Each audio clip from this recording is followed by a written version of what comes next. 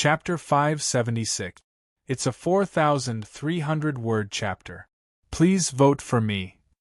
In the livestream of CCTV, Wan Ming tried his best to watch the battle on the water screen, but he could only see a blurry figure. He couldn't help but say, "This game is not friendly enough for the audience. It's difficult for us to see the specific situation through the water screen." Yi Xuanyang continued, "This prince from the Sima kingdom is a cautious person. Even though it's no longer raining, he still uses the water screen to support it." Wan Ming asked, "Won't that consume a lot of star power?" Yi Xuanyang was stumped by that question. She hesitated for a moment and said, "Maybe Prince Bino has other concerns." The two hosts were still conversing when a loud roar came from the water cage. "You've made everything simple." On the arena, Jiang Shao raised his eyebrows and looked at the tall and handsome prince opposite him, not quite sure what he meant. Prince Bino held the middle of the trident in one hand and smashed it down forcefully, after which the handle was inserted into the wet turf. At the next moment, the ground began to boil. Countless fountains emerged from the ground and the water level on the green field rose rapidly. Jiang Shao couldn't help but take a step back, his shoes already drenched. However, no matter where he retreated, there was only wet turf. In the blink of an eye, the water level had already reached Jiang Zhao's ankles. "The water level in the huge football field has already reached my ankles? How much water does that require? Is this really water? Or is it some kind of illusion created by a star technique?" The audience was also shocked. This time they could see very clearly. With the iron cage as the boundary, there was a clear distinction between the two. Inside the iron cage, which was the green field, the water level was rising rapidly. Outside the iron cage, there was no trace of water flowing at all. Is it really that magical? There's a huge hole in the cage that can't stop the water from flowing. So, what kind of magical star technique is that? Is Prince Bino trying to create a water cube out of thin air? Jiang Shao was in the early stage of the galaxy realm, and after splitting his star power with Prince Bino, he was filled with about 70% of his star power. Prince Bino was at the peak of the galaxy realm, so the total amount of star power he had was definitely less than 50%. Why is he doing this? Is he putting everything on the line? Jiang Shao quickly changed his battle strategy and switched from defense to offense. As an outstanding star warrior, Jiang Zhao's ability to read the competition was rather good. Both sides were clear that once they engaged in close combat, Prince Nuo would be at a disadvantage. Jiang Shao had already proven his close combat abilities in the past 3 matches. Even though he was a support, his combat skills were not inferior to any melee fighters. In fact, they were even better than melee fighters. Once both parties ran out of star power and stopped using their star techniques, Prince Bino's fate seemed to have been sealed. Jiang Shao had made up his mind to deplete the other party's star power. What was Prince Binuo doing? Was he walking into a trap? Still consuming star power like crazy? What did this mean? This meant that he was going to attack with all his strength. It was either succeed or die trying. Jiang Shao had a solemn expression on his face. The water level had already risen to the middle of his calves. It was simply unimaginable for such a large grassy field to have such a high water level. Humph! Prince Binuo looked at Jiang Shao from afar and snorted coldly. His body suddenly fell backwards. Everything, including his trident, melted into the waves. Miraculous! Jiang Shao had a sullen expression. Although Prince Binuo's humph was very arrogant, his expression did not seem to be fake. Jiang Shao could tell that Prince Binuo was very confident in taking down Jiang Shao within a short period of time. Huh! Jiang Shao swung his sword upwards, and a Prince Binuo that was made of water suddenly emerged from the water behind him. He held a water trident and stabbed it towards Jiang Shao. Jiang Shao smashed the waterman in front of him, but the watermen in all directions rushed out. As the water level rose, their range of activity increased. Jiang Shao hurriedly dodged and distanced himself from the watermen. However, at the instant he landed, countless watermen rose again. This time, the tridents pierced Jiang Zhao's body. His chest, back, waist. Jiang Shao wanted to dodge at first, but the water level had submerged his calves, and there seemed to be countless hands grabbing onto his calves, making it difficult for him to move. Jiang Shao did not want to waste his star power, so he simply smashed the trident in front of him with his sword. He did not have any defense at all. The water that was supposed to be soft seemed to be as hard as steel after it turned into a water trident. It pierced through Jiang Zhao's clothes and made ding-ding sounds when it came into contact with his skin.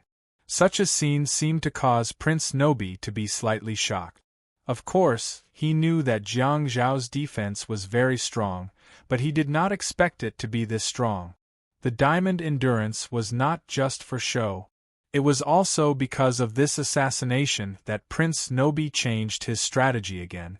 He no longer used the watermen to attack. Instead, a water vortex quickly formed and swirled Jiang Shao into it as if it wanted to smash him completely. How could Jiang Shao let him have his way? His body flashed and he hung on the iron cage on the east side. He passed through the iron wire with one hand and hung at a height of 8 to 9 meters. He then turned to look at the water below. It was indeed a very distinct water cube. The problem was, where was Prince Binuo? All of a sudden, a water dragon condensed in the iron cage that was filled with water curtains beside Jiang Shao and sent him flying. As the water level rose, the iron cages around the iron cage shattered and collapsed. An incomparably clear cube of water appeared before everyone's eyes. Previously, there was still the iron cage water curtain that blocked their vision. But now, they could see the students fighting in the crystal-clear water cube. Jiang Shao initially thought that he still had some time to think and deal with it. However, he did not expect that the water level was not rising at a uniform speed. After breaking through the slow speed at the beginning, the water level actually soared rapidly. It has probably risen to 3 meters? This Prince Binuo. What kind of water is this? As soon as Jiang Shao was sent into the water cube by the water dragon, the vortex in the water stirred up. Jiang Shao gripped the sword tightly in his hand and his head was spinning. His body was spinning rapidly along with the vortex. There was normal pressure from the water, but there was no star technique tearing. Prince Binuo seemed to have recognized the situation and did not waste his star power to use such a star technique. He simply controlled the vortex and made Jiang Shao spin frantically. He seemed to be buying time for Prince Binuo's final attack? The more terrifying thing was that Jiang Shao could not breathe underwater. Wan Ming yelled, "Oh my God! What did we just see? It's a huge water cube. Prince Binuo has turned the green field. No, he's turned the original iron cage into his home field." However, Yi Xuanyang was looking for Jiang Shao in the water. Through the camera, Yi Xuanyang saw Jiang Shao in the southeast corner and couldn't help but say worriedly, "Shrimpy! Shrimpy is spinning. Does he still have the ability to fight? Should the referee stop the competition in time?" Prince Binuo has made his move. In the huge water cube, Prince Binuo was like a nimble fish that shuttled rapidly in the water while raising his trident. At the next moment, Prince Binuo's body stopped abruptly and his golden-brown hair floated forward along with the waves. A trident star map appeared in front of his chest. He has a total of 29 star slots. He's a genius. Clearly, he was still in the galaxy stage. Hence, only the first 16 star slots were filled. The 16th star slot suddenly lit up with a platinum luster. Next, the trident in Prince Binuo's hand also lit up with a dazzling ray of light. Whoosh! At this moment, Jiang Zhao's body suddenly disappeared and he appeared more than 100 meters above the ground. Cough, cough, cough. Jiang Shao spat out large mouthfuls of water in the sky and coughed so hard that his tears flowed out. In fact, he had no idea where he was. How could he tell which direction he was in when he was in the whirlpool? He could only vaguely see the light of the sun and left in a flash, huh? Prince Binuo frowned and thought, this damned teleportation. Prince Binuo held on to the trident that was still shining brightly in his hand and swam freely in the water cube. He then appeared at the top of the 3-meter-tall water cube and saw Jiang Shao coughing loudly and falling continuously from the sky. Prince Binuo really couldn't wait any longer. His star technique had already been condensed and formed. If he still didn't throw it out, he would probably blow himself up. Damned teleportation. Ah! Prince Binuo turned around, and the trident in his hand turned into a javelin that he stabbed towards the sky forcefully. Xiaopi! Xia Yan stood up abruptly and exclaimed in shock. However, there was complete silence in the red formation that she was in, and everyone was extremely nervous. Jiang Shao wiped his tears as he sensed the danger. His body suddenly flickered and his body froze abruptly. He finally found his bearings and landed outside the center line of the half-court. He was right in front of Xia Yan. He had followed the familiar sound of flashing. The trident that was emitting a dazzling ray of light flashed across the sky, and the sound of a violent explosion could be heard in the distance. Beep! Warning! The contestant has left the competition venue for the second time. Please return immediately. Otherwise, you will be treated as giving up. The first time he left the competition venue should have been when Jiang Shao flashed to a height of 100 meters. The second time he left the competition venue should have been when he followed Xia Yan's voice and dodged to his current position. As for returning to the competition venue, where would the competition venue be? The length, width, and height had all been occupied by the water cube. Of course, there were still at least 7 meters of space that had not been occupied by the cage that was supposed to be 10 meters tall. There was plenty of space for him to move around, but Jiang Shao had yet to shed his domain tears and couldn't fly. Where do you want me to go? Return to the water to be tortured? With a sullen expression, Prince Binuo turned around and dove into the water cube. Ever since he heard the referee's voice, Prince Binuo seemed to have come up with a new plan. However, does he still have enough star power to support the water cube? Of course, before asking such questions, he should first ask Jiang Shao what he should do. Beep. Contestant, please return to the competition venue. Warning. Shut up. Ahem. Jiang Shao picked up his giant sword and rebuked the referee for the first time. The feeling of drowning was simply too unbearable for him. Fortunately, he could tolerate it. At the next moment, Prince Binuo's figure appeared. He appeared at the edge of the south side of the green field and floated quietly in the water with his golden-red national team uniform floating slightly.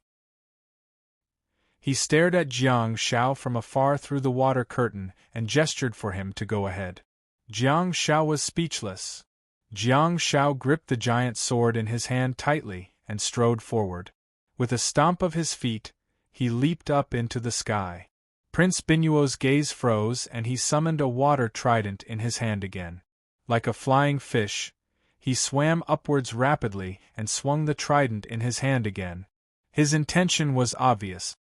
He wanted to stop Jiang Shao from entering the competition venue. However, Jiang Zhao's body suddenly flashed and appeared at the center of the field. Prince Binuo waved his hands and tried to condense 2 water dragons in an attempt to force Jiang Shao to retreat. Jiang Shao, who appeared in midair, faced the water cube with distinct edges and corners. The giant sword in his hand was covered in an extremely dense green glow. As his body fell, he slashed down viciously. At the next moment, everyone's eyes widened. Their jaws dropped. It was as if they had seen something unbelievable. Is this the legendary creativity? The giant sword in Jiang Zhao's hand cut through the water cube like a knife cutting through a piece of tofu. Not only did it cut through the water cube, but it also caused the water in the water cube to flow forward and to the sides, shattering mountains and seas. The power of the diamond green glow, Any water droplets that came into contact with the giant sword's green glow were all sent flying for at least 50 meters away. The water cube was like a book that had been flipped open from the middle and surged rapidly to the side. Prince Binuo was greatly alarmed by the huge turbulence that was swarming towards him. He hurriedly tried to control the water but was swept away by the turbulence. This time, he also experienced the feeling of being swept away by the whirlpool. As the world spun and Prince Binuo no longer used his star power to control the water cube, it was like a piece of tofu that had been cut apart. There were no edges and corners and the waves spread out, surging and surging majestically. Retreat, hurry up and retreat. Don't push me. The audience was in chaos and everyone retreated to avoid the waves. However, the waves were blocked by the defensive shield at the side of the field. The staff at the scene announced loudly to prevent any serious accidents from happening.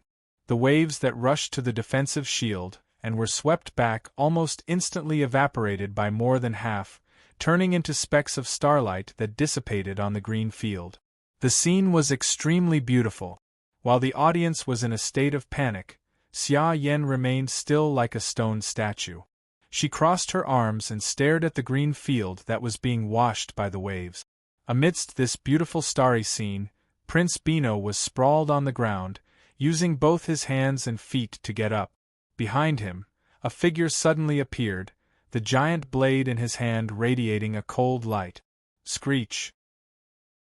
Water splashed everywhere. It splattered all over Binuo's face.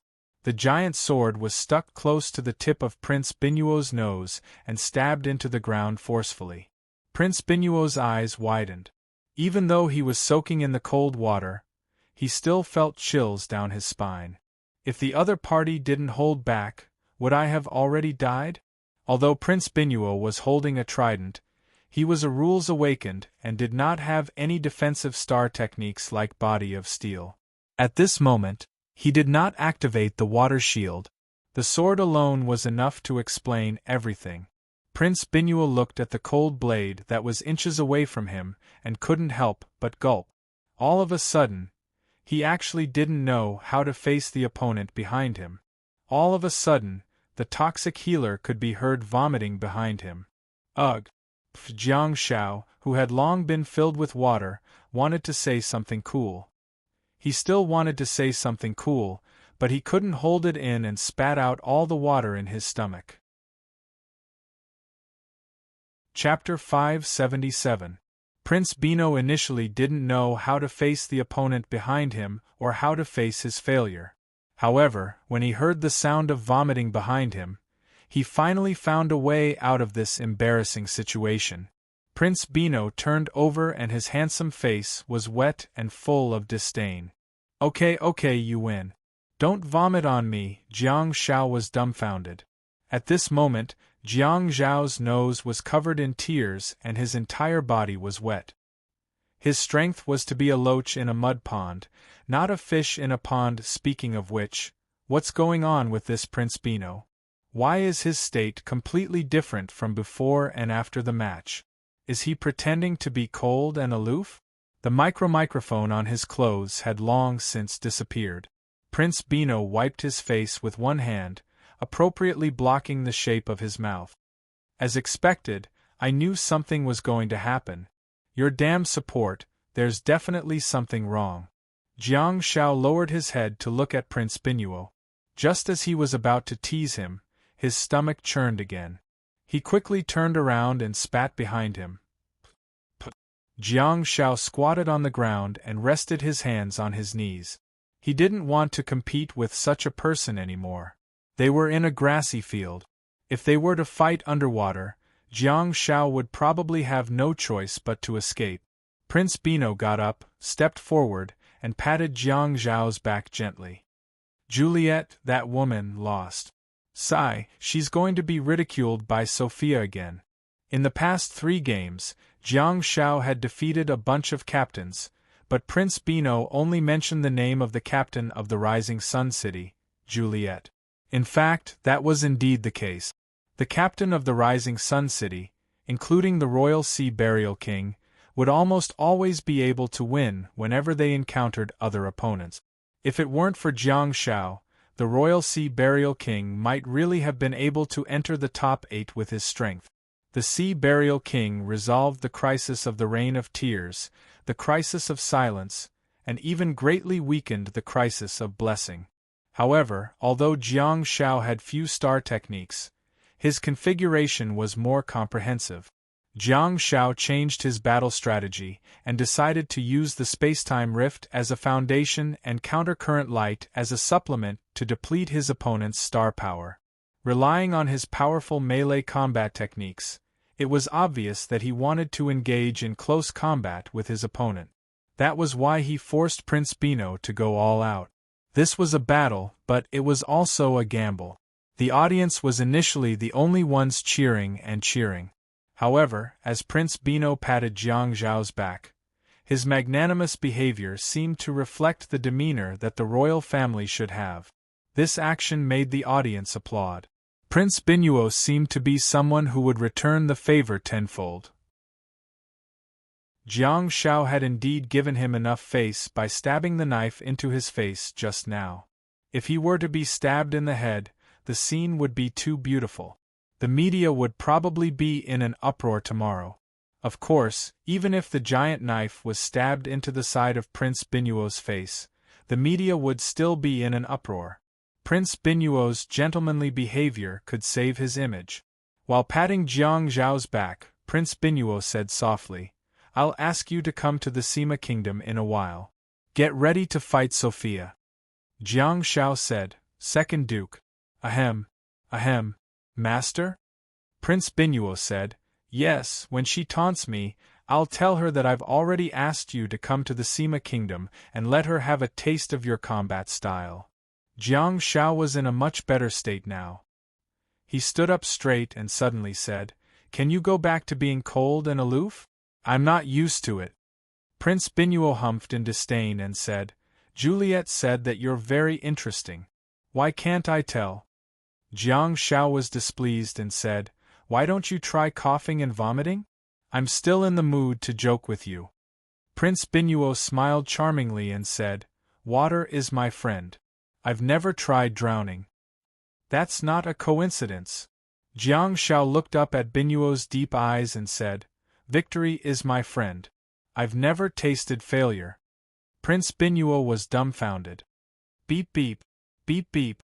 After communicating with the judges for a while, the judge finally blew the whistle and announced the result that everyone could see, but the judges insisted on discussing.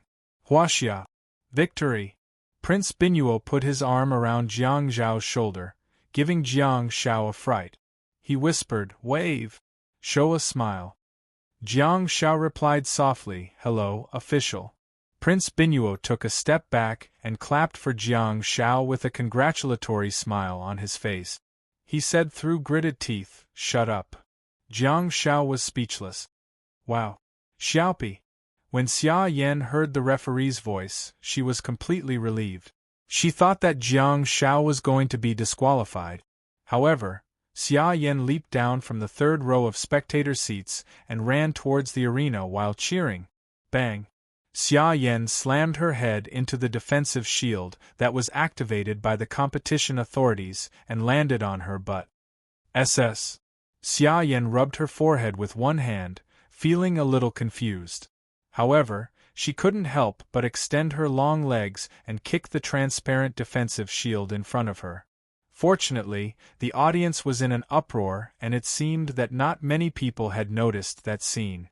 On the arena, Jiang Shao bade farewell to Prince Binuo and received another invitation to go to the Sima Kingdom. However, Jiang Shao only said that he would leave his contact information after the competition. "I haven't figured out what's going on in China yet. What's the point of going overseas?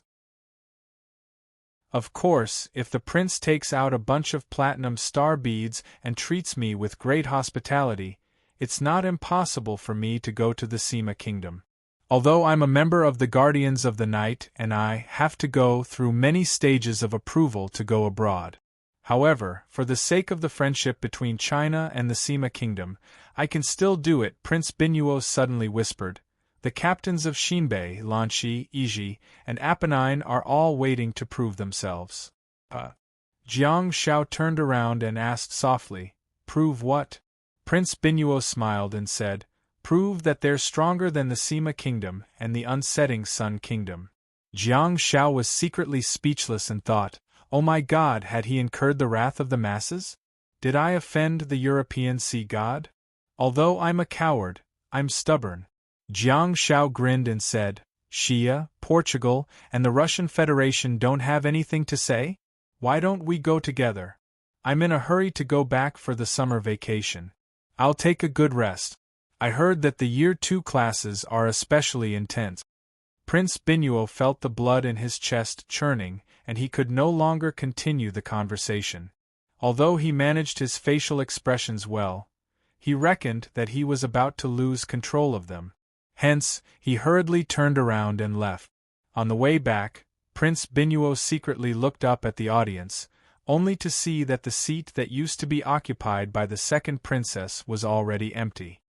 "Humph," Binuo humphed coldly. As the two of them left, the venue staff finally put away the transparent defensive shield. Xia Yan was still seated on the ground and kicking the defensive shield with her feet. All of a sudden, she discovered that the defensive shield was gone, and she immediately stood up. She was like a joyful husky, kicking a puddle of water with every step she took and running towards Jiang Shao. Jiang Shao got a great shock and frantically yelled, "Don't raise it high. You're not allowed to. You can't." After saying that, Jiang Shao froze in shock. Xia Yan couldn't hear him at all. She brushed past Fang Xingyun, who was waiting to welcome Jiang Shao, and dashed forward to plunge into Jiang Zhao's arms. Fang Xingyun was stunned and thought, "I've been intercepted?" Seeing that, my child, was hugging another girl, Fang Xingyun suddenly had a strange feeling in his heart. Xia Yan continuously patted Jiang Zhao's back and exclaimed excitedly in his ear, 41? You're in the top 41 in the world. Can you believe it?" Jiang Shao grimaced in pain and his back was drenched in water after being slapped. Seeing that the staff had come up to build the cage, Jiang Shao hurriedly wrapped an arm around Xia Yan's waist and lifted her up slightly before quickly walking off the stage. However, it also caused the audience to whistle. Xia Yan finally realized something, but she did not struggle. Instead, she lowered her head and buried her face. She was much quieter than before. In the waiting area, Fang Xingyun was standing with a gratified look on his face, and the reporter, Yang Yang, who was all smiles. Yang Yang was in a good mood. It seemed that Fang Xingyun did not reject the post-match interview this time. However, the interview was not held at the sidelines this time. At Jiang Zhao's request, everyone walked through the players' tunnel and returned to the temporary locker room. 10 minutes later, Jiang Shao came out of the bathroom looking refreshed. He had already changed his clothes and was drying his hair with a towel while accepting Yang Yang's interview. "Congratulations on winning the competition. You've advanced to the top 41 in the world." Yang Yang congratulated him with a beaming expression. Thank you. Jiang Shao thanked him profusely and looked humble. After all, Fang Xingyun's stern and scrutinizing gaze was very effective in reminding him. Yang Yang asked, "Is this outcome in line with your expectations before the competition?" Jiang Shao nodded and said, "My team leader, Fang Xingyun, and I have made a lot of plans and adjustments for this competition. This is the outcome that we want to see the most." Yang Yang continued to ask, "The effect is really good, especially your performance at the end, as if you were cutting tofu with a knife. It's really inspiring.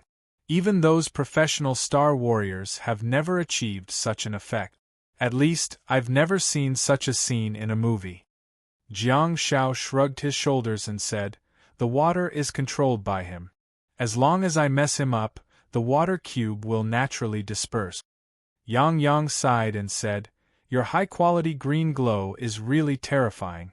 It actually got Prince Bino involved in the water stream that he created himself." I remember that you started running and leaping high for the last strike, but then you used teleportation to hurry along. Was that to attract the opponent? Jiang Shao smiled and said, Of course. He's not as good at controlling the water as you think. I sprinted at the beginning because I wanted him to take the bait. If I teleported directly, he wouldn't be so close to me. My green glow isn't as powerful as you think. Of course, the closer I am to him, the better the effect. Jiang Shao continued, I stirred up the turbulence, and everything that happens in the water is not under my control. I just have to sit back and enjoy the fruits of others' labor. I'm just a person who sets the pace. The water behind me is just going with the flow. Yang Yang was dumbfounded. Ahem. Fang Xingyun suddenly lowered his head and coughed twice. Jiang Shao suddenly strode forward and took 2 quick steps towards the camera. He tilted the lens and pointed it at the dumbfounded Xia Yan. He then frantically changed the topic. This person is Xia Yan, my teammate. She's also the one who guided me in learning the Xia family's swordsmanship.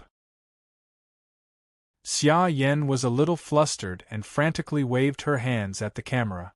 Jiang Shao retreated and said, In the next 2 years, we will work harder and form teams to compete in competitions to reach a higher standard.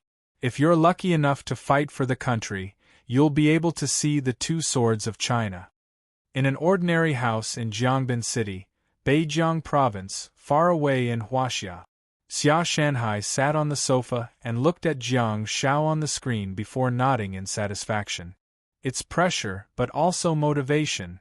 That's how it should be for the star warriors of China. Only by being with such people can one unleash all their potential and grow in an almost barbaric manner. As for whether she would be overwhelmed by the immense pressure? Xia Shanhai thought about his daughter's character and thought to himself, that's not going to happen. It seems that it's a good choice for the crazy Xia Yan to hang out with the kid from the Han family. If Xia Shanhai knew that Jiang Zhao's previous move was called shattering mountains and breaking seas, he would have probably turned off the television and bought a plane ticket to Neon. Chapter 578. 4,200-word chapter seeking monthly votes. Great victory! The Chinese athletes spread the good news again. The toxic healer of China breaks the river. He killed the sea burial king. No blessings? No silence? No problem. Prince Beidao of the West Horse Kingdom was defeated. The legend assisted him in winning again. He won all 4 battles and killed everyone who stood in his way. There's one more god-level warrior among the losers of the toxic healer. This is a shocking trip to the World Cup. It's a magnificent journey to the god-slaying realm. At this moment, Jiang Shao was sitting in the back seat of the taxi, listening to Xia Yan, who was reading the news of China. Jiang Shao really couldn't take it anymore. He held his forehead with one hand and said, Stop reading, Xia Yan, with a teasing smile on her face. Xia Yan looked at Jiang Zhao's embarrassed expression and couldn't help but burst into laughter. I didn't expect this. Ha, you shameless toxic healer, you'll also feel shy one day. Fang Xingyun, who was sitting in the front passenger seat, also seemed to be overjoyed. However, in comparison, she was genuinely impressed by Jiang Zhao's performance.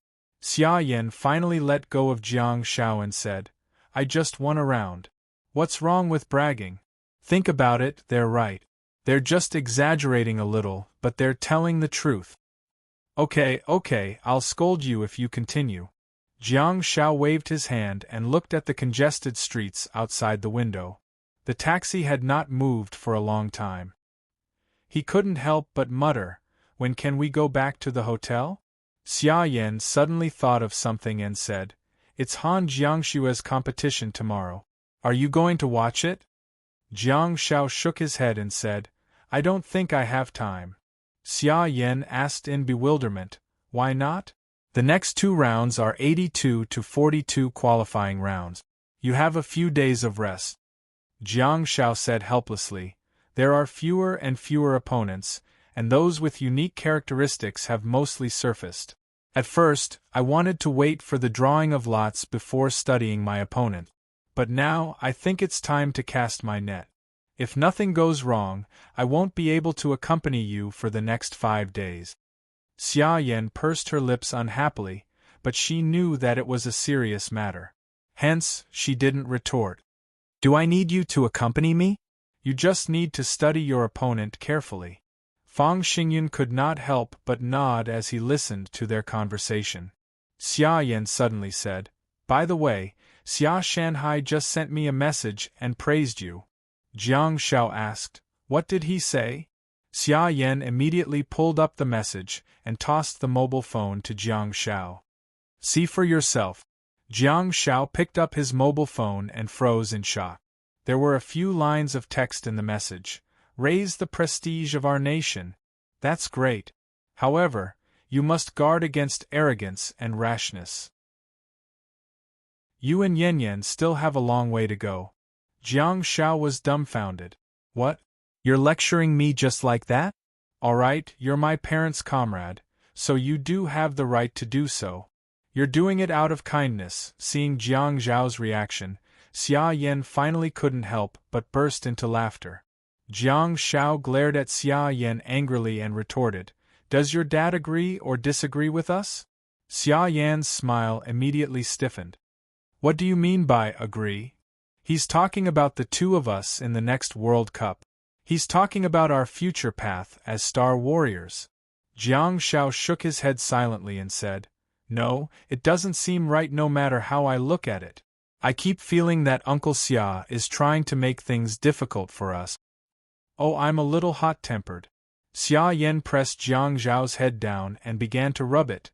The three of them had dinner at a restaurant outside, after which Xia Yan left on her own. She had to catch a flight to watch Han Jiangshue's competition tomorrow. Jiang Shao and Fang Xingyun planned to stay in the hotel in Jia City for another night before flying back to Jianghu City the next day. Unlike the 5-day break during the losers bracket competition, the national team had specially summoned Jiang Shao back for the 5-day break this time. Since Jiang Shao had already entered the top 41, the country's support team had also played a huge role in finding out all the information of the remaining contestants in a bid to ensure that Jiang Shao knew every single one of his opponents like the back of his hand. After returning to the hotel and washing up, Jiang Shao immediately connected to the Wi-Fi and opened the mobile app to understand the competition schedule for the day. However, the excited Jiang Shao received some bad news. On the screen of the mobile phone, the female host, who was dressed in a suit and leather shoes, said with a solemn expression, As of 1700 hours p.m. today, the 4th round of the individual competition of the World Cup has ended. The 5 contestants from our country who have entered the 4th round have obtained a record of 4 wins and 1 loss. Please watch the detailed report below. Jiang Shao frowned and saw that Wu Xiaojing was the first one to appear on the screen. In the ice domain, the mob boss of the Mo Kingdom dashed around like a tank. His strong body displayed extraordinary combat talent, complemented by his long-range star technique.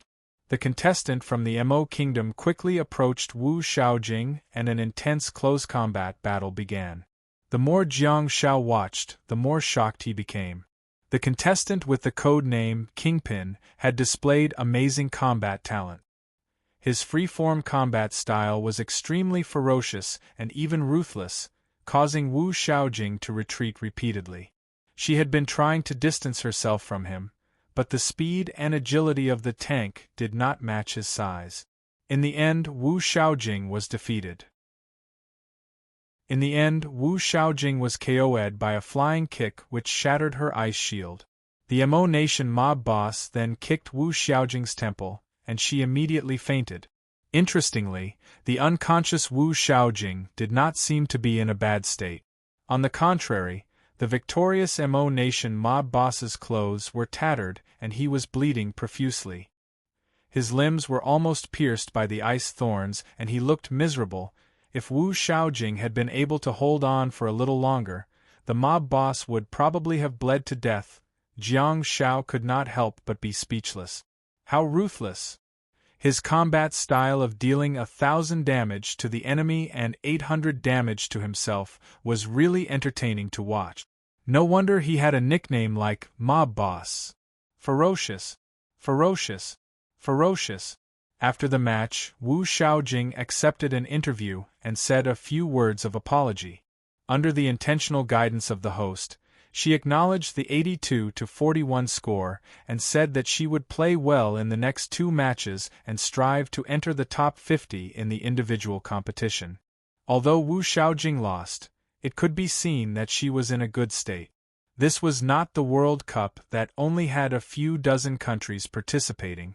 This year, there were 113 countries and regions with a total of 652 participants. Being able to obtain such a result should be more in line with Wu Xiaojing's expectations. At this point, the second rules awakened of the Chinese team had left the final circle. What was left were the 3 melee fighters and 1 support. Under normal circumstances, it should be the 4 melee fighters. The small support who had snuck in was indeed a pleasant surprise. Of course, in terms of schools, Star Warrior University of the Central Plains was really proud this time. The host continued to report, Xie Yan from Star Warrior University of the Central Plains has once again performed outstandingly and set a new record in the individual competition of the World Cup. Since the start of the World Cup, there have only been 4 competitions in which the opponent voluntarily surrendered. Xie Yan has set the 5th record. Contestant Sieg from the North Kingdom finally couldn't stand the pain of the sky-scorching black flames. She raised her right hand and surrendered. While the host was broadcasting, the screen was already showing the battle between Xie Yan and a beautiful Caucasian girl. Xie Yan's expression was hideous and he was gritting his teeth while the female queen had a twisted expression and was screaming in pain. Even though the competition authorities had turned off the microphone, the female contestant's screams still resounded throughout the entire arena. After a full 13 minutes of back and forth, the female contestant finally couldn't take it anymore. She knelt on the ground in an incomparably repressed and despairing mood, crying bitterly. She cried and surrendered. Jiang Shao grimaced as he watched. He had personally experienced Xie Yan's black flames, and knew how it felt. However, judging from Xie Yan's expression, he could tell that the level of pain he was in was rather high. Xie Yan was not a talkative person. Even if he was being burned by the normal black flames, he would still be able to remain expressionless. Hence, when Xie Yan's expression was also hideous and twisted, the level of the battle was already close to the level of the battle between him and Jiang Shao. In order to make the enemy suffer more psychological and mental torture, the person who used black flames would first have to increase the level of pain he could endure. It was a good thing for the female contestant to cry. Regardless of whether she was crazy or not, she had at least vented her emotions. As for Xie Yan, during the post-match interview, Xie Yan sat in the locker room and was abnormally silent. He was not wearing a boxing belt and was just like a statue. The interviewer probably mustered up a lot of courage before he dared to ask. The reporter said cautiously, "Congratulations, you've won, the competition." Xie Yan said, "Okay." Then, the interview was cut. Jiang Shao froze for a moment and the screen suddenly switched to Ember's battle scene. What's going on? He only asked one question? Or Xie Xiaohe went berserk? Jiang Shao thought about it again and again, but he still felt that the reporter might not be able to get anything out of him. Hence, he simply cut the following interview. Contestant Ember from Shanghai Star Warriors is fighting against the Taman Kingdom. In the scene, Yu Fan was fighting with a beautiful East Asian girl, and Ember had also perfectly demonstrated what it meant to be ruthless and ruthless. Ever since Ember used his final killer move against the Russian Federation's War Bear, he seemed to have gone all out. This time, he was burning with flames. In short, he was ahead of the East Asian girl in all his attributes, be it in terms of strength or speed. In the end, He won the competition. The scene changed and it was the post-match interview. With a solemn expression, Ember said, "The top 41 is not my final destination. Along the way, I'm grateful for the support and companionship of every teammate. I will carry the strength of all my teammates and continue to walk forward, until I can't get up anymore." Jiang Shao raised his eyebrows slightly and thought, "Is this kid implying something? If this is a confession, isn't it too vague?" If Ember was fighting a tough battle and Xie Yan was fighting a tough battle, then Ho Mingming's battle was a hearty victory. No one would have thought that Ho Mingming would still win an overwhelming victory in the fourth round of the World Cup. The young eagle from the Artin Republic was really going to be shot full of holes by Ho Mingming. Repelling arrow, freezing arrow, armor-piercing arrow, tracking arrow, explosive arrow. Any player who did not have a control-type star technique would really be restrained to death if they encountered such a huge cannon. Everyone was waiting for a strong player to punish Ho Mingming. Until now, everyone felt that Ho Mingming's 4 battles were not of high value. The captain of the national team, Ho Mingming from the Capital Star Warriors, continues to lead the World Cup in terms of speed and has handed in an excellent result of 3 minutes and 12 seconds. He has also increased his average speed from 3 minutes and 31 seconds to 3 minutes and 26 seconds.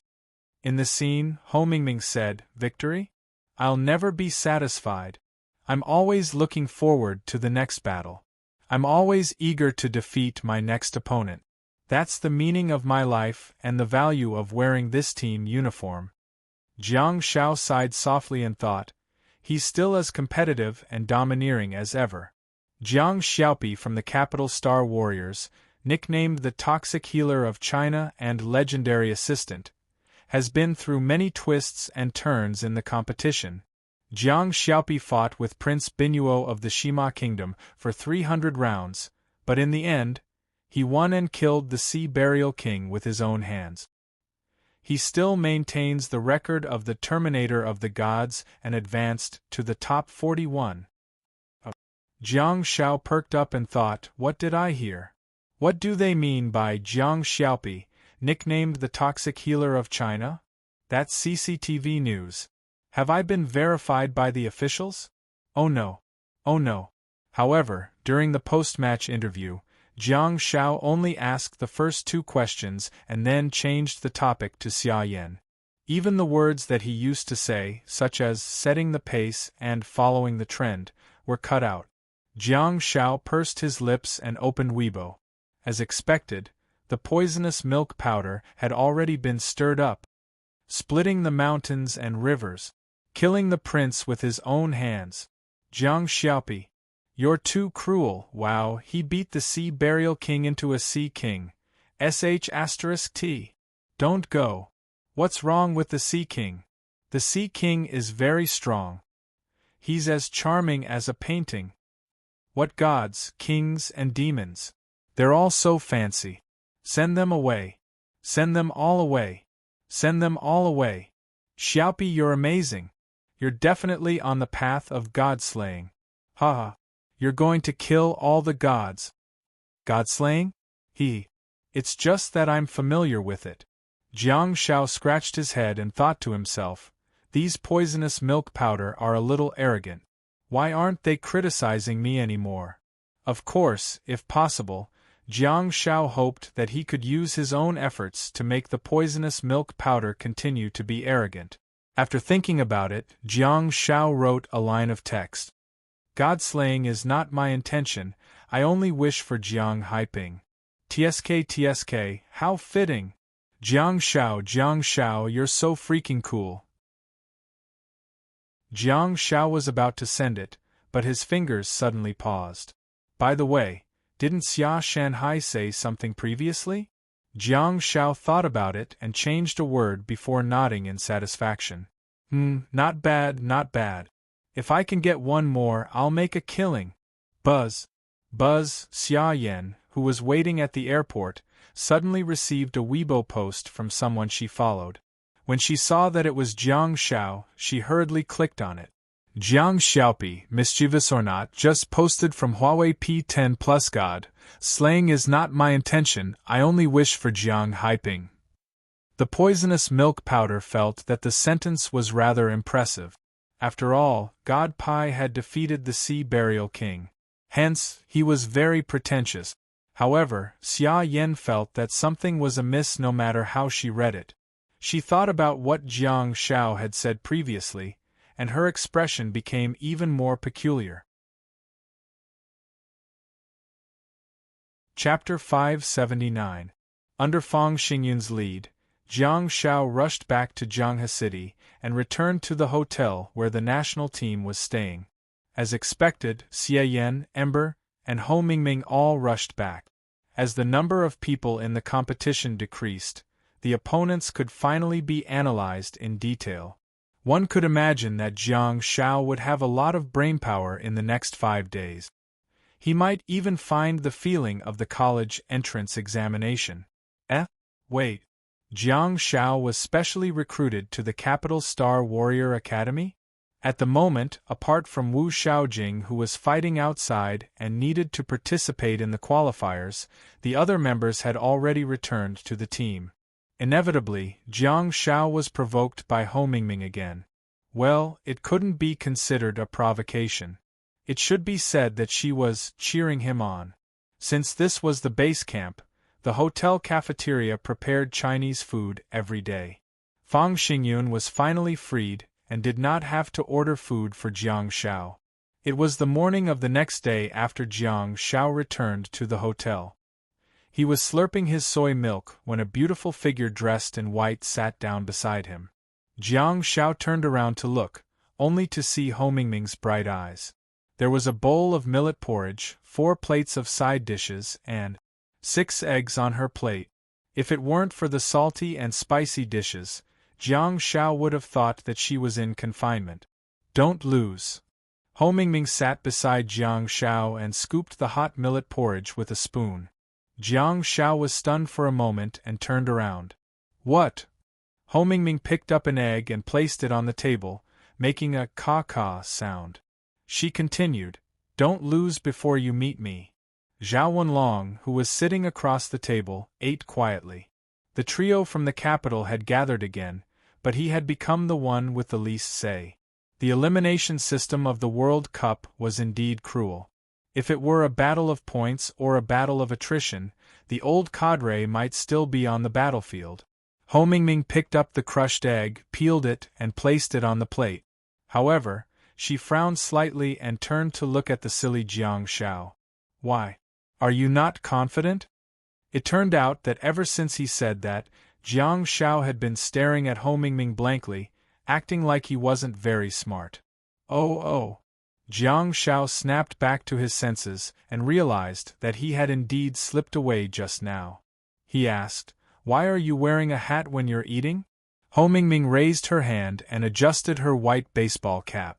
Just as she was about to say something, Jiang Shao took the opportunity to reach into her plate and steal the egg that she had just peeled. Ho Mingming. Jiang Shao took a bite of the egg and choked a little. He hurriedly lowered his head and drank a mouthful of soy milk. Ho Mingming was expressionless as she picked up another egg and ground it on the table. While eating, Jiang Shao glanced over again. Ho Mingming's movements paused for a moment, and then, she moved her plate to the side. Ha! Zhao Wenlong couldn't help but laugh out loud when he saw Ho Mingming being humiliated. As expected, evil people needed to be tortured by evil people. He and Ho Mingming had fought for 4 whole years, so he understood Ho Mingming's personality too well. She was so arrogant and overbearing, and she was so strong that ordinary people really couldn't do anything to her. The problem was, who would steal someone's eggs to eat like Jiang Shao? Ho Mingming raised her eyes and glanced at Zhao Wenlong. Her lips moved as if she wanted to say something, but she held it back and continued to lower her head to peel the egg. However, Jiang Shao picked up his plate and sat down next to Ho Mingming again. Ho Mingming froze slightly. Ha ha ha ha ha! Such a scene made Zhao Wenlong overjoyed. As long as there are leaves flying, No. As long as Jiang Shao is around, the style will definitely go astray.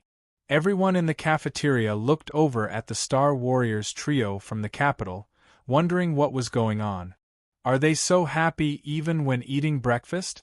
There was nothing much to say during the few days of preparation. In the past few days, the only two important pieces of news were that Song Chuanxi's team had entered the top 33. In this round of the team competition, there were a total of 65 teams. With one team having a bye, the top 64 teams started an intense battle. Song Chuanxi and her team became braver as they fought and defeated the Pampas Eagles. This time, the Artine Republic, regardless of whether it was the team competition or the individual competition, were all sent away. The team that had a bye was from the Reese Kingdom, which made everyone exclaim that the Lucky Queen was indeed lucky and fair-skinned.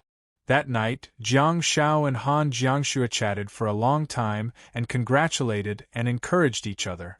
In the end, little Jiangxue couldn't take it anymore and hung up the phone, leaving Jiang Shao in a state of confusion. Why did you hang up on me? I haven't praised you enough yet. God is my witness, Jiang Shao is really proud of her. Sigh. This girl is probably extremely shy and can't take Jiang Zhao's praises anymore. Hence, she hung up the phone. Jiang Shao had experienced that before. When Xia Yan was reading the news in the taxi, Jiang Shao was also filled with shame. The second and more important piece of news was about Wu Xiaojing's ranking competition. The ranking competition of the losers bracket was simply inhumane. The competition schedule was terrifyingly dense, and there was almost no time for the contestants to rest. On the first day, Wu Xiaojing won 2 matches in a row and entered the top 10 among the 40 contestants in the losers bracket. The next day, Wu Xiaojing won 3 matches in a row and entered the top 5. In the second round, she lost to Prince Bino of Sima Kingdom and was not lucky enough to enter the top 3. She also lost in the third round and ended up in 5th place in the losers bracket. She was ranked 46th in the individual competition of the World Cup. Having achieved such results, the domestic media was rather friendly and approachable towards this beautiful girl. After all, she had entered the top 50 and fought bravely against the various powerhouses. She had already made her alma mater and country proud. Wu Xiaojing rushed back to Jianghu City the next day, when the lot-drawing ceremony for the top 41 contestants was held.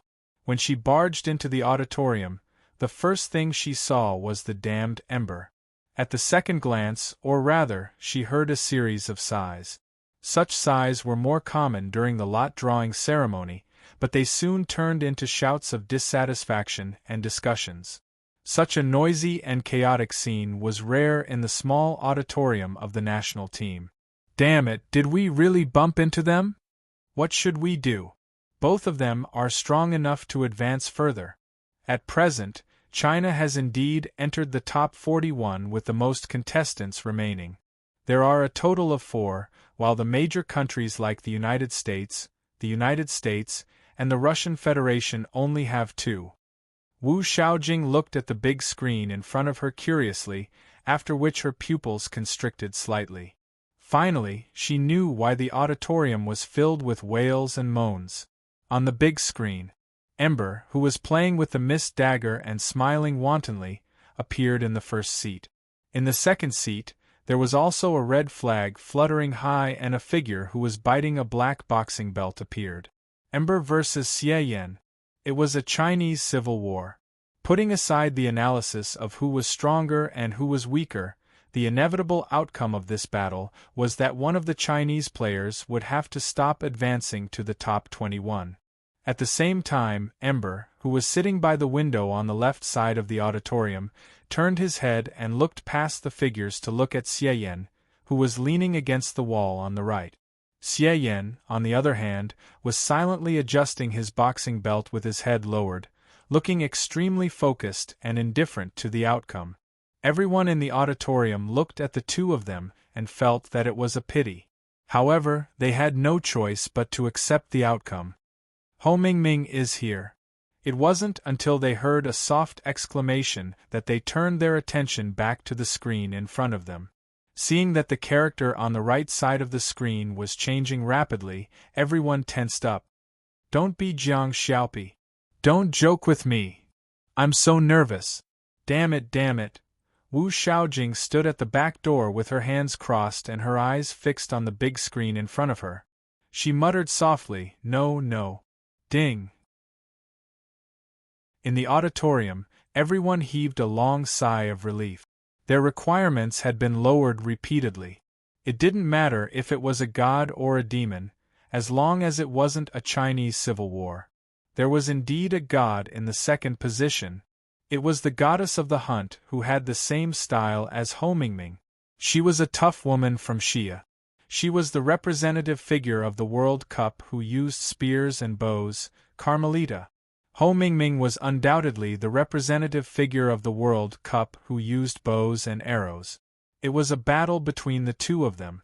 As soon as the outcome of the battle was announced, apart from the people of China and Xia who were slightly worried, the spectators of the other countries in the world were already getting excited. Even though the battle between the two had yet to begin, the blood of the audience was already boiling. It might be the most exciting battle in the World Cup. Carmelita had taken the title of the goddess of the hunt from Xia's mythological story and put it on her head. As the captain of the national team of China and the strongest person in the strong team, would Carmelita be able to shoot down one of the gods and follow in Jiang Xiaopi's footsteps? The reactions of the people in the auditorium were rather interesting. They first heaved a sigh of relief as long as it was not a civil war in China. Then, they began to feel anxious again. Up until now, Ho Mingming had never encountered an opponent of this type or level. It's not going to be easy. The drawing of lots for the 41 people was done very quickly. Not long after Ho Mingming's lot was drawn, the red star flag in the first position fluttered again. Jiang Xiao rubbed his head and chuckled as he entered everyone's line of sight while wearing the national team uniform. The drawing of lots was coming to an end, and there were only 5 people to choose from in the second position. The pictures changed quickly. Ding. At the next moment, there was dead silence in the auditorium. In the second position, the star-spangled flag flashed and flew up, hanging in the upper right corner. Below the flag, a person with messy blonde curly hair, bulging eyeballs, veins crawling on his forehead, and a wide grin that reached his ears suddenly appeared. He was laughing maniacally. "George Xing. Don't F***ck them." Even though the auditorium was filled with the staff of the national team, they still cursed. Although the top 41 were all gods, even if they were all top students, it was still possible to compare the good and the bad. There was no doubt that George Xing was very strong, so strong that it was strange. This kind of person could not be judged by common sense at all. He was crazy to the extreme and had an awe-inspiring evil aura. Zhao Wenlong had a solemn expression. Now, he hoped that Jiang Xiao would draw Ho Mingming. Whoosh! Suddenly, Ho Mingming stood up. Everyone who was looking at the screen or Jiang Xiao couldn't help but look at Ho Mingming. Ho Mingming walked to the back of the auditorium and went straight to Jiang Zhao's side. She leaned down and pressed her hand on Jiang Zhao's shoulder. She was so strong that Jiang Zhao's shoulder was in pain. She said, "Don't lose." Judging from her body language, expression, and words, Jiang Xiao finally realized how strong Ho Mingming's desire to fight him was. She was so strong that she lost her composure. Jiang Xiao reached out, pushed her hand away from his shoulder, and slammed it on the table in front of him. Jiang Xiao looked up at Ho Mingming and said, "I won't lose. The question is, can you shoot down that hunter goddess and snatch her title? You know my style of competition. I won't kill anyone except a god." Ho Mingming looked at Jiang Xiao with an intense gaze. After a while, she suddenly clenched her fist and stuck out her little finger. Ho Mingming said, "Promise." Jiang Xiao was stunned for a moment. She shouldn't be behaving in such a childish manner. However, she looked so serious. All of a sudden Jiang Xiao knew why she could become the best star warrior in Beijing and even be crowned the best in one-on-one duels in China. She was arrogant, haughty, and even domineering. All of this was because she was an extremely simple person. She was a true, pure star warrior. Jiang Xiao hooked her little finger and moved it up and down, making a confirm gesture. He nodded. Ho Mingming's childish behavior made Jiang Xiao realize a fact. There were really such people among the star warriors who were pure and adorable. Chapter 580. CCTV Television Station. CCTV Television Station. Hello, dear viewers. Today is June 17, 2017. This is Japan, Hachiman City. Welcome to our live broadcast of the 5th round of the individual competition of the World Cup. I'm your host, Wan Ming. The female host said loudly, I'm your host, Yi Xuanyang. Wan Ming said with a hint of a smile in his voice, everyone can hear that it's rather noisy around us. The atmosphere is really too exciting. Yi Xuanyang was wearing an earpiece, and her voice was filled with excitement. Today, there will be 4 competitions taking place in the large stadium of Hachiman City. 2 of them are competitions between our athletes, the captain of our country, Ho Mingming, and the goddess of the hunt, Carmelita. Jiang Xiaopi, who is known as the toxic healer of China, will be up against George Xing from the United States. Wan Ming said, now that we're in the top 41 in the world, the venue of the competition has been changed from the University Stadium to the Provincial Stadium. It can accommodate nearly 30,000 people. Everyone can listen to the cheers of the audience. There are still 30 minutes before the competition starts, and we can even hear the national anthem. The scene changed, and the stadium that could hold 30,000 people was half filled with red. With the middle line of the football stadium as the dividing line, the entire eastern auditorium was a full semicircle, and it was red from top to bottom. Red flags, red and white shirts, and red face paint along with the faces full of anticipation. There was also the stirring sound of encouragement. As the sound of the live broadcast was recorded, the audience in front of the television heard a familiar song that resounded under the sky of a foreign country. Such a scene was the greatest support for Ho Mingming and Jiang Xiao. The adorable Chinese people had turned the stadium into their home ground. There were no local contestants from Japan in the stadium today. Jiang Xiao had reason to believe that if Japan hadn't set some restrictions during the ticket release process, the entire stadium would have been filled with red. Jiang Xiao and Ho Mingming were both number 1, and both of them were competing in the morning. Hence, they were standing on the eastern half of the green field. Listening to the uplifting song, Yi Xuanyang could not help but say excitedly, this is really a grand event. Since the start of the competition, there has never been such a huge support team. They are already in the top 41 in the world. Everything has changed. Wan Ming, haha, that's true. The 2 of us are already broadcasting for our countrymen, aren't we? Come to think of it, Ho Mingming and Jiang Xiaopi are really popular. Let me reveal a piece of news to everyone here. A few hours ago, before Sun Yang and I entered the stadium, there was still a large number of Chinese spectators outside the stadium. They couldn't buy tickets, but they were unwilling to leave. They stood in the square outside the stadium and watched the game through the big screen. Yi Xuanyang said, okay, let's get back to the competition itself. Since Jiang Xiaopi is in the second round of the competition, the second round will only officially start at 9 a.m. due to the upgrade of the competition system.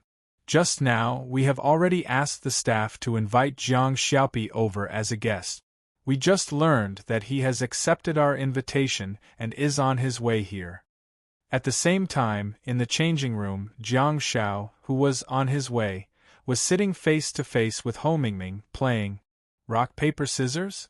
The 2 of them had been playing for nearly 5 minutes, but Jiang Xiao had not won even once. Ho Mingming stared at Jiang Xiao's fist. Every time she counted to 3, She would determine what Jiang Shao was going to do based on the direction of his fingers, so that she could react quickly and respond. Jiang Shao didn't have any countermeasures either. In fact, he even consciously slowed down his movement. Ho Mingming was looking at Jiang Zhao's hand, but Jiang Shao was looking at her eyes. She was focused and serious. Even if it was a simple game, her desire to win was terrifying. To Ho Mingming, it seemed to be a good game to train her brain and reaction speed. It allowed her to stay focused and focused. Jiang Zhao's fist was once again defeated by Ho Mingming's scissors. Jiang Shao said, "Okay, don't be too tired.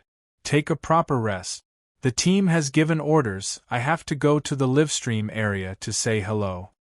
However, Ho Mingming stared at Jiang Zhao's fist and said, "The last 3 times. Jiang Shao said helplessly, Okay, that's it." Ho Mingming said stubbornly, "The last time." Jiang Shao was speechless. Ho Mingming said, "Rock, paper, scissors." Ho Mingming reacted quickly and used scissors, while Jiang Shao used scissors. Ho Mingming smirked and even pinched Jiang Zhao's palm with 2 fingers before making a scissors gesture. "I'm leaving, see you in a while." Jiang Shao flung her hand away and bade farewell to Teacher Fong before turning around and walking out of the changing room. He found the staff member who had come to receive him at the door and followed him to the livestream area of China. "Ha, he's coming, Xiaopi is coming." Wan Ming turned around and waved at the screen. The voices around him were obviously getting louder. Outside the screen, Jiang Shao passed through a red ocean. To be exact, it was a boiling red ocean. "Jiang Xiaopi. Go! Jiang Xiaopi. Jiang Xiaopi. I love you. Jiang Xiaopi. Victory! Victory!" Soon, Jiang Shao, who was wearing the national team's uniform, walked over and shook hands with Wan Ming before greeting Yi Xuanyang. Yi Xuanyang smiled in amazement and said, "I didn't expect you to really appear here." Jiang Shao sat between the two of them.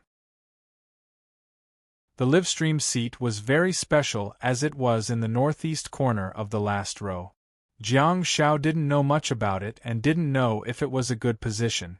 From this angle, he could have a bird's-eye view, but the number of contestants would be smaller. Hearing Yi Xuanyang's question, Jiang Shao smiled and said, "My competition is here. Of course I have to appear here." Yi Xuanyang knew that Jiang Shao had misunderstood and frantically said, I really met you in the top 41 of the World Cup." Jiang Shao scratched his head and said, "Didn't I already say it during the previous interview? I'm here to break the record." Yi Xuanyang nodded and said with a smile, "Yeah, but at that time, you had just entered the second stage of the national team selection and weren't even a starter. Yet, you asked me 2 questions in a row."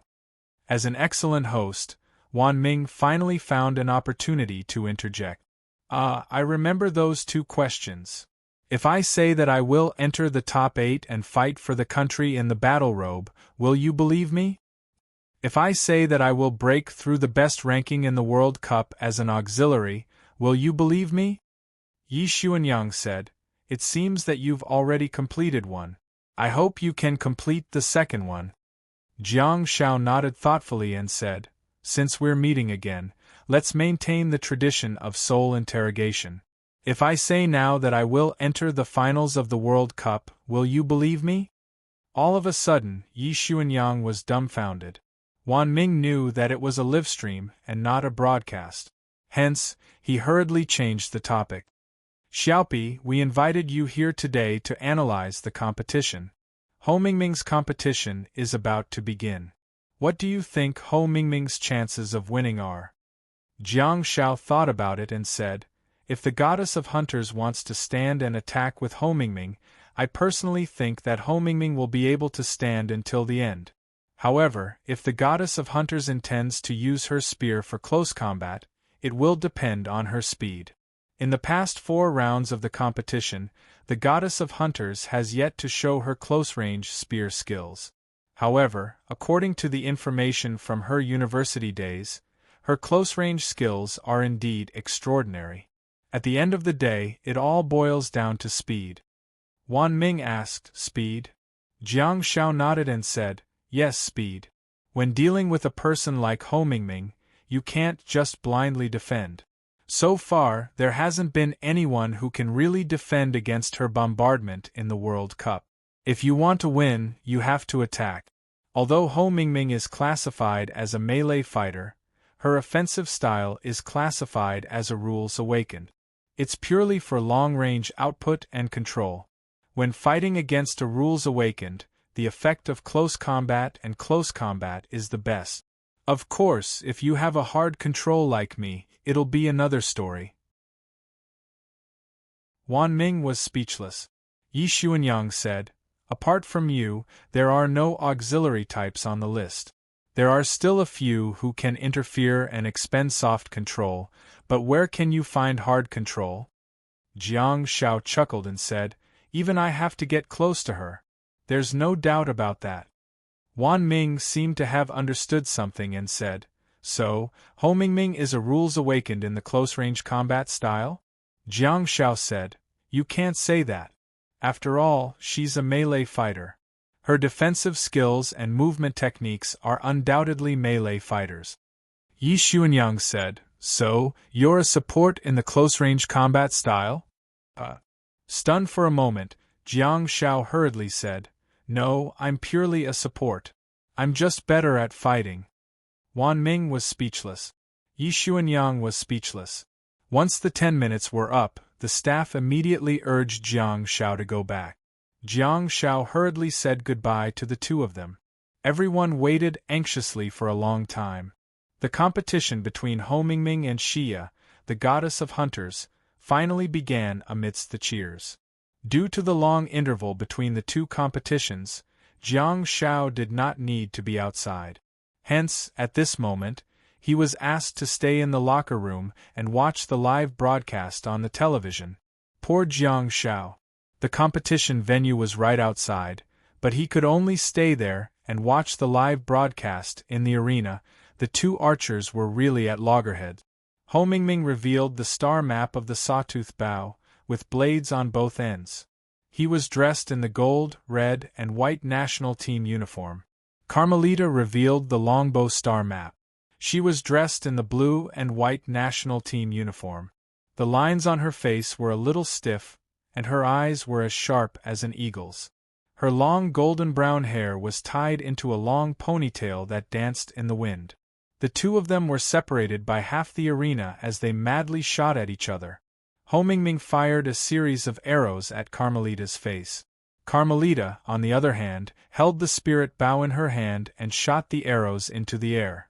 The hunting spirit arrow hung high in the air and instantly rained down arrows on Ho Mingming. With the speed and range of the attack, unless she dodged and ran away immediately, there was no way she could avoid the attack. Then, Ho Mingming did not plan to dodge at all. A series of arrows shot out from her hand. Waves of star power surged and caused her ponytail to fly up. One after another, arrows with special effects mixed into the tracking black feathered arrows and shot toward Carmelita. Ho Mingming even raised her head to look at the arrows raining down from the sky while shooting. Swoosh! The next moment, Ho Mingming's entire body turned to stone. Her entire person, along with her national team uniform, turned into stone and stiffened. She resisted the attacks from the opposite side. The densely packed spirit arrows hit Ho Mingming's head and limbs, causing cracks to appear on the petrified Ho Mingming statue. After the rain of arrows, the stone statue instantly shattered. Ho Mingming drew her bow again and shot another arrow. On the opposite side, Carmelita's body flashed and the tracking arrows flew around her. As Carmelita leaped up high, the tracking arrows could not turn in time and shattered on the ground. As for the special arrows that did not have the tracking effect, they had already flown off to God knows where. In the sky, Carmelita let out a manly battle cry and drew her bow again. Rapid arrow, still high in the sky. Ho Mingming looked up as she shot the arrows, but she frowned slightly. This time, she did not choose to take the attack head-on. Instead, she quickly dodged. Then, the spirit arrows shot over one after another. However, halfway through, a large net suddenly opened up and scattered toward Ho Mingming. 1, 2, 3. At this speed, there was no way she could dodge the fourth one. This should be an arrow with a binding effect. It was a control-type spirit arrow unique to Haya. Ho Mingming stopped in her tracks and suddenly drew her bow. A blue feather arrow suddenly shot out. The next moment, the blue feather arrow shot out from her hand instantly turned into a super huge arrow. It brought the fourth arrow net all the way back to the sky and even accurately shot into the arrows hanging in the sky, directly shattering them. The two of them countered each other's moves and shot wildly at each other, having a great time fighting each other. Furthermore, this wasn't a turn-based attack. While Ho Ming was dispersing his moves, Carmelita's next wave of attacks had already arrived. This wave of attacks wasn't overwhelming, but a short, dark red arrow. It did not even hit Ho Mingming. Instead, it swayed 10 meters in front of her and plunged into the ground. The next moment, the green field around the dark red arrow was quickly polluted. The green turf rapidly withered and spread to the surroundings, corroding the position where Ho Mingming was standing. Ho Mingming quickly retreated and raised her hand to shoot an arrow. A dark green arrow flew out quickly. Then, a black arrow shot out again, chasing after the dark green arrow. About 6 meters in front of Carmelita, the black arrow caught up with the dark green arrow and directly exploded it. The next moment, the green poisonous fog spread and quickly swept in all directions, polluting the enemy's half of the field. At the same time, a translucent arrow that spun rapidly in an arc came from Ho Mingming's left.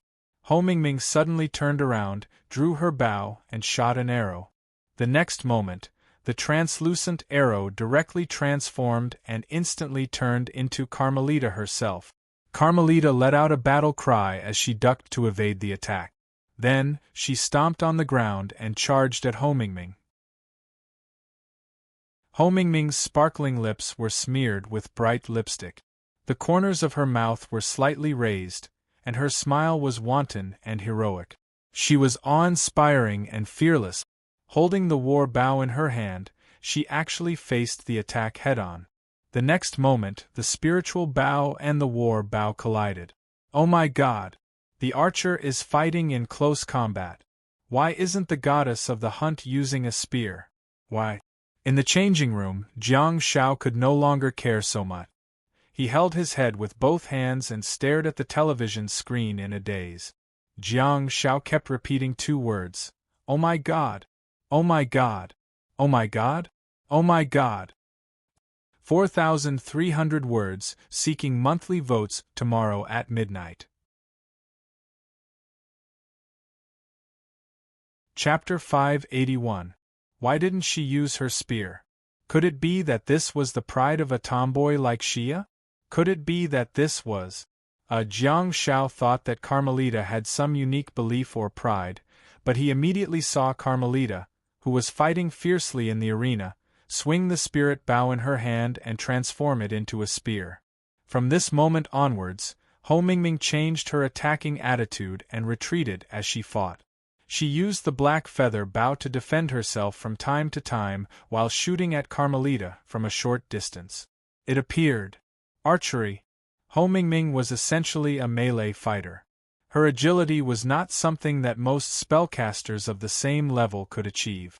Although her defense was somewhat lacking under Carmelita's continuous attacks, her movement techniques made up for this flaw. Coupled with the occasional arrows, Carmelita was unable to attack with her full strength. An intense hand-to-hand battle unfolded, and it was thrilling to the core. Jiang Shao was mesmerized by the scene. Under Carmelita's powerful attacks, Ho Mingming finally stepped into the range of the withered turf. It was a trap that Carmelita had set up earlier. The moment Ho Mingming stepped into the range of the withered turf, Carmelita threw away her spear and took out her spirit bow. The two of them were less than 5 meters apart, but they actually started to attack each other? Shooting face to face? Shooting while standing? Arrows collided in the middle of the line between the two of them, and the da-da-da sounds rang out incessantly. Miraculous! What kind of accuracy was that?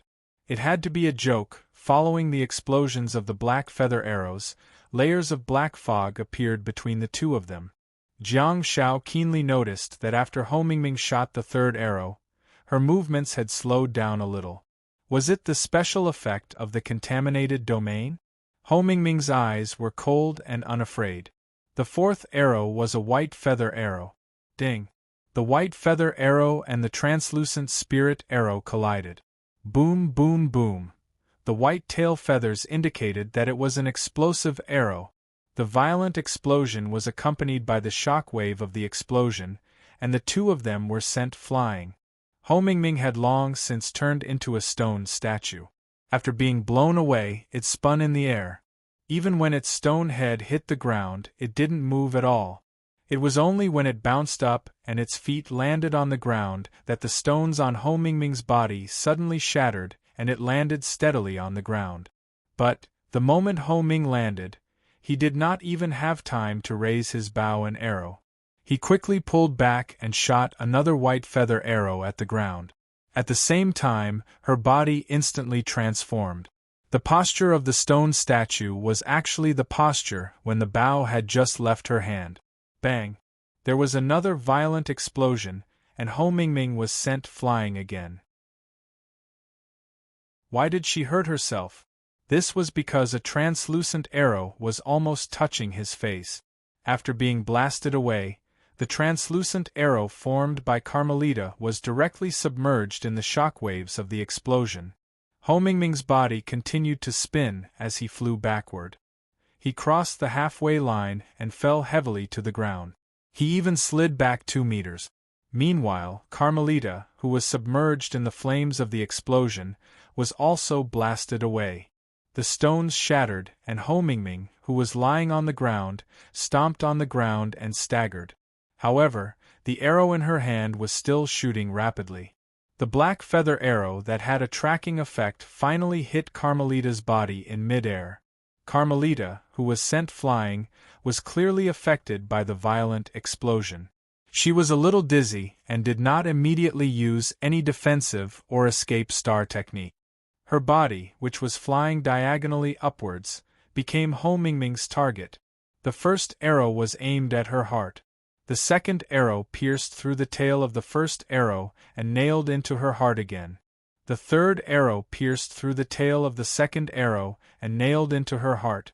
The fourth, fifth, sixth, seventh. The 7 black feather arrows were only the first set. The second set of black feather arrows had already arrived. However, before the second set of black feather arrows could reach Carmelita, the first set of black feather arrows shattered and exploded into black mist, causing the referee to whistle. Beep beep, beep beep.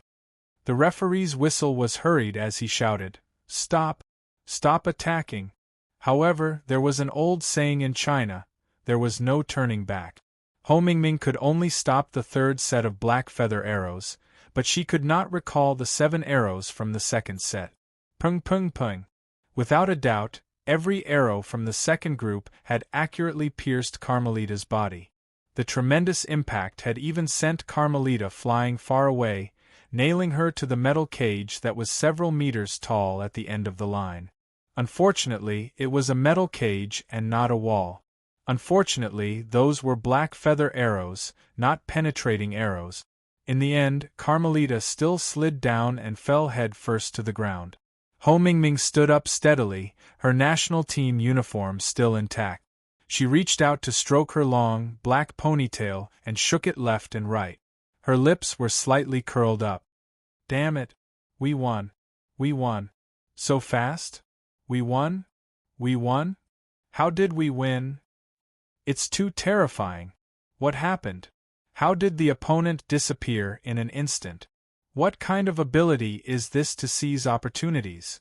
Turning a disadvantage into an advantage, and expanding from an advantage to a victory? This was an inconceivable battle. Compared to a true killing move, the probing attacks between the two of them looked more dreamy and exciting. The few arrows that really determined the outcome of the battle were terrifyingly low-key. In the changing room, Jiang Xiao was speechless. This woman is really strong. All she needed was one mistake from her opponent. In fact, it was not even a mistake from her opponent. Ho Mingming just needed to seize an opportunity to turn the intense battle into an instant kill. Victory! Victory! China! Ho Mingming! Amidst the cheers, Wan Ming stood up at the highest point of the spectators' stand. In the image, he did not even have a head and only half of his body was left. Wan Ming's voice could be heard from outside the image. Unbelievable! It's unbelievable! Everyone knew that this would be a fierce battle. This would be an extremely difficult battle. But look what happened. 3 minutes and 29 seconds. 3 minutes and 29 seconds. Yi Xuanyang cheered excitedly. Ho Mingming almost maintained her speed record. The facts have proven that no matter who her opponent is, Ho Mingming is still the top player standing at the top of the pyramid. After being reprimanded by the leader in the earpiece, Wan Ming hurriedly sat down and yelled, "A chance. All we need is a chance. Victory and defeat, even life and death. It's just a matter of a few seconds." Yi Xuanyang listened to the cheers of the Chinese audience around her, and said in a trembling voice, "For you to have such a Chinese captain. How can you not love him?" Wan Ming said, "Wait a minute. Why hasn't the referee announced China's victory yet? What is the referee communicating with the judges about? Is there any objection to this result?" Yi Xuanyang was shocked and hurriedly snapped back to her senses. The referee did ask Ho Mingming to stop attacking and didn't announce China's victory. Why? Is it because Ho Mingming still attacked after the whistle sounded? Wan Ming said, when the whistle sounded, Ho Mingming had already stopped attacking. The second set of arrows that flew in the air were shot a long time ago. There's no doubt about that. The video and the audience all over the world can prove it. All of a sudden, the audience in front of the television held their breaths and watched the screen nervously. 1 second, 2 seconds, 15 seconds below, the referee turned around and raised the flag. China. Victory! Wow! Victory! Victory! The sea of red started to boil again. Ho Mingming waved her hand casually. She, who had already retreated to the door of the iron cage, opened the door and walked out. 2 reporters, one male and one female, were walking toward them.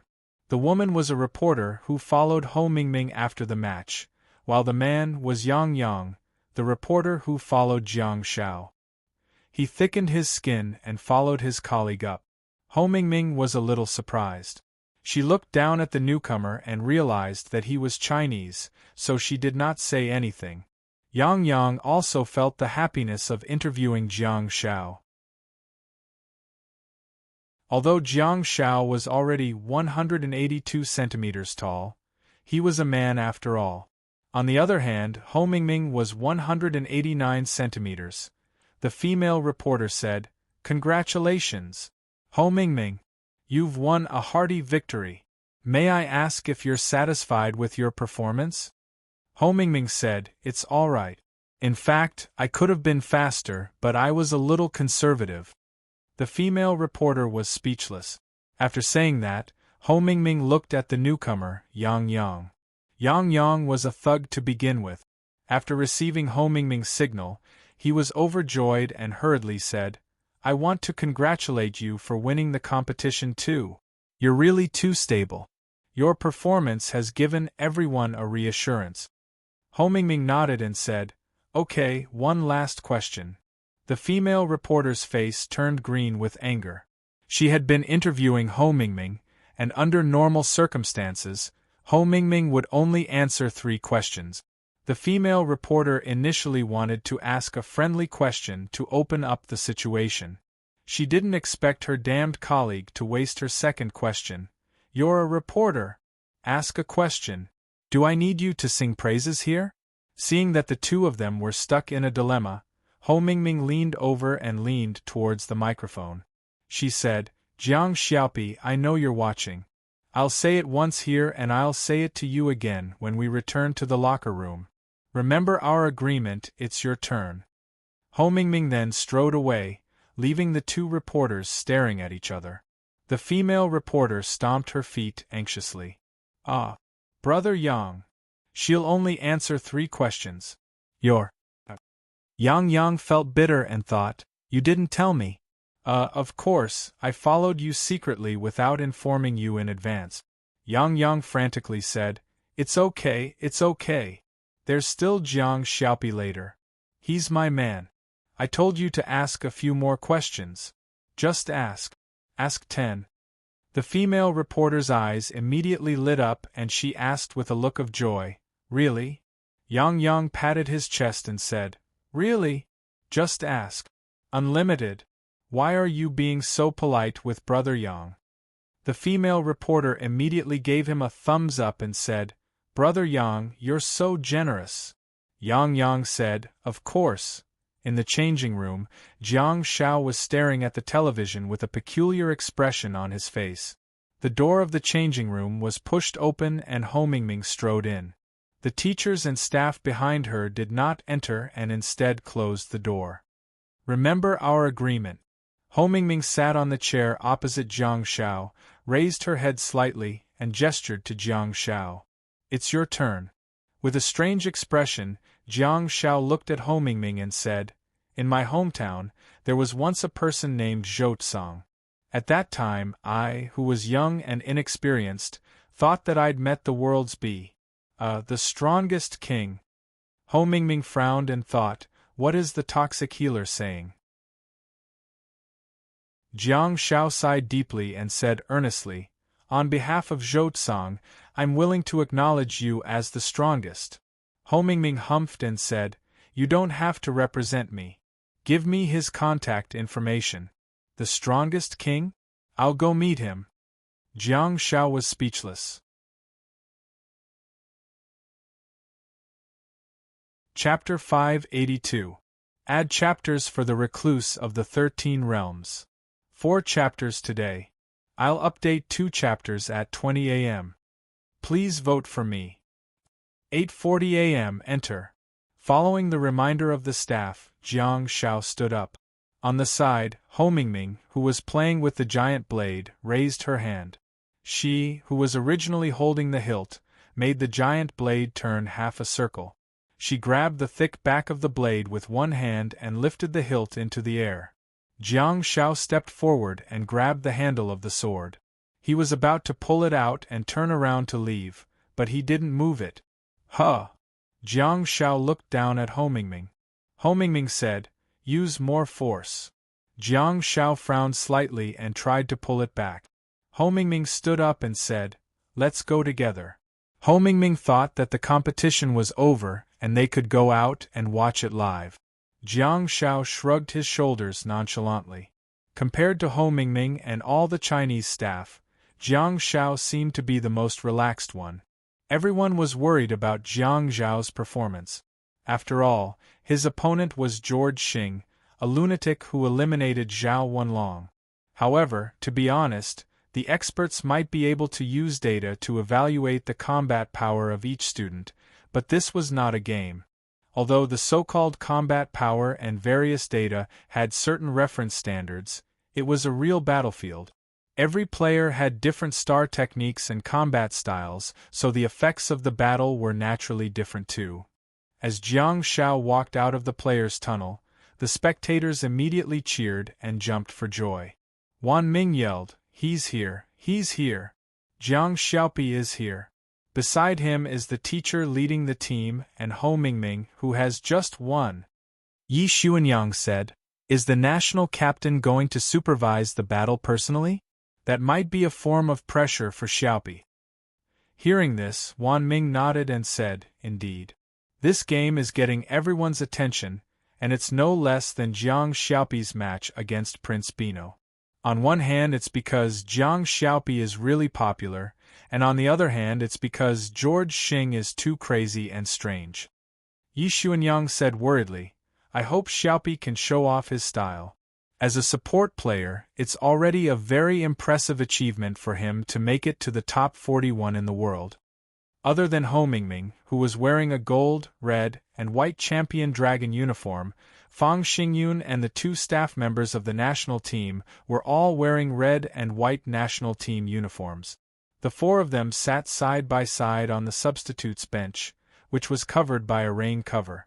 They looked very much like substitutes waiting to play. Jiang Shao casually leaned the giant sword against the bench and warmed up at the side of the field. Smack! In the noisy stadium, such sounds could not be heard at all. Jiang Shao had imagined the sound of the slap just now. While Jiang Shao was stretching his neck, he saw George Starr sitting alone on the substitutes bench on the west side. There was no one around him. There were no teachers, no followers, and no teammates. Qiao Jixing sat alone on the bench in silence. He bent over with his elbows on his knees. His golden curly hair was messy, and his gaze was unfocused as he looked at the ground. Smack! Qiao Xing chewed the bubble gum in his mouth and blew another bubble. As the bubble expanded and burst, the bubble gum also covered his mouth. He was just like a child who was entertaining himself. There was no evil smile on his face, nor did he look crazy. It was as if the noisy stadium had nothing to do with him. He simply sat there obediently and blew one bubble after another. Beep! Both teams, please enter the field. The referee blew the whistle. Jiang Shao carried the giant sword onto the field, but when he stood on the east side of the field and found his position, George Starr was still sitting on the substitutes bench, motionless and only moving his mouth continuously. Beep! Beep!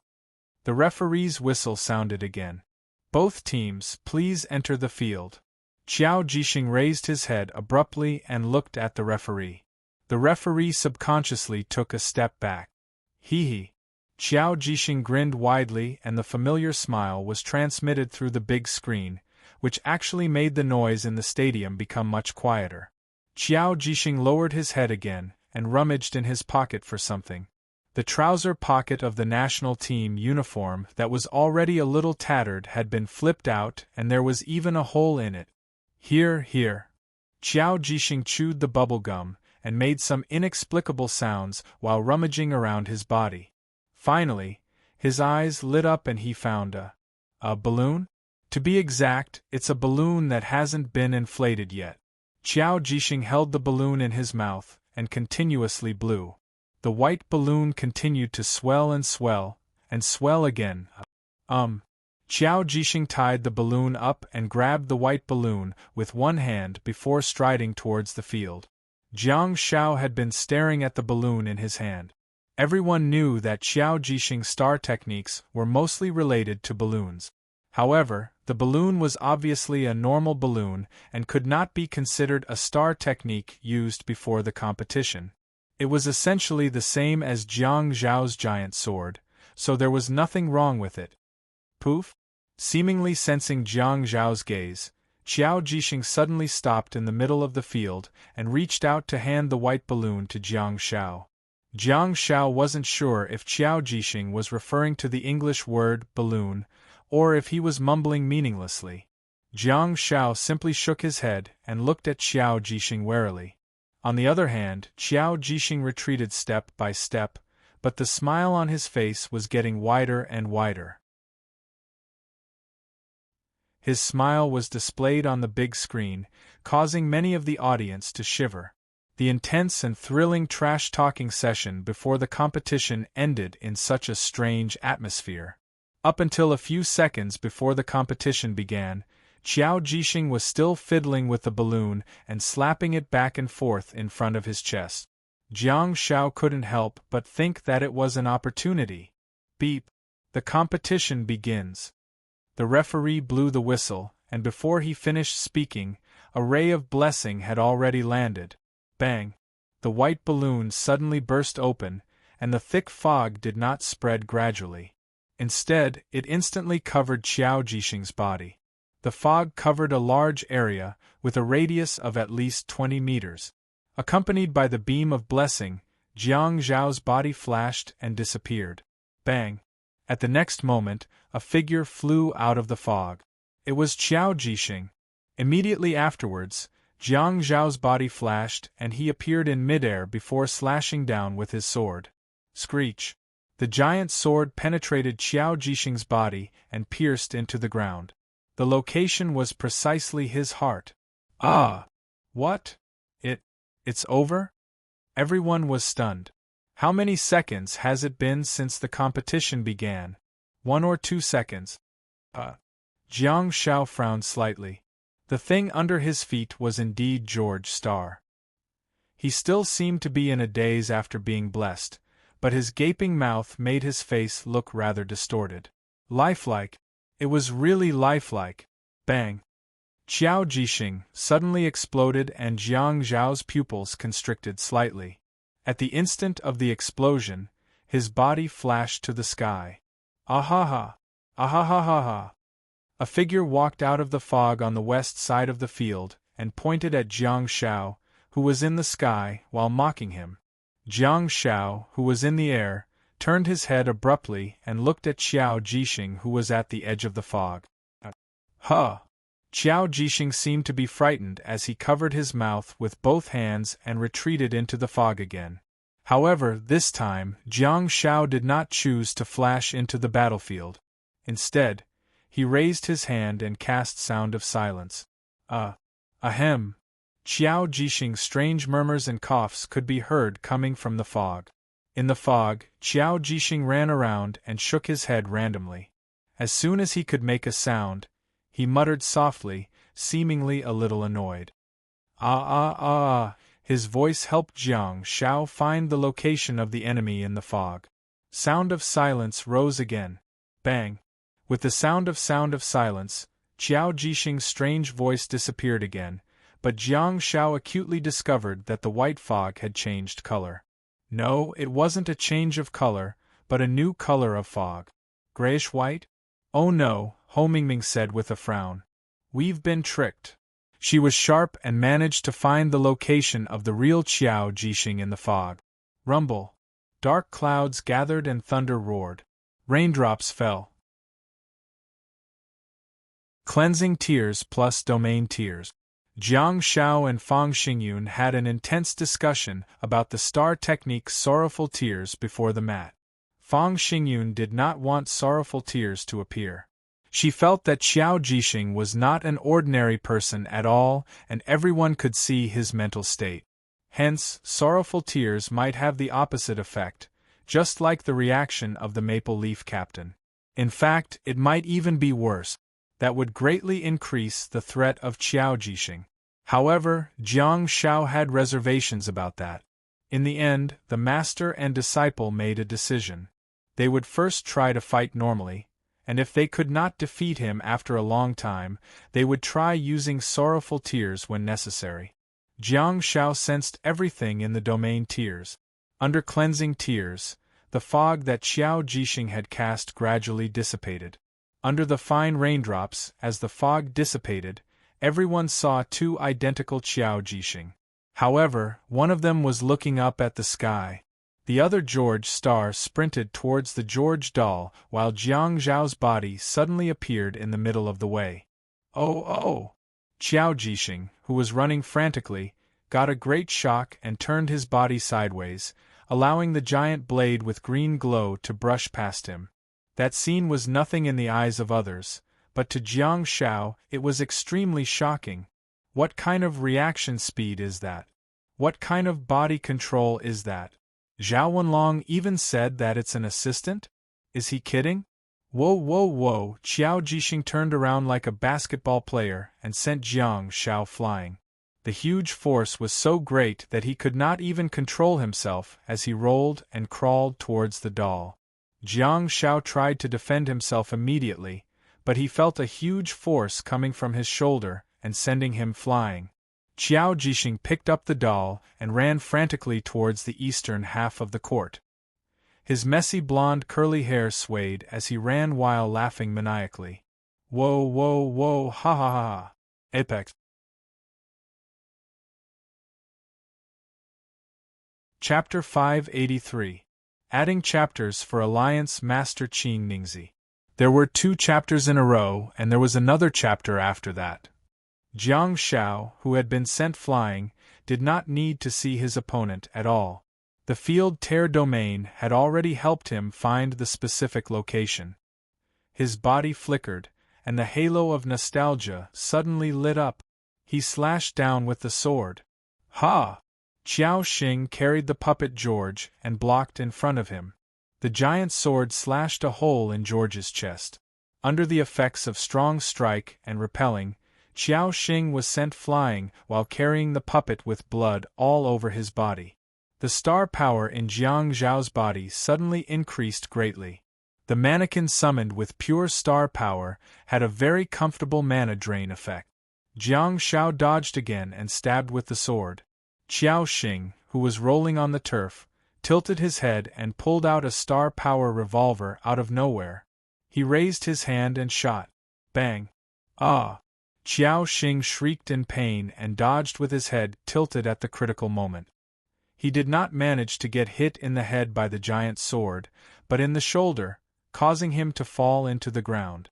The spear also hit Jiang Zhao's left chest and struck his heart, causing him to be flung away. Ah! Qiao Xing roared in pain and finally stopped laughing this time. Half of his arm had been cut off by the giant sword and was hanging on his shoulder along with his flesh and blood. Jiang Shao, who was blasted away, dodged again and stabbed Qiao Xing's neck. Screech! Blood splattered on Jiang Zhao's trousers. At this moment, the field tear domain worked again.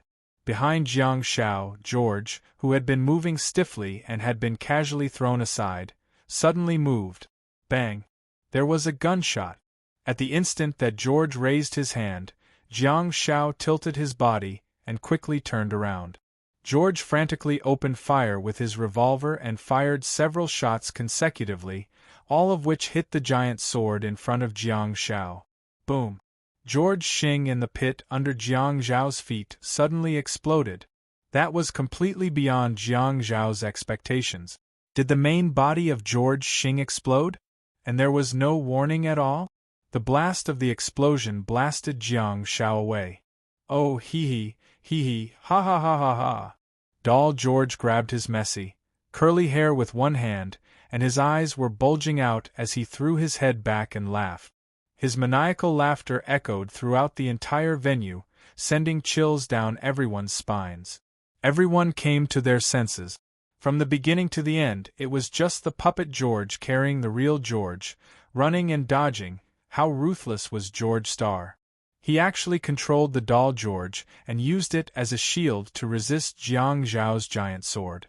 It was only after this scene that most people were able to determine which was the puppet and which was the real body. It was also after this scene that Qiao Xing deceived everyone. At this moment, the huge wound on George Star's chest was still bleeding, but he didn't seem to feel any pain. Suddenly, George Star's laughter came to an abrupt halt. What? Jiang Shao, who had been blasted away, was hanging on the metal cage that was a few meters high. He grabbed onto the metal wire with one hand and hung his body. He shook his head vigorously, seemingly trying to wake himself up. Jiang Zhao's clothes were torn and tattered from the explosion, and his trousers were torn too. However, he was injured. No way. Well, he just felt a little dizzy. George Star wiped the wound on his chest with one hand and smeared the blood on his face, looking like a mental patient. He closed his eyes, took a deep breath, and exhaled slowly. He spat out a balloon from his mouth. Pow! As the balloon burst, the fog rose again. This time, cleansing tears could not purify the fog. Jiang Shao stopped and raised his hand to cast sound of silence. Cough, cough. The sound of coughing was accompanied by the sound of the giant sword slashing. Jiang Zhao's body flashed and George Star was sent flying again. However, this time, Jiang Shao finally knew where his magic was. Without a doubt, the one that was blasted away was George Star's original body. However, when the original body was blasted out of the 20-meter radius of the fog, the instant the original body left the domain of silence, another George Star suddenly appeared and fell into the fog. The puppet George was replaced at this moment. He could no longer deceive Jiang Xiao because although Jiang Zhao's field tears were slightly blocked by the sound of silence, the inertia was still there and did not stop. Jiang Xiao also discovered the problem with George Starr's star technique. It was not summoning a puppet, but more like summoning a substitute. Jiang Xiao acutely discovered that the fog had a purification effect.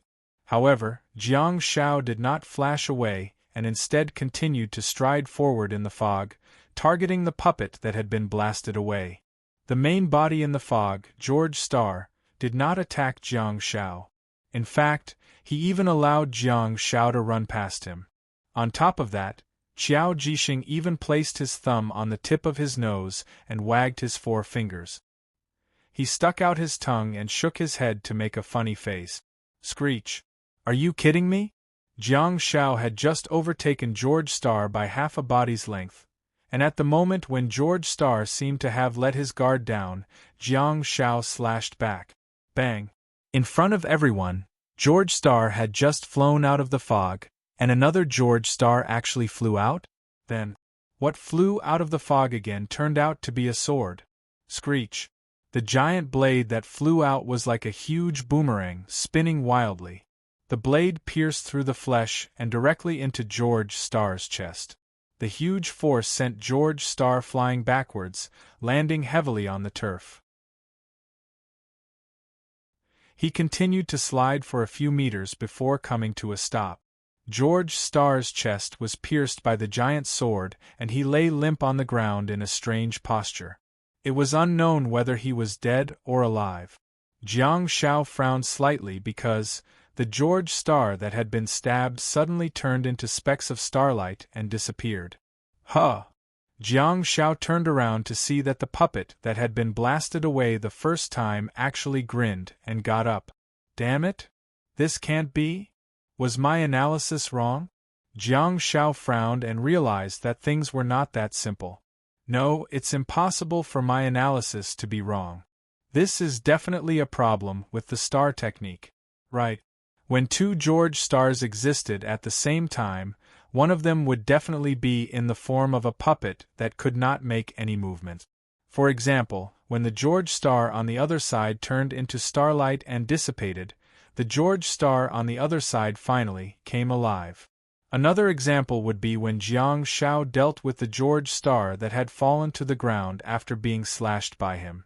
The George Starr behind him suddenly came alive, and the George Starr beneath Jiang Xiao also stiffened before exploding under the control of the real body. The puppet could at most control the explosion, but it could not be manipulated to make other offensive actions. For example, the scene of 2 George Starrs pulling out their guns and shooting at the same time had never happened before. George's star technique should be able to switch back and forth between the two. As long as the substitute existed, the 2 of them would have to be killed at the same time in order to win. Otherwise, George would be able to continue living. The reason why the substitute and the real body were exactly the same and could use any star technique, as well as behave so crazily and have such lifelike expressions, was because of his switching back and forth. Friend, this star technique of yours is rather advanced. It's even more terrifying than my platinum decoy, isn't it? It's indeed the World Cup. Are the true gods hiding under the appearance of a lunatic? Are you trying to mess with me? Of course. Jiang Zhao's real body had yet to die, and he wondered if he could replace the body of the decoy and become the real body again. Jiang Xiao adjusted his state of mind, and the halo of nostalgia under his feet continued to spin frantically. Ah! George Starr, who got up, squeezed the balloon in his hand and burst it. His eyes grew wider and wider. His already bulging eyeballs made one fear that they would fall out of their sockets. Pa! When Jiang Xiao picked up the giant sword, a large number of balloons had already floated out of George Starr's body and burst one after another. Amidst the thick fog, Qiao Jixing covered his mouth with one hand, his body trembling violently.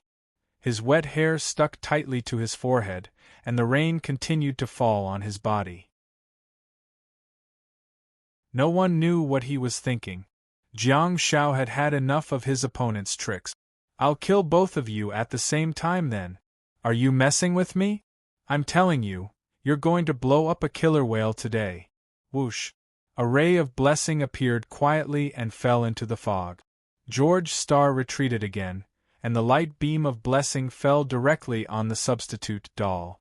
With the help of the field tear, Jiang Shao could grasp the information of the entire scene. Silence had no effect on George Starr, who was in the fog. Jiang Shao immediately discovered that George Starr was making a large number of balloons. Jiang Zhao's giant sword was covered in star power, and this time, he did not use green glow. Instead, he pierced the puppet's heart with his sword before charging towards George Starr.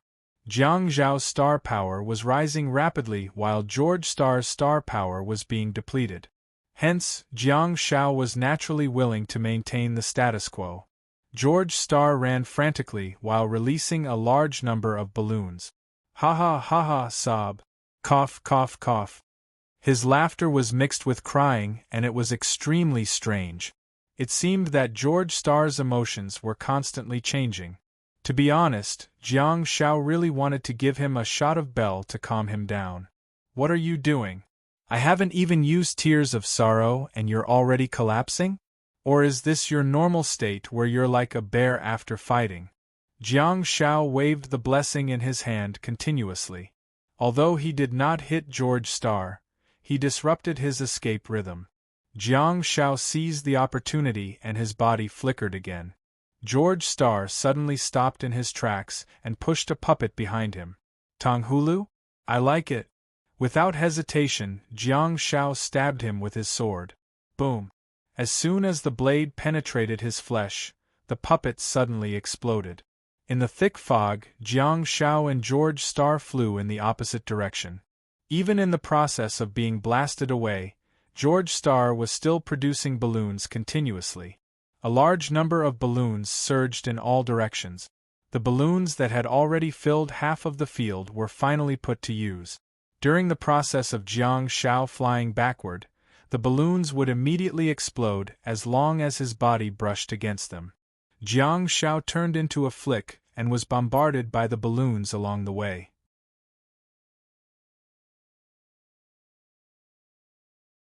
Chapter 584. Fourthly, please vote for me. Jiang Shao turned into a music player and was bombarded by the balloons all the way. Jiang Zhao's clothes were torn and his head was buzzing, damn it. Jiang Shao, who was in a daze after being bombarded, suddenly appeared in everyone's field of vision. There was fog floating under the venue and people couldn't see anything. When Jiang Shao broke away from the balloon array, he held the top of the iron cage net with one hand and hung his body above. People finally saw his figure. Why? In the fog, there was a sobbing voice. Finally, Jiang Shao heard an English word. Even if it was just a simple pronunciation, it was completely different from George Xing's previous vague words. This word was so clear. George Xing's question was very simple. He was crying a little sadly as if he was asking, "Why haven't you been killed by the explosion?" George Xing grabbed his hair in a mess. The balloons that exploded along the way seemed to have disappointed him. His bulging eyes were full of red blood vessels and his face was full of tears. Mixed with the rainwater of the tear realm, it flowed continuously on his face. Why? George Xing held his head with both hands and clutched the natural golden scroll tightly. His voice was trembling, and it was another interrogation from the soul. You can't even die from such an attack? Why? You can't even die? Why are you still alive in this world? You want to try a real explosion, right? You want to taste the taste of death, right? Jiang Shao shook his head vigorously. Through the tear realm, Jiang Shao sensed that the corners of George Xing's mouth gradually opened up. His smile became wider and wider, and his sobbing voice turned into a trembling laughter. Why? Why? I'll tell you why today. Jiang Zhao's body flashed again and plunged into the fog. I must skewer you like a sugar gourd today.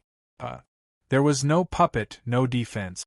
The sword pierced through Qiao Jiexing's heart. Qiao Jiexing seemed to be begging for death, as he allowed the giant sword to penetrate his body and pounced towards Jiang Shao. Jiang Shao immediately felt that something was wrong and subconsciously flashed away. Wait a minute? What's going on? Jiang Zhao's body flashed like a TV with bad signal reception. His figure flashed again, but he didn't dodge? The shadow of Calamity Ruins failed? The fog in this area has a space confinement effect?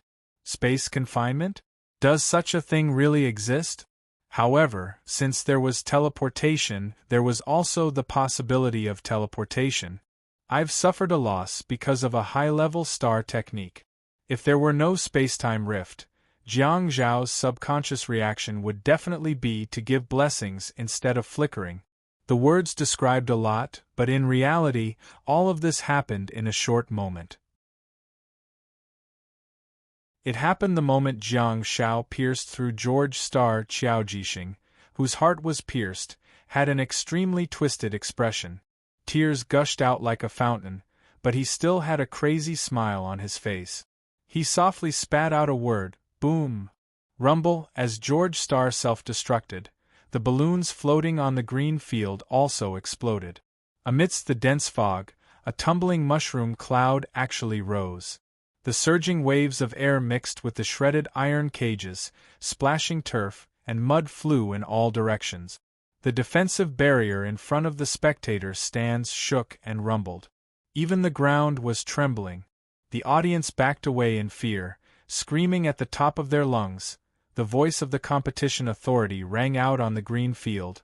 The defensive barrier is secure. Everyone please calm down. Calm down. The defensive barrier is secure. The staff members beside the spectator stands quickly comforted the audience. All of a sudden, all kinds of star techniques lit up in the spectator stands. Wan Ming crawled out from under the livestream platform, put on his headset in a flurry, and looked down. At the side, the dumbfounded Yi Xuanyang finally snapped back to her senses. This silly girl is not as stable as Mount Tai. She's really scared out of her wits at this moment. Yi Xuanyang couldn't be bothered anymore. She stood up and tried her best to look down. The fog that had lost the support of star power quickly dissipated, but the thick smoke was still there. Due to the scale of the explosion, even the medical personnel at the scene were prohibited from entering the arena. The competition authority reinforced the defensive barrier again and again, waiting for the dust to dissipate. The tens of thousands of people in the stadium gradually quietened down. Yi Xuanyang sat down in her seat with a pale face. She muttered in a daze, "Is this another mutual destruction competition?" Her desperate words were transmitted to the thousands of households through the screen. Why did she say again? It was because in this year's Star Warrior competition, there had been such a situation in the team competition. In the 4v4 competition, there was once a melee fighter who perished together with the support of the opposing team. Although the melee fighters team won the competition in the end, both teams withdrew from the competition later on. The dark clouds above their heads dispersed, and the fog in the arena dissipated. The dust began to spread. A voice suddenly rang out in the silent stadium. "Ring, damn it! Damn it!" Wan Ming actually cursed 3 times in a row in the livestream of Mother Yang. "Damn it! Jiang Xiaopi! Is it you, Jiang Xiaopi?" Yi Xuanyang's eyes instantly emitted a glimmer of light, as if she had added the finishing touch, and her whole person came to life. Ring, the crisp and melodious sound of the bell seemed to be announcing a fact, once again telling everyone that the support was still there. "It's Jiang Xiaopi. It must be Jiang Xiaopi," Wan Ming said incessantly, occasionally looking at the screen and occasionally looking down at the green field. He hated the floating dust to death. It was the spot where the substitutes used to be. Hearing this sound, Fang Xingyun became agitated and hurriedly dispersed the defensive shield in front of her, trying to find Jiang Xiaopi's position. Ring, ring, ring, ring, ring, ring. The bell rang again, but it was extremely urgent. However, to Fang Xingyun, the sound was like the sound of nature. However, after the dust dispersed, she still couldn't find Jiang Xiaopi because Jiang Xiaopi was buried in a deep pit. There was a huge pit in the eastern half of the arena, and George Xing was nowhere to be found. In the direction of the ringing of the bell, everyone saw a man in tattered clothes with a dusty face. His body was curled up, his arms were in front of his face, and his legs were folded in front of him. He was curled up into the shape of an egg, lying on his side in the pit, his body covered in dust. The camera zoomed in, and Jiang Xiaopi's tattered national team uniform was in tatters. The sleeves from the forearms down and the trouser legs from the knees down had all disappeared. His upper arms and the sides of his legs were also tattered. Jiang Xiaopi shook his head in a daze. This was the greatest explosive damage that a diamond-level endurance had ever encountered. Jiang Xiaopi's skin cracked, and he felt as if his internal organs were about to be shattered. Jiang Xiaopi groaned in pain as he slowly stretched his limbs and twisted his body with difficulty. He lay on the ground with his back facing the sky and gave himself a blessing. However, the beam of light from the blessing fell off compared to Bell, which could be pressed directly in front of his chest. Jiang Xiaopi, who was extremely dizzy, seemed to be unable to aim for the blessing. In fact, Jiang Xiaopi wasn't even sure if he had thrown a blessing just now. The scene was really strange. Although the clothes on Jiang Xiaopi's chest and thighs that were protected by his arms and legs were tattered, they were still there. There was no cheering or jumping for joy. Looking at Jiang Xiaopi, who was covered in dust and covered in blood, everyone didn't know how to respond. "Haven't you declared victory yet? Are you really going to let me get up?" Jiang Xiaopi tried his best to open his eyes, but his head was spinning again, so he had no choice but to close his eyes. The only thing that Jiang Xiaopi could be sure of was that George Star was gone. Jiang Xiaopi didn't believe that George Star could survive such an explosion. He's really King suicidal. He's simply a lunatic. It's fine if he dies, but he has to drag me down with him. Jiang Xiaopi tried his best to prop himself up from the ground and tried to get up, but he fell to his knees. I give up. I give up. The diamond-level endurance was awesome. He could feel the pain and faint without any delay, but to completely faint? No way. In Jiang Xiaopi's scourge ruins, due to the impact of being close to death, the bait that had blocked off synesthesia was inevitably greatly affected. It had already been dismembered by several master sparring partners. Since the judge was nowhere to be found, Fang Xingyun could only shout at the judges, "Victory! Declare victory! He needs treatment. What are you guys waiting for?" However, the judges seemed to really need Jiang Xiaopi to make his stance clear. Jiang Xiaopi had to show that he had not lost his ability to fight in order for the competition to be considered to have an outcome. Otherwise, it would be a competition with no winner. Fang Xingyun's words seemed to have awakened all the Chinese spectators. Voices began to rise one after another, as if they had finally found an outlet to vent their frustrations. Jiang Xiaopi, who was suffering from extreme tinnitus, vaguely heard faint shouts. "Black whistle! Black whistle! Black whistle! Declare the end of the competition! Stand up! Jiang Xiaopi! Stand up!" Jiang Xiaopi lay on the ground and raised his hand weakly, as if he was welcoming the holy light. "Don't rush me, brother. Let's see if I can blow you up. Do you think you can stand up just because you want to? I can endure the pain, but who can endure the dizziness? Then, well, the holy light really descended," Jiang Xiaopi exclaimed. A few seconds later, Jiang Xiaopi propped himself up with both hands and struggled to get up. The way he swayed made others worry that a gust of wind would blow him over. He opened his muddled eyes, lowered his head, and looked at his tattered clothes in a daze. It's all right. I'll just pretend that I'm wearing a tattered sleeveless shirt and a pair of tattered underpants. As long as my important parts aren't exposed." Jiang Xiaopi ignored his bloodied forearm and calf. After all, the wounds had already healed with the help of Bell. He merely looked a little miserable. Jiang Xiaopi closed his eyes, tilted his head, and faced the sky. He tried his best to endure the pain and dizziness. His breathing was short and rapid, but he managed to stand firm. Next time, please be more crazy. Otherwise, I'll still stand up. Oh, right.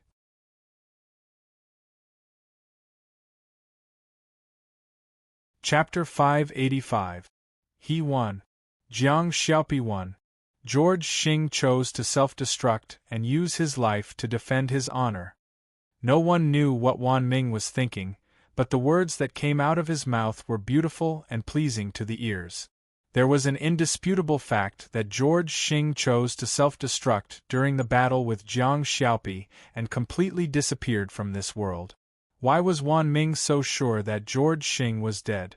It was because he saw that there were staff taking care of Jiang Xiaopi, and a few of them had already found a star bead in the distance, near the center line of the field. Without a doubt, it should be George Xing's star bead. Due to the fact that the star bead was almost indestructible, it still survived the intense explosion. Precisely because he had confirmed this piece of information, Wan Ming skillfully used his words to direct the death to the dignity, honor, faith, and other aspects of the Star Warriors. He tried his best to reduce the impact of death. Yi Xuanyang's voice was trembling with excitement. After being a host for so many years, it was the first time that she sounded like she was about to cry. This is an unimaginable battle. It shouldn't have appeared in the round of 41 to 21. Perhaps it should have appeared in the finals. Wan Ming said, Jiang Xiaopi has been carried out of the field. Although he's covered in blood, he'll definitely recover with the medical staff around him. We have to believe in the abilities of the medical awakened Star Warriors, and we have to believe in Jiang Xiaopi's ability to heal himself. The series of bell sounds just now was too exciting. Yi Xuanyang said, Yeah, the bell sounds are as crisp and pleasant as ever. It hasn't changed. However, I never thought that it would make one's nose sour and eyes red. The two hosts looked at the screen and watched as Jiang Xiaopi was carried away on a stretcher. Yi Xuanyang suddenly said, I don't want to kill the gods, I only wish for peace. Do you still remember what he said a few days ago? Jiang Xiaopi is using his actions to fight for the honor of the motherland and let the people of the world see the strength and abilities of the Chinese Star Warriors. I believe you, Jiang Xiaopi. With such determination and willpower, I believe that you can break into the finals of the World Cup as an assistant medical practitioner. For the first time, Jiang Xiao enjoyed being treated like a boss. He was carried out on a stretcher. Tens of seconds ago, after the announcement of China's victory, Jiang Zhao's legs turned jelly and he plopped onto the ground. Due to the inclination of the pit, Jiang Xiao did not manage to sit properly and tumbled down. The audience in front of the television was moved to tears when they saw Jiang Xiao struggling to get up while covered in blood and his clothes were tattered. That was the purest form of a nation's star warrior who swore to fight for glory with their lives.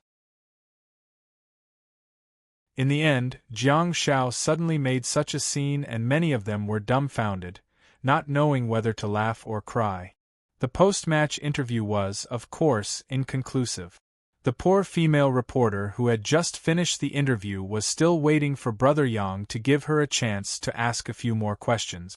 In the end, she didn't get anything.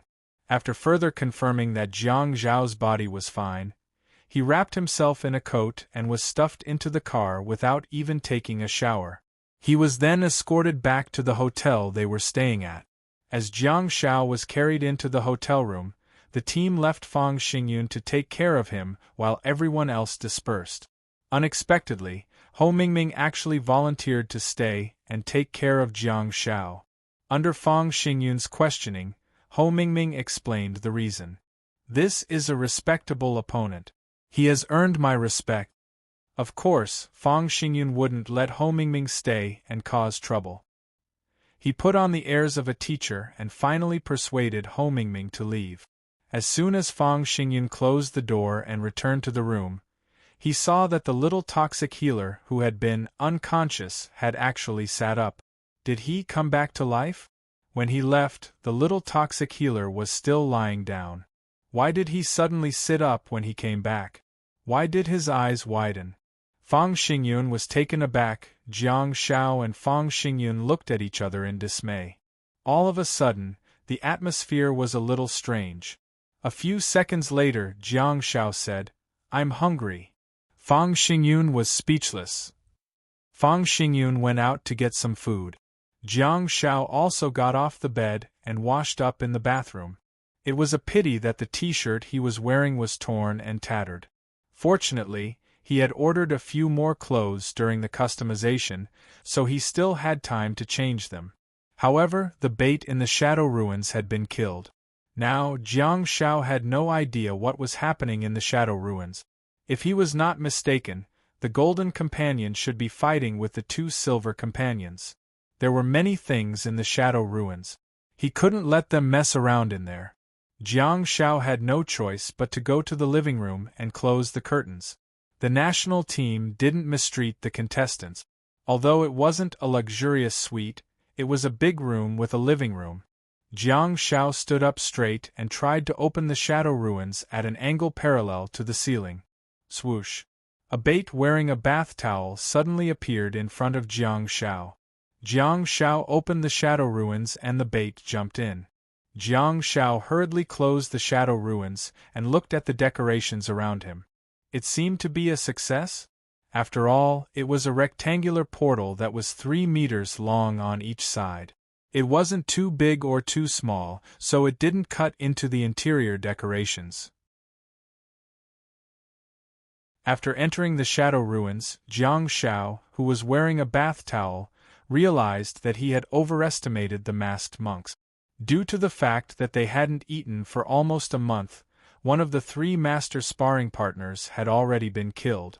The remaining 2 masters, a golden companion and a silver companion, were now eating the corpses. The hideous black face was covered in blood and the scene was rather cruel. Even though Jiang Shao, the bait, had appeared, the 2 masked monks couldn't care less about him in the hotel room.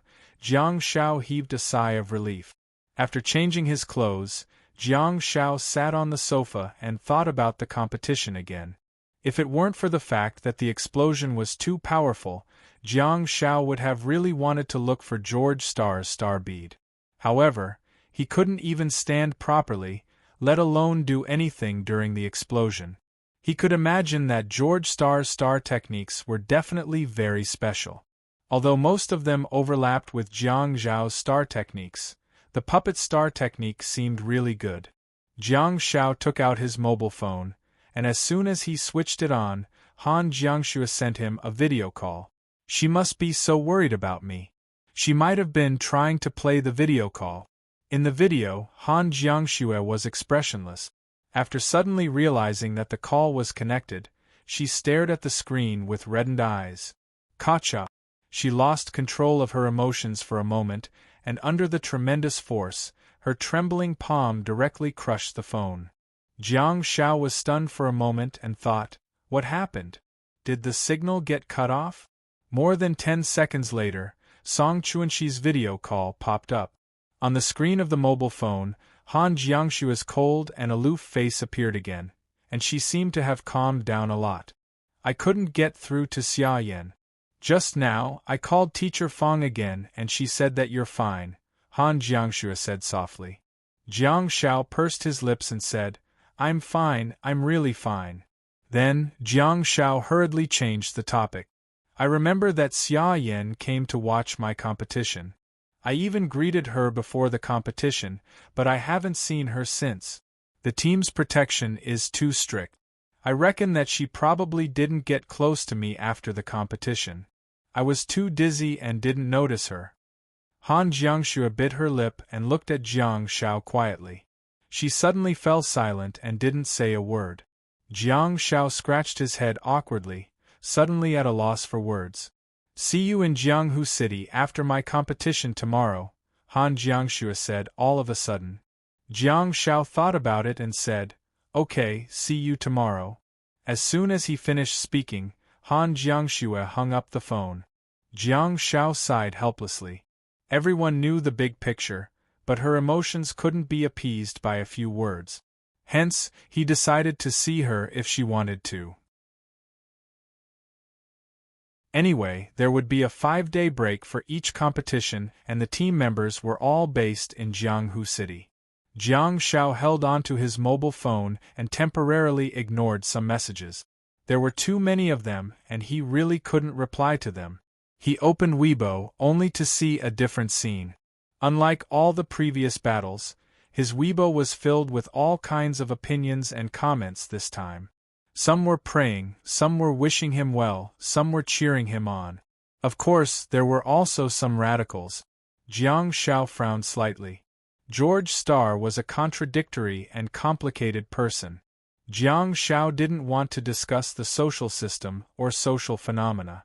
In Jiang Zhao's domain, he only considered it from the perspective of a pure star warrior. George Starr was an opponent who fought with his life. Jiang Shao didn't know what words to use to express himself. Once the words were posted on the internet, it would be easy for them to be misinterpreted. Hence, Jiang Shao didn't make any comments on the competition. Looking at the number of fans that had increased to 9,200,000, Jiang Shao knew that he would probably be stuck in a quagmire no matter what point he made. Jiang Shao browsed through the news. Unsurprisingly, there were the most reports about his competition. There were also quite a few after that. All of a sudden, Jiang Zhao's fingers stopped on the screen. It's a civil war in China. Xie Yan versus Ember. Both parties fought for the entire competition, and there was still no clear winner until 20 minutes of the competition time was up. After 17 minutes of discussion, the judges of the competition made an extremely difficult decision. Xie Yan wins. Jiang Shao frowned and clicked on the video. In the video, the cage was filled with black flames and red flames. The two flames were constantly overlapping and rendering the cage. Two slightly blurry figures were fighting fiercely. Fists, kicks, and daggers. If there were no flames blocking the view, it might be a combat lesson. The video was edited. After 2 minutes and 30 seconds, the flames dissipated and Xie Yan sat silently on the charred ground. He was covered in wounds and blood was flowing continuously, but he didn't care at all. Instead, he lowered his head and looked at the ground in a daze. Ember, who was not far away, clenched his fists tightly with a hideous expression. His facial muscles were twitching continuously, and his teeth were chattering. His eyes were shut tightly, and no one knew what he was thinking about. Or perhaps, he was digesting something.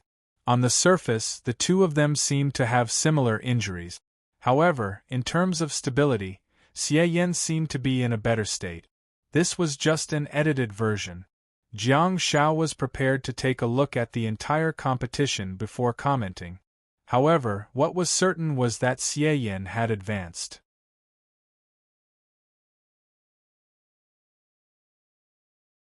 Chapter 586. At noon the next day, Jiang Shao returned to Edo City and returned to the hotel where the national team was staying, where he was warmly welcomed by the students. Jiang Shao could sense that the concern shown by his teammates was genuine. Although they used to be competitors, they were now comrades in the same trench after forming a team to fight for the country. They were bound together for good or bad. After returning to his room, Jiang Shao heaved a sigh of relief. As early as 8 a.m., the World Cup team competition had already begun, and Han Jiangshue's team happened to be in the first match. After watching the competition in Hachiman City, Jiang Shao returned to Edo City. The good news was that Han Jiangshue and her team had advanced to the next round. Although the process was extremely difficult, they had at least advanced. When Jiang Shao got off the plane, he received a piece of bad news. The Shanghai Star Warriors team had lost. They had lost to a seeded team, which was a group of Thunder Pharaohs from the North Kingdom. 1 Shield Warrior, 1 Melee Warrior, 1 Rules Awakened, and 1 Support. It was a standard team configuration, but after the battle, The coordination between the various professions was simply astonishing. The four of them were like a precise machine that had truly become a whole. They were like gods that had descended to the mortal world. The damage output was simply explosive. There was once an interesting media article that said, "The representative team of the North Kingdom is equivalent to the racing champion Ho Mingming in the individual competition." They were the well-deserved seeded players, and it was only natural for them to crush their opponents. Although the Shanghai Star Warriors team caused a lot of trouble for the other team, the seeded team still won. Jiang Shao also watched the replay of the competition. To be honest, if the Beijing Star Warriors team had encountered the representative team of the North Kingdom, they would probably have been in trouble. The thunder array operated by the four members of the North Kingdom team was simply too powerful. If Han Jiangshue's assistant was Jiang Shao, who was a toxic healer with strong control, it would be easier to deal with. However, if it was a pure support like He Su, it would be really difficult to fight. In the afternoon, Jiang Shao stayed in the hotel room and watched the competition between the Xiangnan Military Academy and the Pharaohs of Guai. Brother Soldier was really ferocious. After a tough battle, they finally advanced to the top 17. Their star techniques had very distinct regional characteristics. Due to the fact that their school was in Xiangnan and the fact that the team from the military academy was a very tight unit, Jiang Shao seemed to have seen four Zhao Wenlongs. What was the roar of a tiger and the roar of a dragon?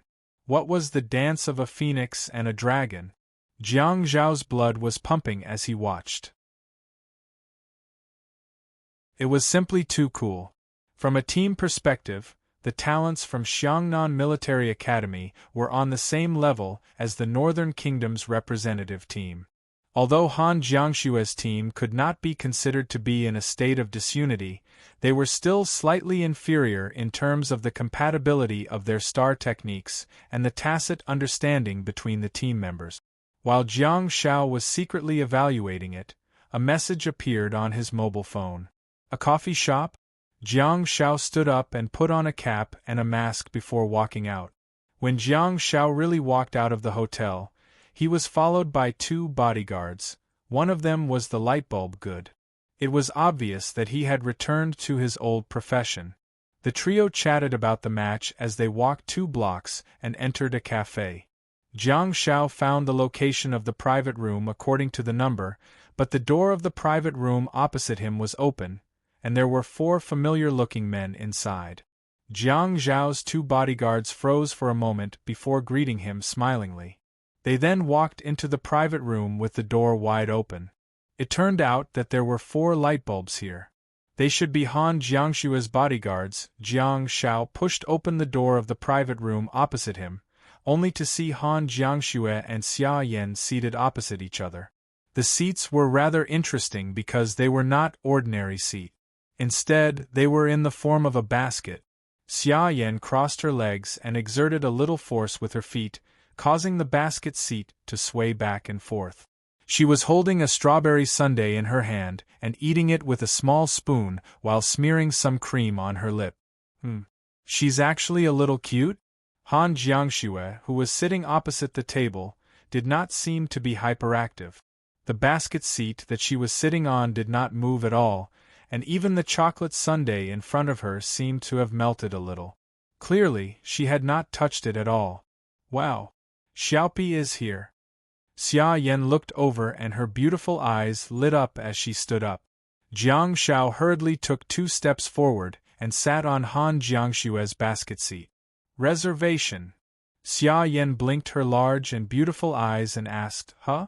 Jiang Shao chuckled and took off his mask before picking up the chocolate sundae on Han Jiangshue's table. "Why aren't you eating?" Han Jiangshue looked at Jiang Shao quietly without saying a word. Xia Yan sat back in her seat and said softly, "Your sister is acting a little strange today. She hasn't been talking at all. I can't seem to, Jiang Shao raised his eyebrows and took a bite of the ice cream before saying, "Touch it." Han Jiangshue finally spoke. "What?" Jiang Shao said, "My arms, thighs and so on." Verify that they're all original. Han Jiangxue couldn't help but glare at Jiang Shao. She didn't know how to start the conversation, but Jiang Shao made everything much simpler. Here. Jiang Shao extended his right hand and placed it on the table. Han Jiangxue slowly reached out and held Jiang Zhao's arm before hugging it gently. Xia Yan's expression changed and she opened her mouth to say something, only to be glared at by Han Jiangxue coldly. Xia Yan swallowed the words that she was about to say, lowered her head, and began to eat the ice cream obediently. Jiang Shao was a little dumbfounded too. His right arm hung down naturally and he allowed Han Jiangxue to hug it gently. He was just joking and thought that Han Jiangxue would at most pinch it a little. To his surprise, she actually did something like that. It was rare for her to be like that. It had only happened a few times in the past 2 years. Once was when Xia Yan broke through to the late nebula stage, and it happened on the steps in the backyard of Xia Yan's villa. Once, it was in the snowfield. After the two of them killed Mother Gao, they were in a dark cave. Another time was when the two of them were trapped in Fang Xingyun's scourge ruins, and the endless wait almost made her feel hopeless. Jiang Shao leaned over and whispered in her ear, "You know my defensive abilities. It's okay." "Okay." Han Jiangxue wrapped her arms around Jiang Zhao's arm tighter and tighter, seemingly afraid of something. Jiang Shao grinned and said, "Don't be like that. You make me feel like I've just survived a disaster." Han Jiangxue suddenly asked, "Isn't that the case?" Jiang Shao chuckled and said, "It's just a small scene. It's not a big deal at all." "Oh my God, a small scene?" Xia Yan exclaimed in displeasure. "Did you watch the competition or not? That's a small scene? If it weren't for the defensive shield, the stadium would have been blown up." Jiang Shao was speechless. Xia Yan looked at Jiang Shao and couldn't help but frown. She asked with a hint of amazement and blame, "Do you really not take your life seriously?" Han Jiangxue asked softly, "Don't you have any lingering fear at all?" Jiang Shao took a bite of the ice cream and didn't know what to say. His confidence, of course, stemmed from his abilities. Perhaps Jiang Shao trusted his diamond endurance more. As for the physical and mental pain, it was nothing to Jiang Shao. He didn't enjoy it, but, well, he was already used to it. When ordinary children were still attending classes and competing in competitions in school, Jiang Shao had already experienced life and death battles time and time again. In particular, the journey to the snowfield as bait was a tempering process that allowed Jiang Shao to undergo a qualitative change in his heart. Perhaps Jiang Zhao's mentality was indeed different. However, should I say it out loud? That would only make little Jiangxue worry, wouldn't it? Han Jiangxue said softly, "You can show off your victory like a child. You can also be fearful and lament about surviving a disaster. You don't have to suppress your emotions in front of me. It'll be better for you to release them." Jiang Shao thought about it and said, "I'm indeed a little scared." "Wow. Think about it carefully. It's so terrifying. That explosion. Isn't it too scary?" Xia Yan was speechless. Jiang Shao suddenly turned around to look at Han Jiangxue and said, "I need some spiritual comfort." Han Jiangxue raised her head and asked, "What?" Jiang Shao stammered, Let's go get some skewers." Xia Yan was speechless. Han Jiangxue frowned slightly and asked, "Are you serious?" Jiang Shao frantically said, "I need to soothe my soul and get rid of the trauma in my heart. Skewers, karaoke, bath, massage." Han Jiangxue asked, "Huh? No, it just slipped out of my mouth. Why don't we go to the movies? Catch some dolls in the arcade?" "Right. The Star Pet amusement park in Edo City is very famous. Let's go to the Star Pet amusement park." The more Xia Yan listened, the more excited she became. All of a sudden, she lowered her voice and said, "You two still have to compete in a few days. Can you apply for leave?" Jiang Shao waved his hand and said, "What leave? Let's go now. I need Mingming's Star Pet to heal my soul. I can already feel that I'm slightly autistic. We can't delay any longer. Let's go. To Jiang Shao, perhaps Han Jiangxue really needed to divert her attention. A few hours of fun and company should be able to slightly soothe her disturbed soul. Jiang Shao took a sip of the melted chocolate sundae and stood up. However, he raised a finger and said, "The only problem is," Han Jiangxue raised her eyebrows slightly. Jiang Shao asked, "Why do I have 2 bodyguards, but you have 4? Han Jiangxue asked, "Huh?" Xia Yan humphed and said, "What kind of lousy question is that? What's the point of asking that?" Jiang Shao lowered his voice and said, "Of course it's useful. How can knocking 4 people unconscious be the same as knocking 6 people unconscious?" Xia Yan covered her mouth with one hand and asked in shock, "You want to knock them unconscious? Are you crazy? They're members of the national team." Jiang Shao nodded and said, "I don't think they'll agree with our idea. They won't let us go out to play." Jiang Shao paused and clenched his fists before saying, "So, you know, there's an old saying in China that goes, when enemies meet on a narrow path, the brave one wins." Xia Yan leaned forward and said softly, "Just put us in space and flash away. Everything will be fine." Jiang Shao asked, "Huh? That seems to make sense." Hee. Xia Yan chuckled while covering her mouth. "Are you deliberately looking for trouble just to knock on the light bulb?" Displeased, Jiang Shao retorted, "I'll knock you first." Xia Yan's face stiffened and she stomped her feet angrily. "Ah!" At the side, Han Jiangxue finally had a smile on her face and gently kicked Jiang Zhao's shoe to stop the fight.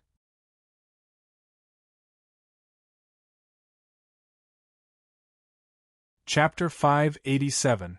By the time Jiang Shao, Han Jiangxue, and Xia Yan arrived at the Star Pet amusement park, it was already 16 p.m. However, even then, the entrance of the Star Pet amusement park was still crowded with people and vehicles. The Star Pet amusement park was located at the edge of the southern suburbs of Edo City, which was barely considered to be in the city. However, it was filled with greenery and looked like a natural scene. A deep forest rose from the ground at the edge of the city. It was so vast that one couldn't see the end of it. It was said that the dense forest was built by Star Warriors. Without a doubt, Jiang Shao was a celebrity. At least, given the current popularity of the World Cup, Jiang Zhao's reputation was terrifying. Hence, the 3 of them had no choice but to be fully geared up with baseball caps and masks. Oh, colorful duck! Even though she was wearing a mask, Xia Yan's voice did not sound dull. She stood outside the gate and pointed excitedly at the huge colorful duck in the square inside the gate. The duck statue was at least 10 meters tall, and its entire body was pieced together by 4 squares. The square on its head was orange, the square on its body was yellow, and the 2 squares on its legs were light blue and green.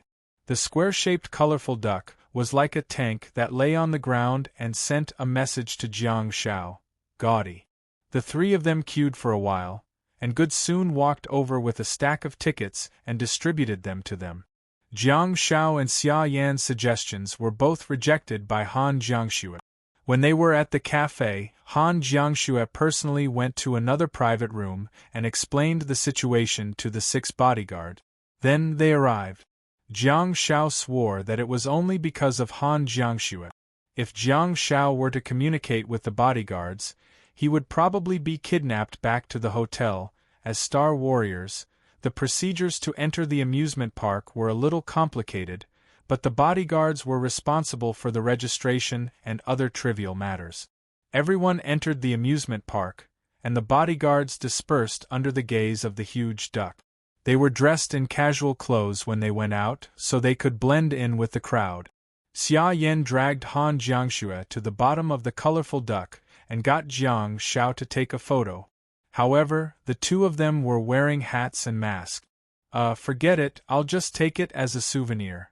After walking past the huge duck, a wide road appeared in front of them. At the end of the road was a deep mountain forest. On both sides of the road were small shops selling snacks and all kinds of astral pet peripheral product. The three of them looked around. Xia Yan took a fancy to many trinkets, but Han Jiangxue didn't seem to be interested. They passed through the commercial street and finally, at the end of the commercial street, at the entrance of the deep forest, there was a row of shops. The second house guarding treasure had appeared. If the rainbow diamond duck was the main star beast of the amusement park, then the first area was the home of the wind chimes. Jiang Shao saw many children laughing and crying in front of the shop. He also saw their parents smiling or looking helpless. As a brass-quality star beast, the wind chimes had become a peripheral product, due to the fact that they were easy to carry, harmless, and adorable. There were piles and piles of wind chimes hanging in these shops. Even from far away, the crowd could hear the soft chimes. "I want this!" Xia Yan exclaimed. Jiang Shao turned around and glanced at Xia Yan, thinking, "You rich second-generation heir, go ahead and buy it. Who can stop you? Xiaopi, buy this for me," Xia Yan added when she saw that Jiang Shao was unmoved. Jiang Shao scratched his head, but he ended up scratching his cap. He looked at Han Jiangxue and said, "I'll buy one for you too." Han Jiangxue shook her head and said, "I don't have time to take care of it." Xia Yan said, "It doesn't need to be taken care of, it says." Xia Yan took out the Chinese manual and read it aloud. "It doesn't need to eat. As long as there's star power, it will be able to survive. There's no place in this world without star power." Jiang Shao dragged Han Jiangxue into a shop.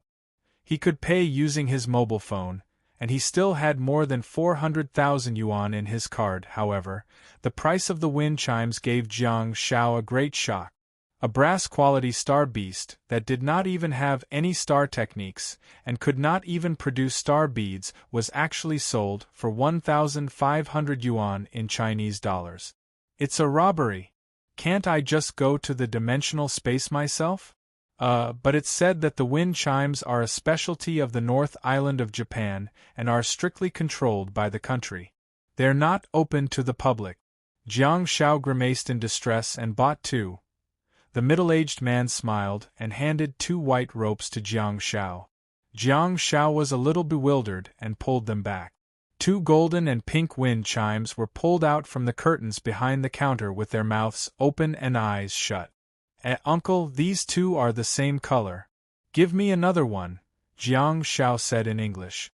Simple English communication was not a problem since he was selling goods here. The middle-aged man nodded and pulled out another rope from the counter. He placed it in front of Jiang Shao and said, "The body is only pink. There are many colors for the bells." Squeak! 2 golden and pink bells floated in the air.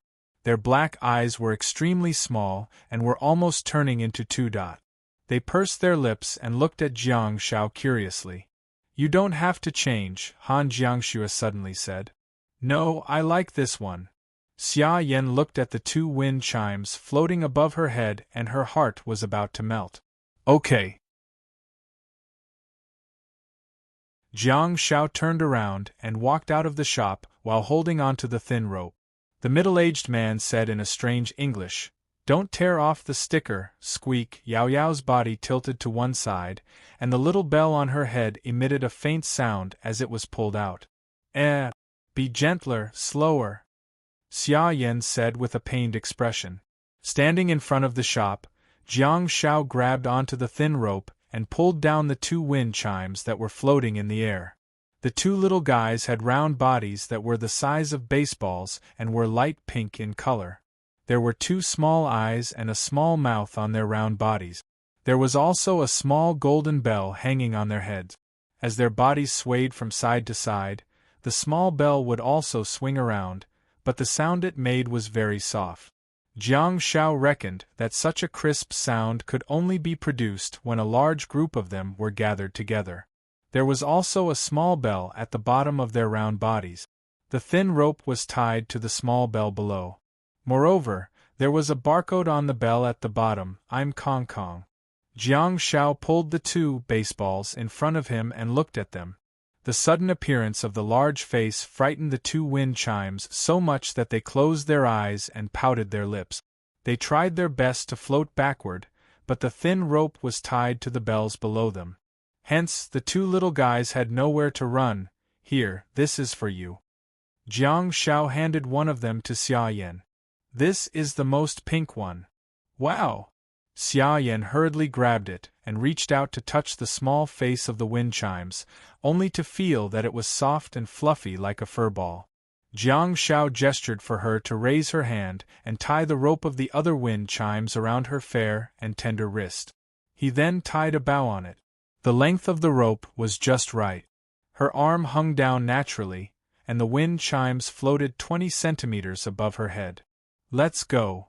Jiang Shao gestured to the entrance of the forest, and the elated Xia Yan fell silent this time. She rubbed the soft and fluffy body of the wind chimes and followed Jiang Zhao's footstep. On the other hand, Jiang Shao simply looked at the miserable wind chimes in the hands of the she-devil with a pitiful gaze. Squeak, ring ring ring. After walking for a long time, Xia Yan vaguely heard some sounds and hurriedly looked up, only to discover that there were wind chimes floating everywhere in the forest. There were red, blue, black, white, red, yellow, there were all kinds of colors except for the pink ones. It seems that only the pink ones are sold? As the breeze blew through the forest, a group of wind chimes drifted together and emitted pleasant sounds. The small mouths of the wind chimes were making soft squeaking sounds that drifted happily with the wind. Ka-cha. Jiang Shao held on to his mobile phone and took a picture of Han Jiangshue's side profile. Although she was wearing a cap and a mask, her beautiful eyes were even more prominent. She looked up at the wind chimes that were swaying with the wind in the deep forest, and there was a hint of haziness in her pitch-black eyes. Jiang Shao couldn't help but snap a picture of the scene. The scenery here was monotonous, and it was just an ordinary forest. However, the wind chimes of different colors had become embellishment. Huh? That's different. That's a Ryukyu doll, Xia Yan suddenly said while pointing at the sky. Jiang Shao took a closer look and said, That's a Ryukyu doll. It's hanging on the wind chimes and floating together. Xia Yan muttered. Xia Yan suddenly felt like she had been deceived. With a smile on her lips, Han Jiangxue followed Jiang Shao and circled around the forest. Finally, there were fewer tourists. The three of them remained silent along the way. They breathed in the fresh air and smelled the fragrance of the soil, after which they felt much better. When they were about to reach the exit of the wind chimes forest, they had no choice but to return to the main road. However, the equipment at the exit made Han Jiangshue's heart tense up. Railroad? Mining cart? Roller coaster? Han Jiangxue said worriedly. Wind chimes. Jiang Shao said, Just hold it in your arms. It's fine. Look at how Xia Yan mistreated it, but it's still fine. Caress. This is caress. Who mistreated it? Xia Yan couldn't help but glare at Jiang Shao. The wind chimes squeaked while squeaking. Squeak squeak. Xia Yan carefully held the wind chimes with both hands, fearing that the wind chimes would blow it away when they got on the bus. Wavering Belle's small black eyes turned, and through the slender fingers, she saw her companion. It saw that its companion was gently pulled down, and Han Jiangxue stretched her fingers out to gently touch the bell on its head. Its companion even squinted happily. The wind chimes couldn't help but float up and push against Xia Yan's palm. Huh! Xia Yan opened her palm and looked at the wind chimes that was swaying its head. She hurriedly reacted and gently touched the golden bell on its head. Squeak! The two wind chimes squinted happily, causing Jiang Shao to be stunned. Is this thing like touching a dog's head? Even dogs feel especially comfortable.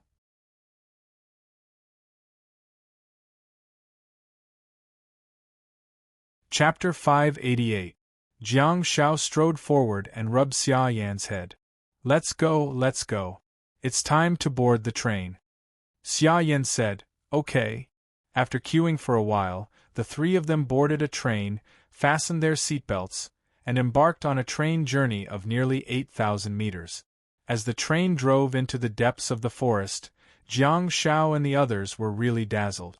There were plump mushrooms everywhere, some of which could even grow to a height of 5 or 6 meters. It had simply become a mushroom forest. Although they were motionless and looked like giant mushrooms, the manual stated that they were all star beasts.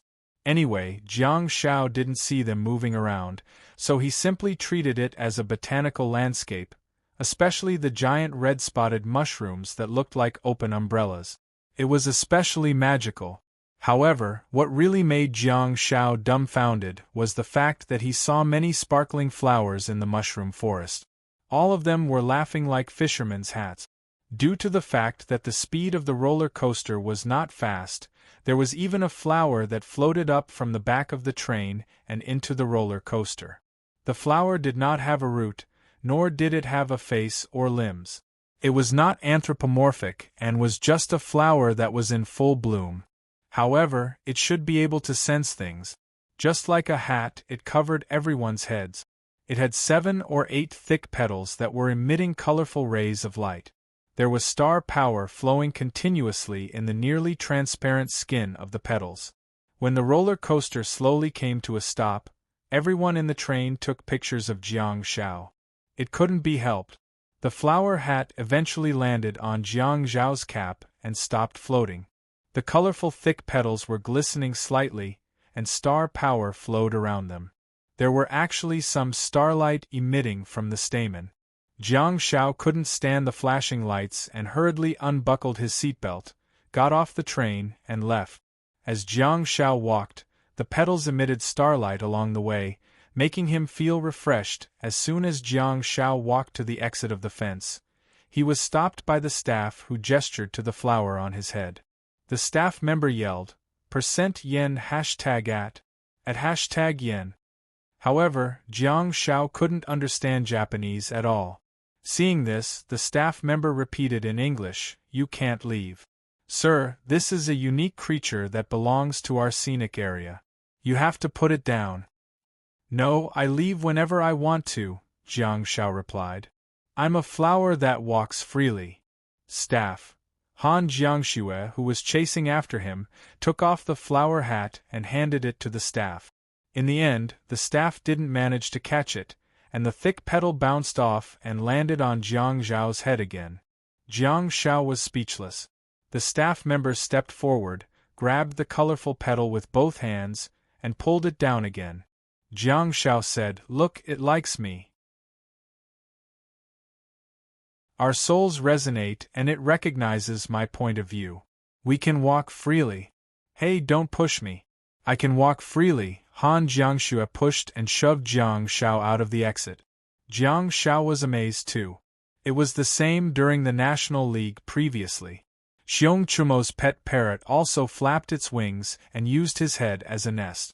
Do I really attract bees and butterflies like this? Or is it because of my special star map and special type of star power? Ling ling, squeak squeak, the 2 bells that were released again actually shook their heads and danced. Their bodies floated up and down, and there was even a slight rhythm to their round bodies. What was even more infuriating was that they were staring at Jiang Shao with their beady black eyes, and the bells on their heads were swinging in the same direction. "Are you two mocking me?" Jiang Zhao's hands were filled with the light of blessing, and he grabbed the 2 strings and pulled them down. He then reached out to touch them. Squeak, squeak, the 2 little guys squinted and made soft sounds with their tiny mouths. Next, the 2 floating bells actually crashed. They fell straight down from the sky. Have you fainted from the blessing? You can't even take a little blessing? I haven't even exerted any strength and you've already fallen? Han Jiangxue and Xia Yan got a great shock and lifted the strings up, fearing that the 2 little guys would really fall to the ground.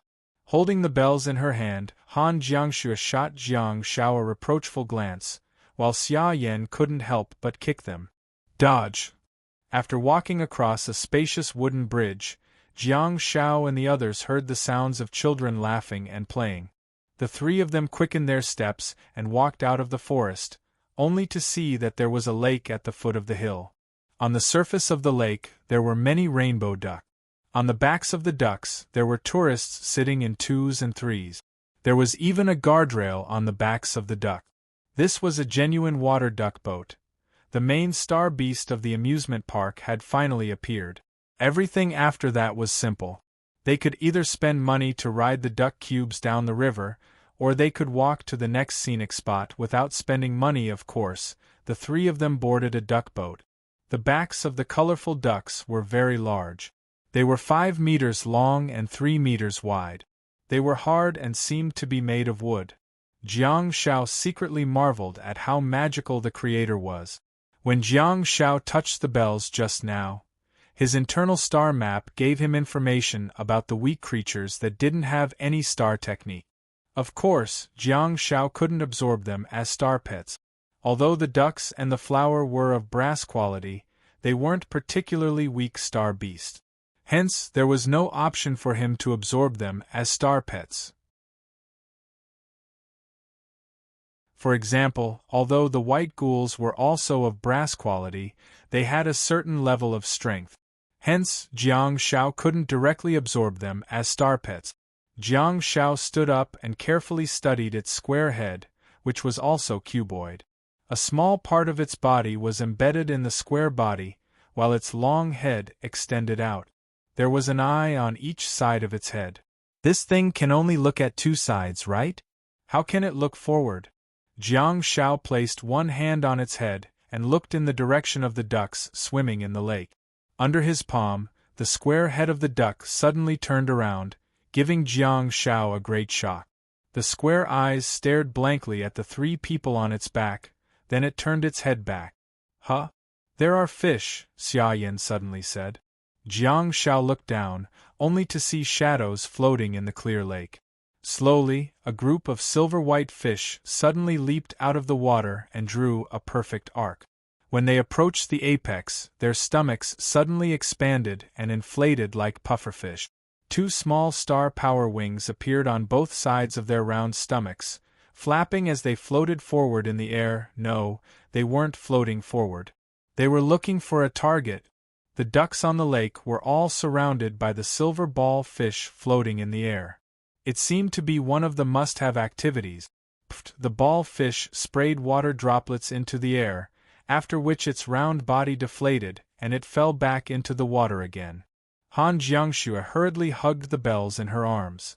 God was her witness. She almost blew all the fish away with a gust of barren wind, screams and laughter, accompanied by the sound of water splashing and splashing, lingered in the clear and transparent lake. The duck swam steadily on the water and slowly reached the shore. Jiang Shao knocked on the duck's head and leaped down. Then, like the others, he was stopped by a group of pigs. A group of adorable pigs with big noses and a circle of cotton around their necks? But then again, do they have necks?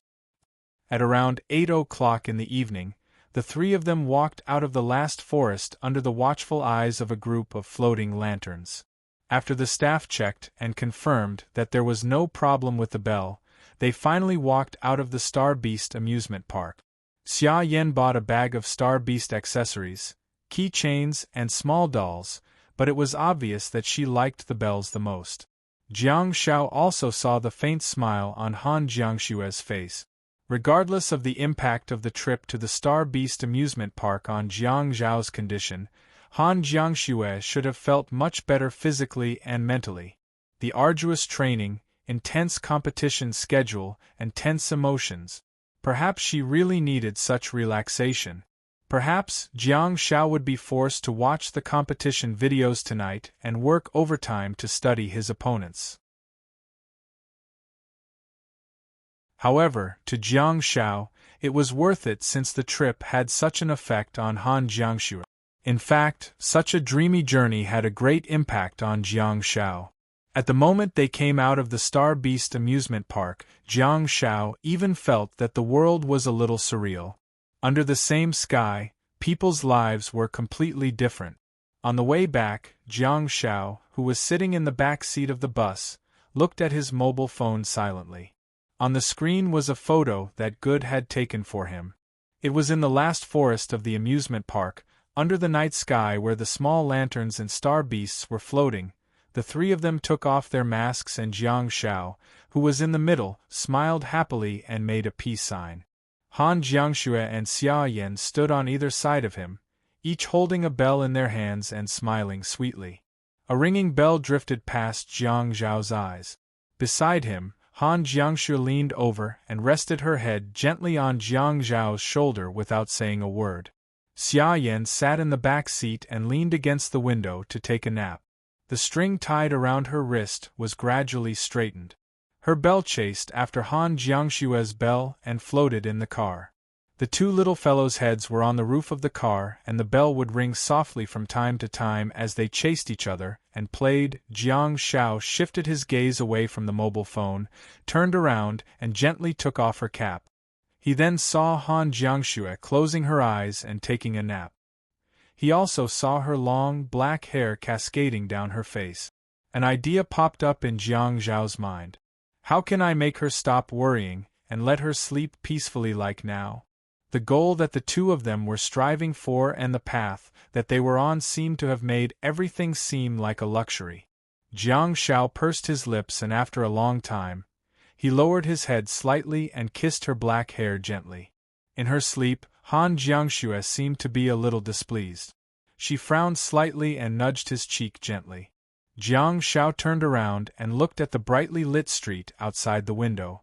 The flashing neon lights shone on his face and into his eyes, making them seem bright and dark.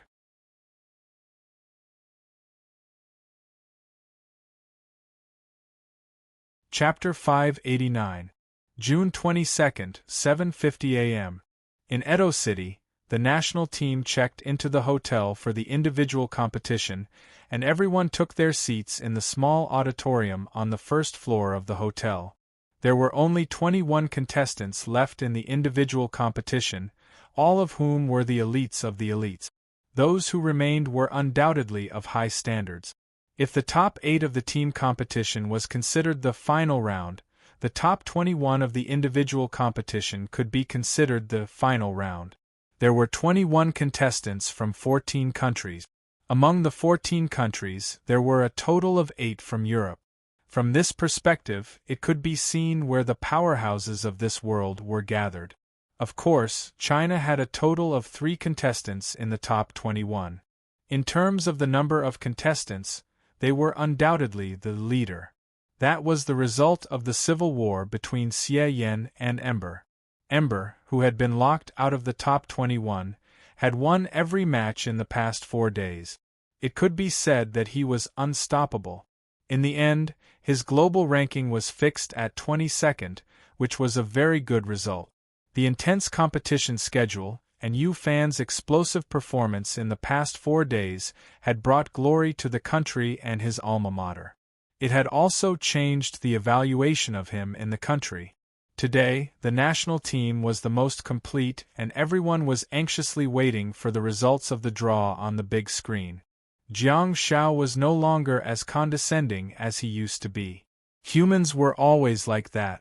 They were fearless because they were ignorant. When Jiang Shao dug out the backgrounds of the other 20 contestants and studied them one by one, he discovered that there were many troublesome people among them.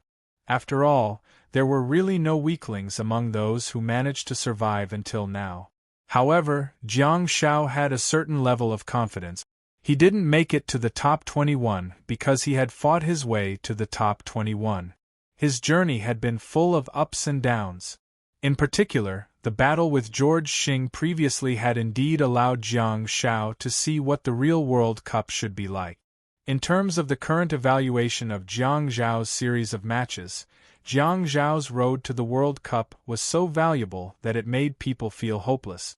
Based on the opponents that Jiang Shao had faced along the way, it didn't matter whether he would win or not. Whether he would survive or not would depend on his luck. Until now, most people no longer had any doubts about Jiang Zhao's abilities. They were all praising Jiang Shao for being a genius, and the scarcity of star maps was precisely what made Jiang Shao more hardworking. If you don't have enough star techniques, you can make up for it with techniques. Jiang Shao once said in an interview, which was indeed regarded as a classic. His swordsmanship had been tested repeatedly and had been recognized by the officials and the public. Of course, there was already the theory that Jiang Shao was a genius.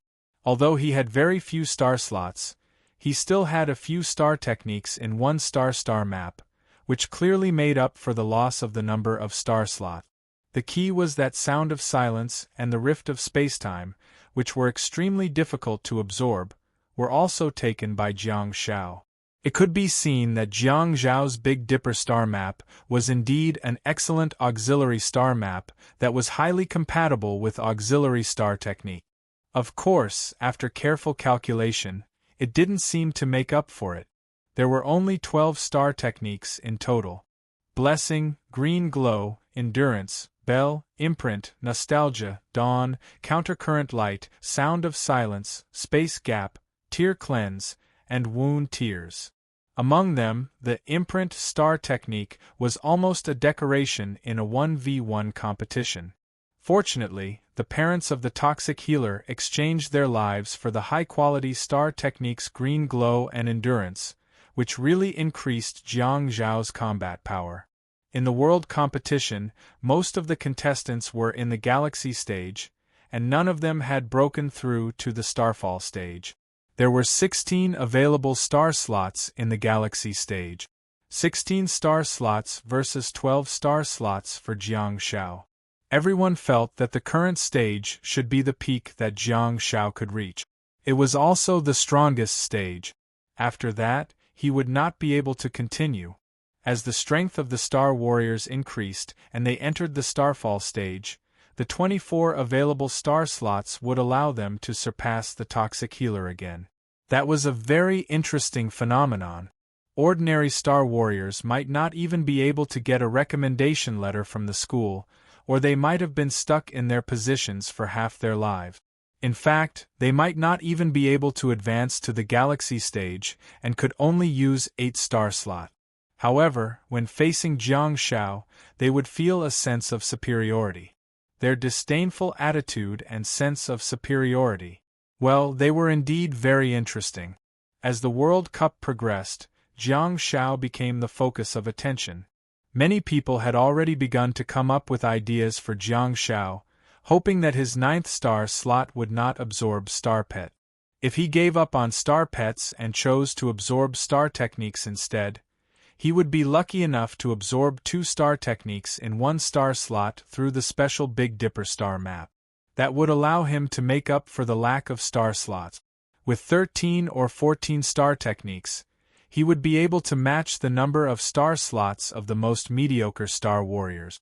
Jiang Shao had also seriously considered such a proposal, but he still wanted a powerful star pet. Jiang Shao was very clear about his own position because he had the latest version of the ointment software on his mobile phone. Jiang Shao knew that he was just a support. Although he was dominating in the individual competitions, that was only the specialty of the individual competitions.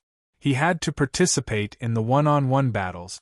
However, Jiang Shao had experienced real wars and he knew what the role of the combat awakened and the rules awakened were on the battlefield.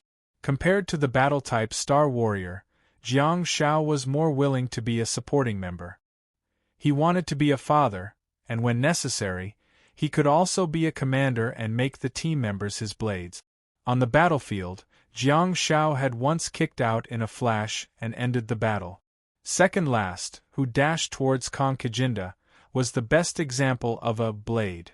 Being able to advance and retreat was not a necessary quality for Jiang Shao, but it was just a plus for him. Jiang Shao felt that the configuration of his star techniques was very reasonable. As long as he practiced them to the extreme, he would be able to deal with any situation. He wanted a star pet that was compatible with him and could accompany him in battles. As for the template of the star pet, of course, it was second last. High output, high defense, high agility, high perception. Just the thought of it was exciting. Well, it would be even better if the future pet could be ridden. Baishan Shuyu was actually very ideal, but for the sake of cooperating with second last's team, Jiang Shao did not have to get the same pet as her. In the category of star pets, it would be good for the team members to have different pet attributes and star technique.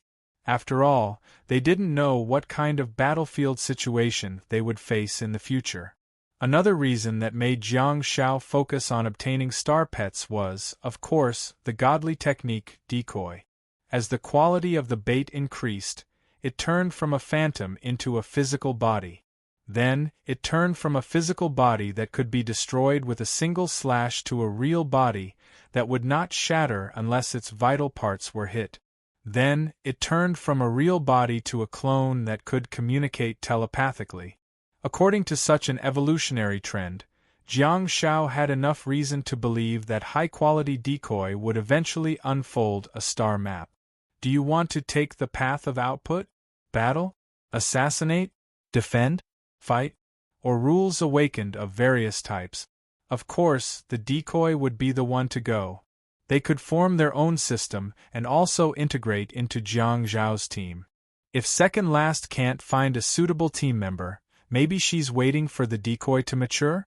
While thinking about it, Jiang Shao felt a commotion. There were only 21 contestants, and the lot drawing ceremony was carried out very quickly. In the fourth group, Ho Mingming's image appeared in the first position with the red star flag fluttering high. Ho Mingming was as stable as an old dog and still maintained the average speed record for the individual competition. She was also the only contestant who still dared to shout, "Let's welcome the next victim," during the sixth round of the lot drawing ceremony. However, the victim that was matched was a little strong. The young man had a head of black hair and was holding the Tang sword in his hand horizontally in front of him. There were cherry blossoms surrounding the handle of the sword. He was one of the hosts and recognized as one of the top 4 contestants. He was a mixed-blood Chinese, the Rainbow Sword God, and the captain of the national team, Nobuyuki Saito. Jiang Shao thought to himself that he was probably one of the few contestants who could restrain Ho Mingming in the list of 21. Before the previous competition, Jiang Shao answered Wan Ming's question about Ho Mingming's speed when he was interviewed by Wan Ming and Yi Xuanyang. Without a doubt, Saito Nobuyuki was the spokesperson of speed in this World Cup. This competition would really test Ho Mingming's melee combat standard. Ordinary contestants would be shot full of holes before they could even get close to Ho Mingming. In the previous competition, the goddess of the hunt also tried to shoot arrows at each other. After a long while, she finally tried to engage in melee combat. However, she was still a little too slow and Ho Mingming seized the opportunity to shoot a few arrows. Saito Nobuyuki probably wouldn't give Ho Mingming any chance to react. Jiang Shao turned around and looked to the left. Ho Mingming was leaning against the back of the chair with her arms crossed in front of her chest. She stared at the big screen and humphed coldly. At the next moment, Ho Mingming actually turned around and met Jiang Zhao's gaze. Jiang Shao blinked. Ho Mingming's eyes were filled with regret as she stared at Jiang Shao for a full 5 seconds. In the end, Jiang Shao looked up at the big screen and she finally retracted her gaze. There were only 10 groups in total and one of them had a bye. When Jiang Shao appeared in Group 9, he had an ominous premonition. And this premonition soon became reality. When Jiang Shao appeared in the first and second positions, the 3 characters switched rapidly. The small auditorium was silent as everyone looked at the big screen nervously and prayed that fate would not play a joke on them. Ding! The second position was locked on and the red star flag fluttered high in the air. Xie Yan tore his black boxing belt and entered everyone's field of vision. F***CKU. Jiang Shao held his forehead with one hand and could not help but curse. The small auditorium was terrifyingly quiet. Xie Yan was fighting continuously in the Chinese Civil War. The pressure he had to bear when he had to send off his teammates was immense. Regardless of who sent off Jiang Shao or Xie Yan, there would definitely be a bloodbath in the Chinese public opinion. If he won against his teammates, he would definitely have to win in the subsequent competitions. On one hand, he carried the hopes of his teammate. On the other hand, if he lost, he would definitely be dug up and beaten. In fact, encountering Xie Yan was not the worst option. If things really went as Ho Mingming wished and Jiang Shao fought against Ho Mingming, if Jiang Shao won by a fluke, there would really be no turning back for Jiang Shao.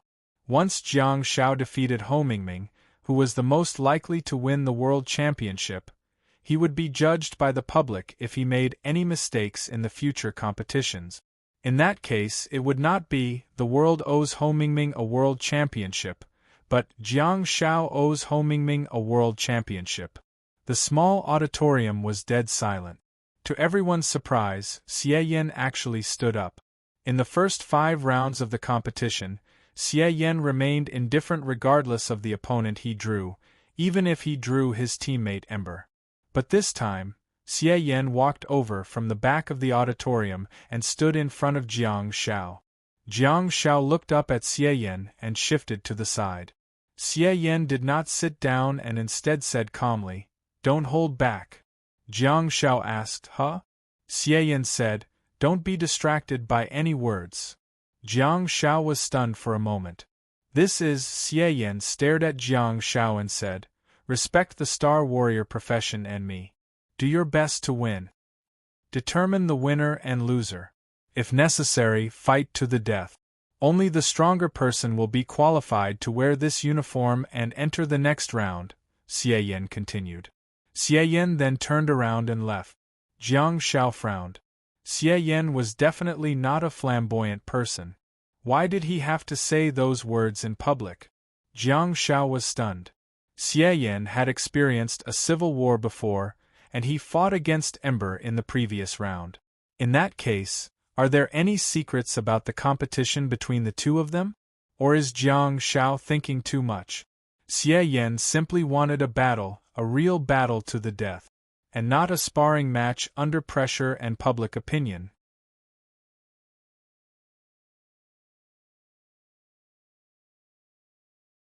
Chapter 590. Jiang Shao might have been thinking too much. From the time he drew the lots yesterday to the time he boarded the plane to Chiu City, Kimchi City, until he woke up for breakfast this morning, no one came to disturb him. No one said anything to him. It seemed that Xie Yan only said those words because he wanted to have a real match with Jiang Shao again. Their match was scheduled for the second match in the morning. Due to the fact that there were only 10 teams left, there were only 2 matches in the Chiu City Stadium today. The 2 host countries each fought for 2 matches. Japan seemed to be stronger and got an extra match, which was also the most important one, Ho Mingming vs Saito Nobuyuki. The match between the two of them would be held in Japan's capital, Edo City, and there would only be 1 match in the entire venue. In the 6th round of the top 21, the lucky person who got a bye was the contestant from the Kimchi Nation, Jin Pingchong. So, it was hard to say which of the 2 hosts was stronger. There were only 21 people left. Of course, there was a high chance that the lucky winner would get a bye. In the previous few rounds, the players who got a bye were all players from Africa and Europe. Now that there was an Asian player, it was understandable. However, the words of the leader of the Chinese national team before the start of the World Cup were very accurate. There might be players who get a bye in every round, but it definitely won't be you. The truth. Compared to Xie Yan, Jiang Shao was considered better. Xie Yan was suffering. He could forget about getting a bye, but the problem was that he still had to fight against each other continuously. It was almost like an internal selection for the national team, hence, Xie Yan had already defeated Ember. If he defeated Jiang Shao in this match, would he have the chance to wear the national team's uniform and participate in the World Cup? After some staff changes at CCTV television station, Yi Xuanyang and her new colleague, Ma Ku, rushed to Chiu City to do a live broadcast for Jiang Shao and Xie Yan. In fact, as the top new anchor in the field of Star Warriors, Yi Xuanyang should have gone to Edo City to broadcast the match between the national team captain and Ho Mingming. However, Yi Xuanyang obviously wanted to report on Jiang Zhao's match more.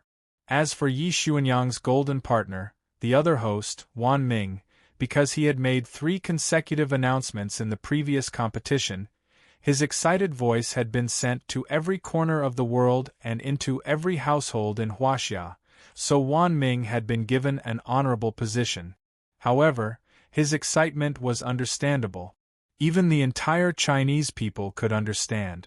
Therefore, the station did not seem to have given him too much punishment. The so-called standby was just a suspension of the following broadcasts. He was not fired by Mother Yang. The station only said that the host, Wan Ming, needed some time to settle down. They believed that he would be able to return. CCTV TV station. CCTV television station. This is the Chiu Region Stadium. Welcome to our live broadcast of the 6th round of the World Cup individual competition. I'm your host, Maku. The male host, Maku, raised his voice. He seemed to be excited by the atmosphere. I'm the host, Yi Xuanyang. Since the two of them did not have a live broadcast, Yi Xuanyang patted Maku's arm gently and reminded his new colleague to try his best to control his emotions. Yi Xuanyang could tell from Maku's state that he was very excited. Maku had also revealed in private that he was a hardcore toxic milk powder. Maku felt that he had reached the peak of his career by being able to commentate on the final round of the toxic milk powder. Yi Xuanyang still hoped that Maku could broadcast a few more matches with him. If he was given an honorable position because of the 3 consecutive announcements, Yi Xuanyang would cry to death. Who could bear to change a colleague for one match? There's a price to pay for broadcasting the toxic milk powder competition? What will the public say? Mother Yang's number 1 sister, Yi Xuanyang, jinxes her husband, jinxes her colleague? After broadcasting a few matches of the toxic milk powder, she was finally poisoned by the toxic milk powder. Who would be poisoned? The problem was that the host was really proud of this kind of national competition. It was impossible for him not to be biased and excited. So, I believe in the professionalism of CCTV's host. Besides, with the previous example, Maku should be able to commentate a few more matches. Maku continued, today there will be 2 groups of contestants fighting fiercely on this field. The first group, at 8 o'clock, is the captain of the Nation of Will, known as the Shield of Europe, Neil Muller, against the Fire Mage Jordan Smith of the Kingdom of the Unsetting Sun. This match is known as the match with the strongest output and the strongest defense in this World Cup. Yi Xuanyang nodded and said, I don't think it's the strongest output. The international media seems to have consciously ignored some of the conditions. If it's the strongest output in the entire system, the Chinese Queen would be the first to disagree. If it's the strongest output in Europe, the captain of the Kingdom of the North should have something to say. Maku chuckled and said, that's true. If we show some respect to our foreign media colleagues, we can consider Jordan Smith as the best fire mage in the Kingdom of the Unsetting Sun. After all, the Kingdom of the Unsetting Sun only has 1 contestant left. Juliet Mo Luwan, whom they think is the most likely to advance to the quarterfinals, was sent off by Jiang Xiaopi in the 2nd round of the competition. Yi Xuanyang almost laughed out loud, but she forced herself to hold it in. Yi Xuanyang continued, however, the captain of the Nation of Will, Neil Muller, is known as the strongest shield in Europe. In terms of title, the strongest fire mage from the unsetting sun seems to be a few levels lower.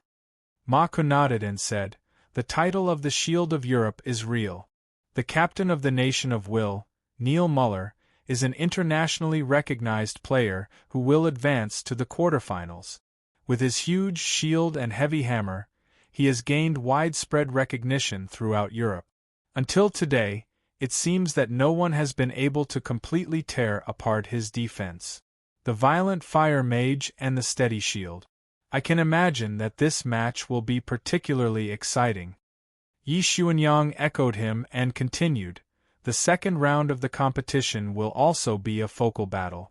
It can be said that everyone has their eyes on it. The legendary support from our country, the medical awakened star warrior Jiang Xiaopi, who is known as the toxic healer, will be up against our country's battle mage, Xie Yan. Ma Ku said, everyone is watching to see how far Jiang Xiaopi can go. Compared to Jiang Xiaopi's opponents in the previous rounds, Xie Yan should be able to rank in the upper middle of Jiang Xiaopi's opponent list. Yi Xuanyang hurriedly said, since ancient times, melee fighters have always been in the Central Plains. Xie Yan and the melee fighter of the Xiangnan army in the neighboring team competition have once again confirmed this fact. Both of them are from the Central Plains of our country. Ma Ku suddenly said, Hey, Xuanyang, Jiang Xiaopi has many titles, such as Terminator of the Gods, Conqueror of the Captain. This time, Xie Yan, who is relatively low-key, doesn't seem to have any special titles? Yi Xuanyang was taken aback. They're both players from our country. Even if you're a die-hard toxic healer, you can't be so biased in your commentary. Why? Do you still want to give the title of China's captain to Xie Yan, so that the toxic healer can unleash his full strength? Yi Xuanyang continued, when the two of them were in the national team's internal qualifiers, they had a match in the quarterfinals round. Although the national team didn't reveal too much, the result of that match was the toxic healer's victory. After the toxic healer won, he didn't participate in the next round of the competition. In the end, the team's ranking was fixed at the 8th place. You can imagine that defeating a player like Xie Yan has to pay a terrible price. Yi Xuanyang's guess was completely off the mark. At that time, Jiang Shao broke through to the Galaxy River realm in the arena and Xie Yan directly left the arena and gave up on the competition. The reason why Jiang Zhao's ranking was fixed at the 4th place and he didn't participate in the subsequent competitions was also because he was summoned by the Guardians of the Night to go abroad to kick someone. Great! Ma Ku suddenly exclaimed. The students from both sides have entered the arena. The first round is about to begin. Don't leave, audience. It'll be more exciting after the advertisement. At this moment, Jiang Shao was waiting in the changing room. Previously, he shared the same lounge with Ho Mingming, but this time, because the contestants of the same nationality were going against each other, the competition authorities deliberately separated the two of them. Jiang Shao felt that it was unnecessary. Xie Yan was a taciturn person who wouldn't get in the way as long as he didn't provoke him. While Jiang Shao was thinking about Xie Xiaohe, a long whistle sounded from the television hanging on the wall in front of him. Jiang Shao hurriedly looked up and saw that it was the Nation of Will's strong man, Neil Muller, who was 1.9 meters tall. He was wearing a black and white national team uniform with black, red, and yellow stripes on his chest that formed an abstract totem of an eagle spreading its wings. With a wave of his left hand, a huge kite shield, the upper part was oval and the lower part was gradually sharpened, forming an inverted triangle, was erected in front of him. In his right hand, a huge long-handled warhammer suddenly appeared. The shaft was longer and the hammer was even larger. The giant hammer was raised high, and as soon as he raised his hand, a cluster of stars fell. European shield, strong attack. The rising sun fire technique, quick defense. Jiang Shao had a strange expression on his face. Who the hell was the shield and who was the body? 3:00 tomorrow. In addition, there was a book, Plague Doctor, a new work by Wally. The quality was guaranteed. Those who were interested could give it a try.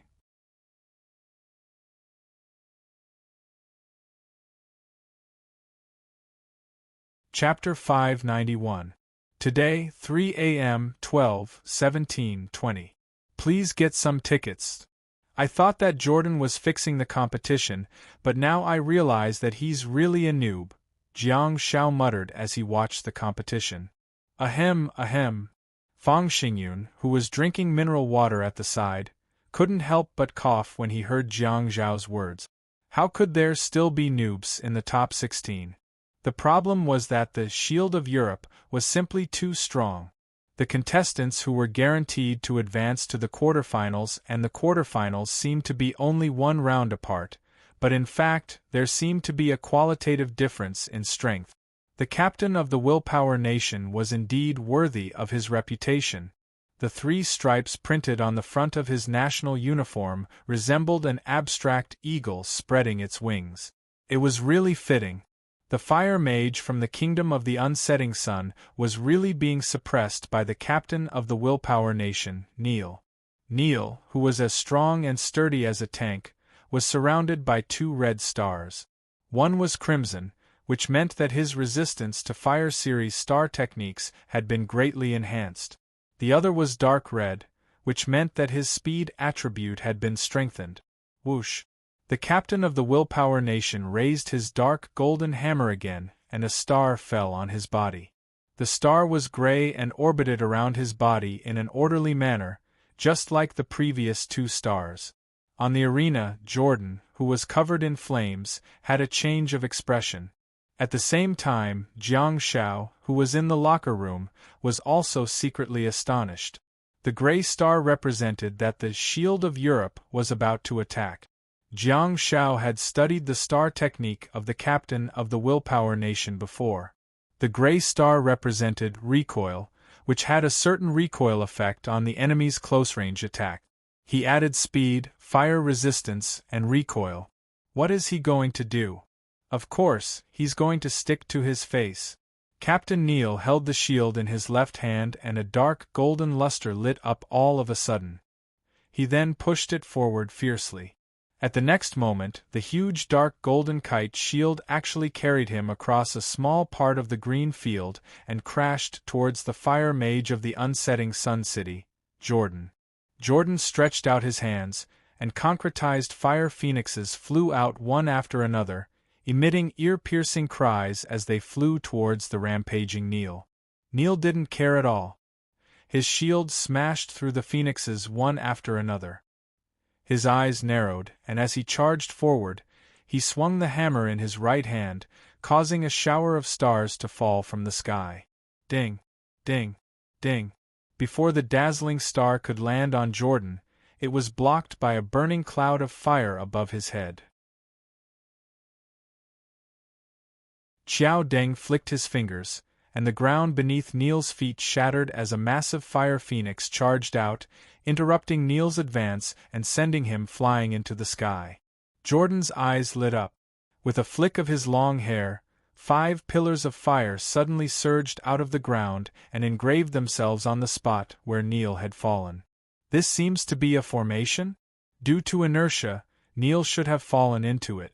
However, he suddenly withdrew the shield in front of him and swung the heavy hammer in his right hand. As the heavy hammer smashed down, illusory hammers flew out one after another, all aimed at Jordan. Jordan's expression changed drastically. He could withstand the stars, but he definitely didn't dare to take on the heavy hammer. Jordan quickly flew away from his original spot, and at the same time, the Wind Series star technique surged out of his hand. He then pressed his palm down forcefully, seemingly trying to push Neil into the array of fire pillars. Neil, who was falling from the sky, once again pushed the kite shield forward. Can he actually exert force in the air for a second time? Neil did not fall into the array as expected.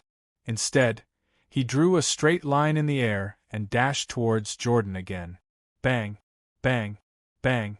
At the same time, the phantom heavy hammer that he had previously thrown out hit the grassy lawn, causing 4 large pits to appear and the soil to fly everywhere.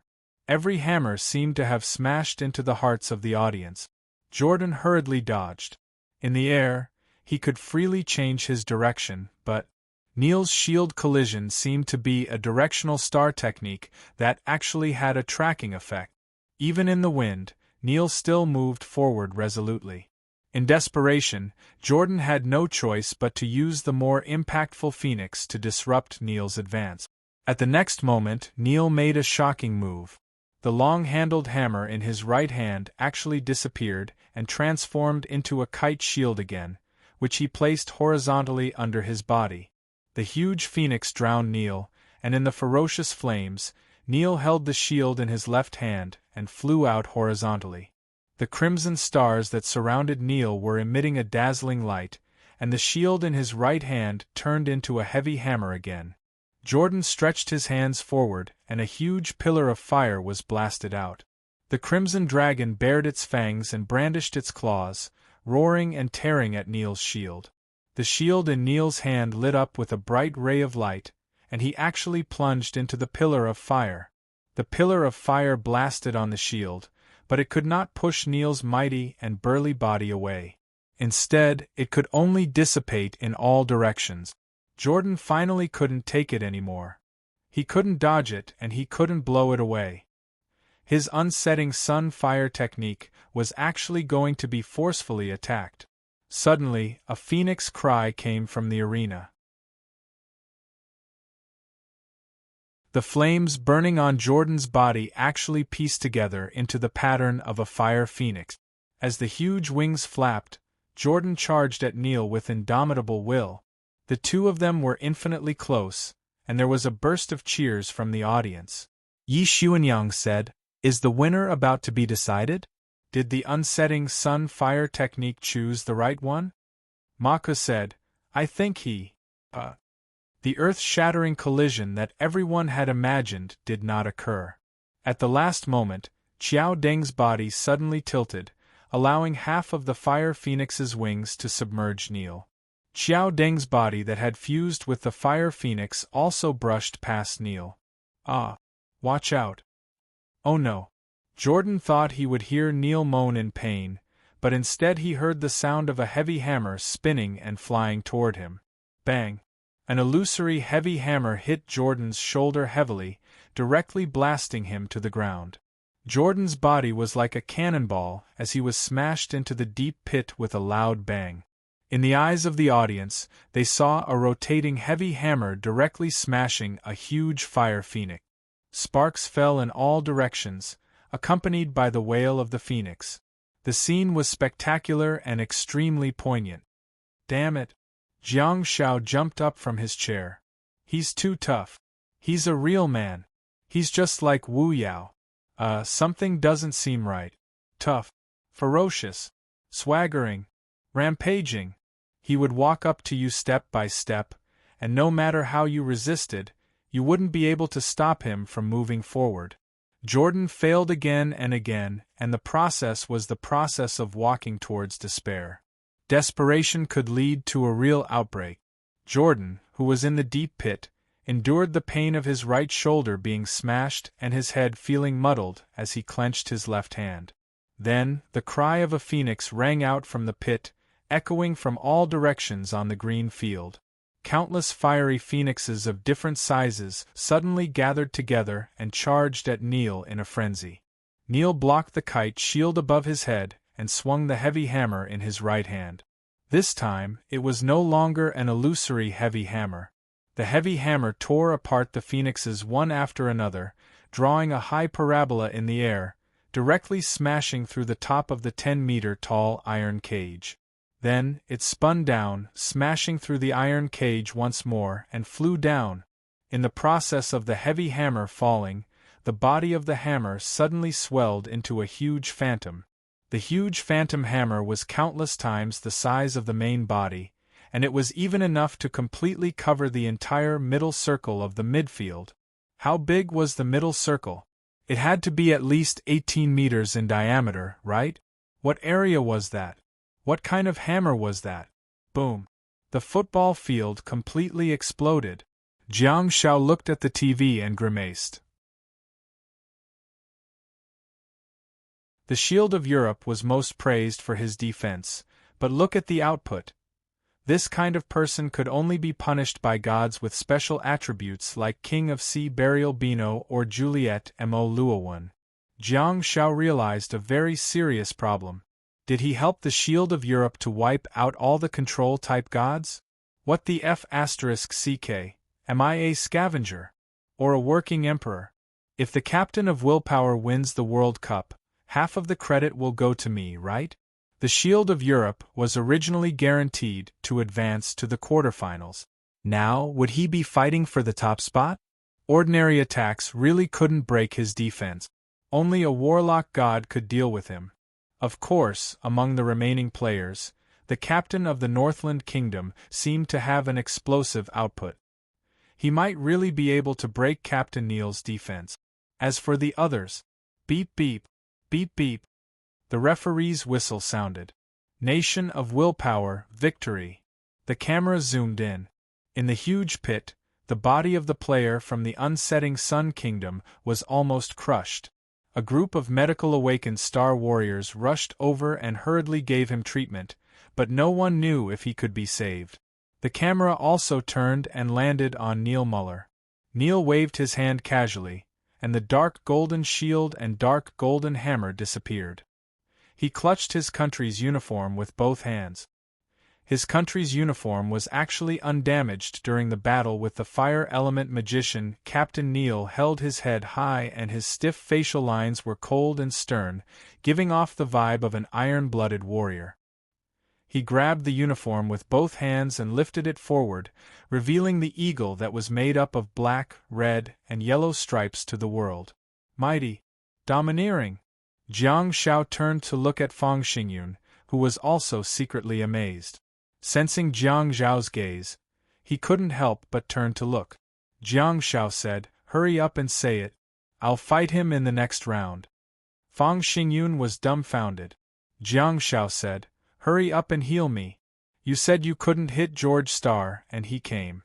You said you couldn't hit Juliet, and she came. Now I hope you can say that Jiang Xiaopi will fight Neil Muller in the next round." Fang Xingyun was speechless. Jiang Xiao said, "Teacher Fang, just say it for my sake." Fang Xingyun rolled his eyes at Jiang Xiao helplessly and said in a gentle voice, "You'll fight Neil Muller in the next round." Jiang Xiao said, "By the way, I forgot a step. Say that I'll lose to Xie Yan later." Fang Xingyun felt the veins on his forehead throbbing. He wanted to smash Jiang Zhao's face with a platinum meteor. Don't think about fighting Xie Yan. Just pack up and die now.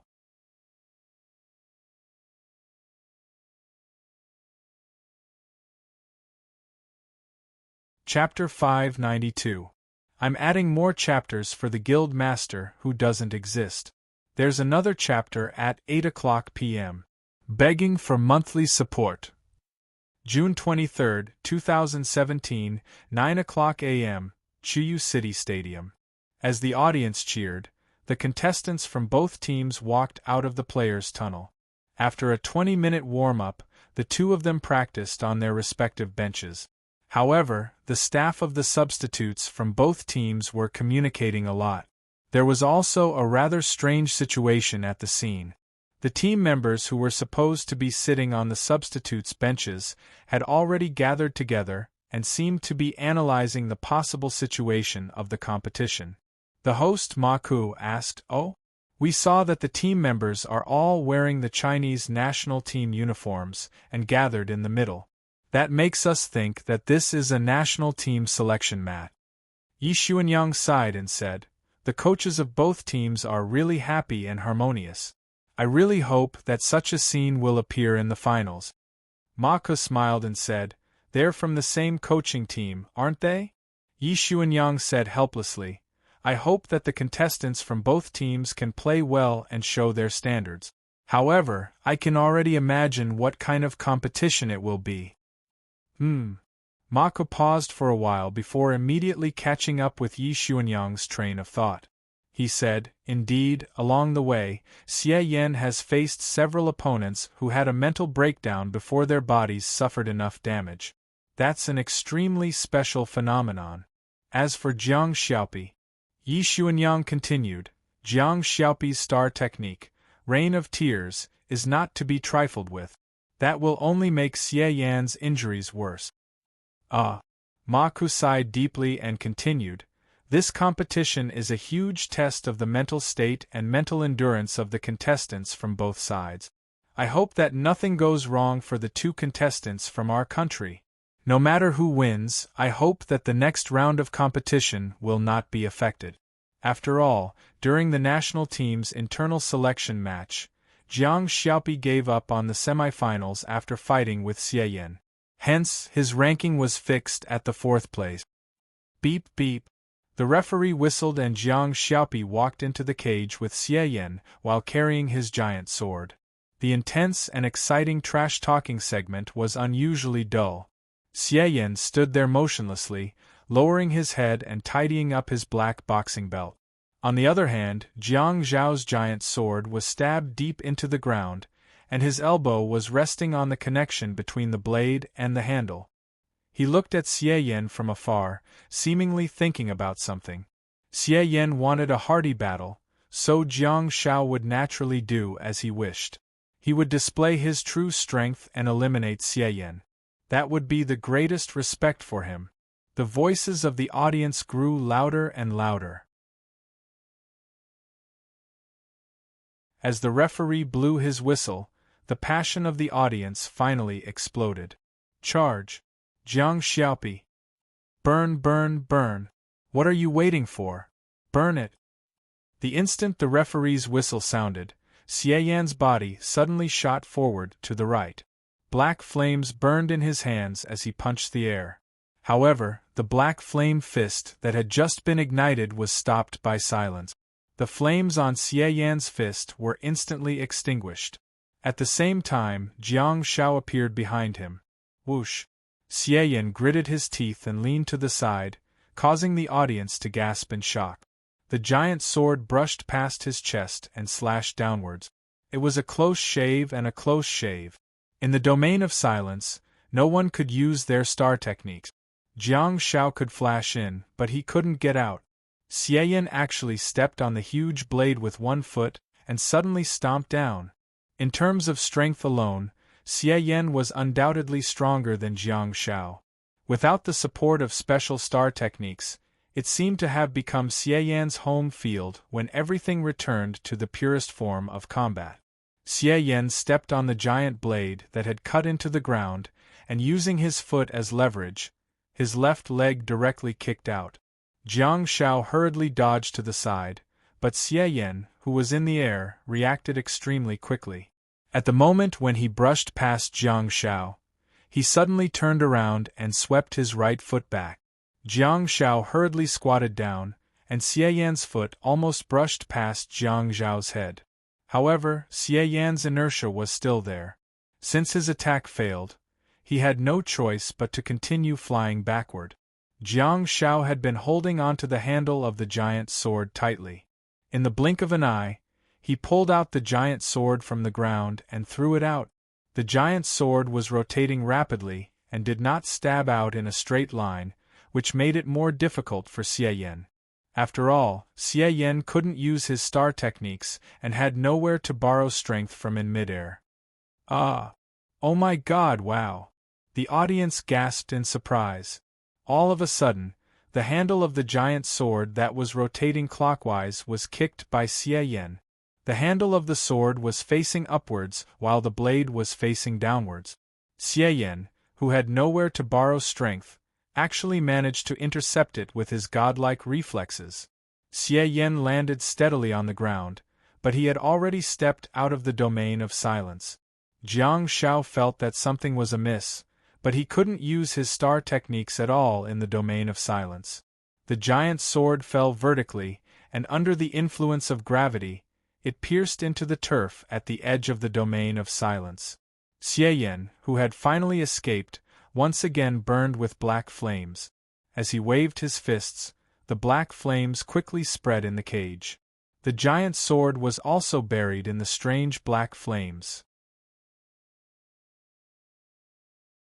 Xie Yan's dark flame star technique was relatively rare and could not be purified at all. He wanted to hurt himself first before hurting others. At this moment, Xie Yan, who was in the dark flame, had already felt the endless pain, as if thousands of needles had pierced into his brain and spread to his limbs. Jiang Zhao quickly retreated out of the domain of silence and raised his hand to cast a shot of sound of silence at Xie Yan. Xie Yan's figure suddenly disappeared without a trace.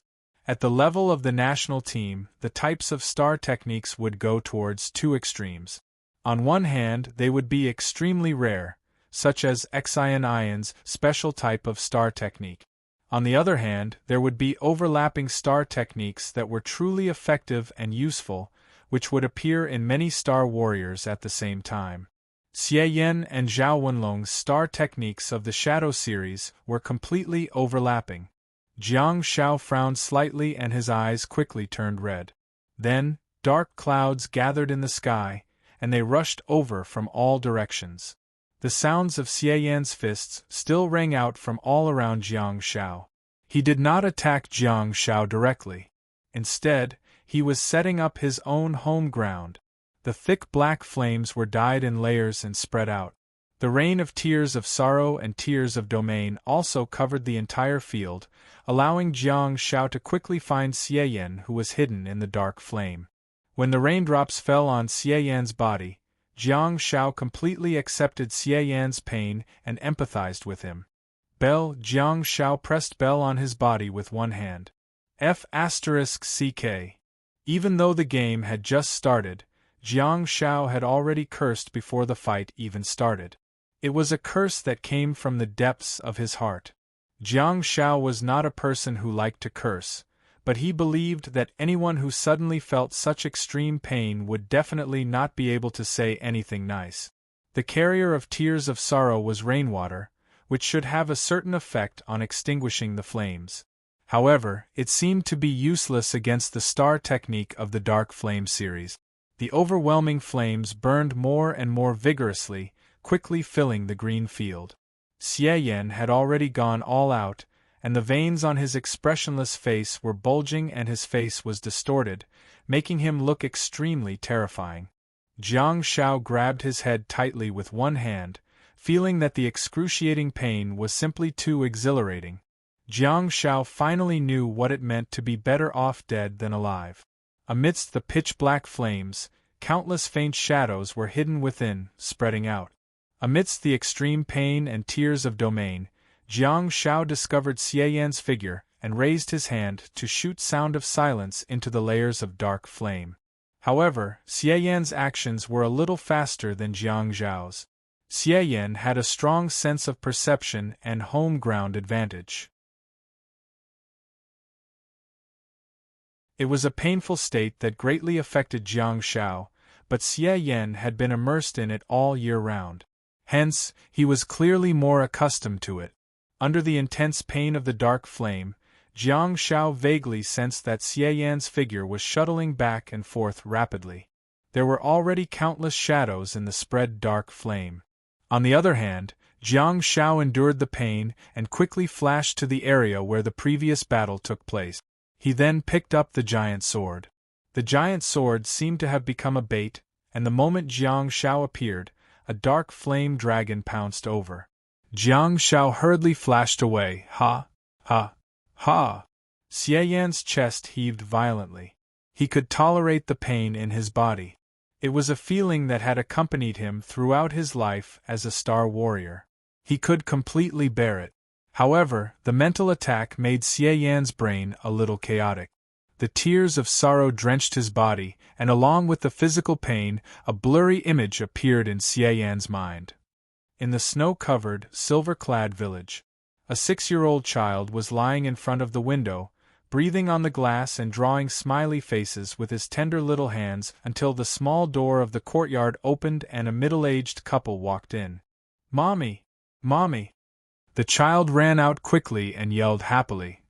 At the entrance of the village, the 8-year-old child grabbed the woman's hand and cried pitifully, "Don't go, Mommy, Daddy, don't go. You've only come back once in a long time." The couple's faces were full of guilt and remorse. The man felt a little sour and couldn't help but turn around. Another year of pure white snow, another year of lanterns and colored banners. The 9-year-old boy was in the same position with the same smiley face. At the entrance of the courtyard, the small door opened and a figure walked in. "Daddy!" The boy ran out quickly with an indescribable look of joy on his face. "Daddy is back. Where's Mommy?" The man's eyes dimmed a little, but he forced a smile, squatted down, and hugged the child. Where's Mommy? Where did Mommy go? Why didn't she come back? The questions went from joy to bewilderment and from bewilderment to crying. The 14-year-old boy followed his father and knelt in front of a hill, looking at the photo and name on the tombstone. The cold wind whistled past. There were a few cold dishes and a plastic bottle filled with white wine on the slightly tattered wooden table.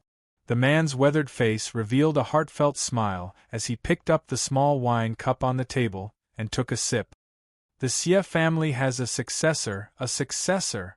Thanks to the care of the ancestors, the Xie family has an awakened. Flamey has grown up, she's going to have a great future. You must be blessing Flamey from the heavens. As he drank cup after cup of white wine, he cried tears of joy. His rough hands wiped his reddened eyes again and again. On the other side of the tattered wooden table, the 16-year-old boy did not say a word. There was a trace of impatience on his face as he looked at his father, who was crying and laughing in boredom. Bang! The door of the ward was pushed open and the 22-year-old young man barged in. His face was filled with anger as if his emotions had exploded in an instant. What's wrong with you now? The man smiled awkwardly at the patients around him. He propped himself up with difficulty and waved at the young man. Flamey, you're here. I'm fine. You must be busy at school. You don't have to specially come and see me. I'll get a classmate to treat you, the young man said angrily. The man, Flamey. How many times have I told you? You're old. You even have a lame leg. Don't do any hard work. How long do you want me to worry for? As he spoke, the young man turned around and slammed the door. The loud sound of the door was accompanied by the man's awkward expression and the frozen palm in the air. The scene froze. The 23-year-old young man knelt on the ground with snowflakes on his body. He held a plastic bottle filled with white wine in one hand and poured it into the wine glass with trembling hand. There were two tombstones standing side by side in front of the young man. He raised his head and took a sip. The spicy wine was like a flame that spread from his mouth to his chest. His body trembled slightly, and he was already sobbing uncontrollably. I'm sorry. That was the last thing I said to you. Ah! A roar resounded through the sky. It came from Xie Yan, who was always quiet, and from a guilty star warrior. He punched the sky and the black flames exploded. The scene in his mind froze at the age of 13.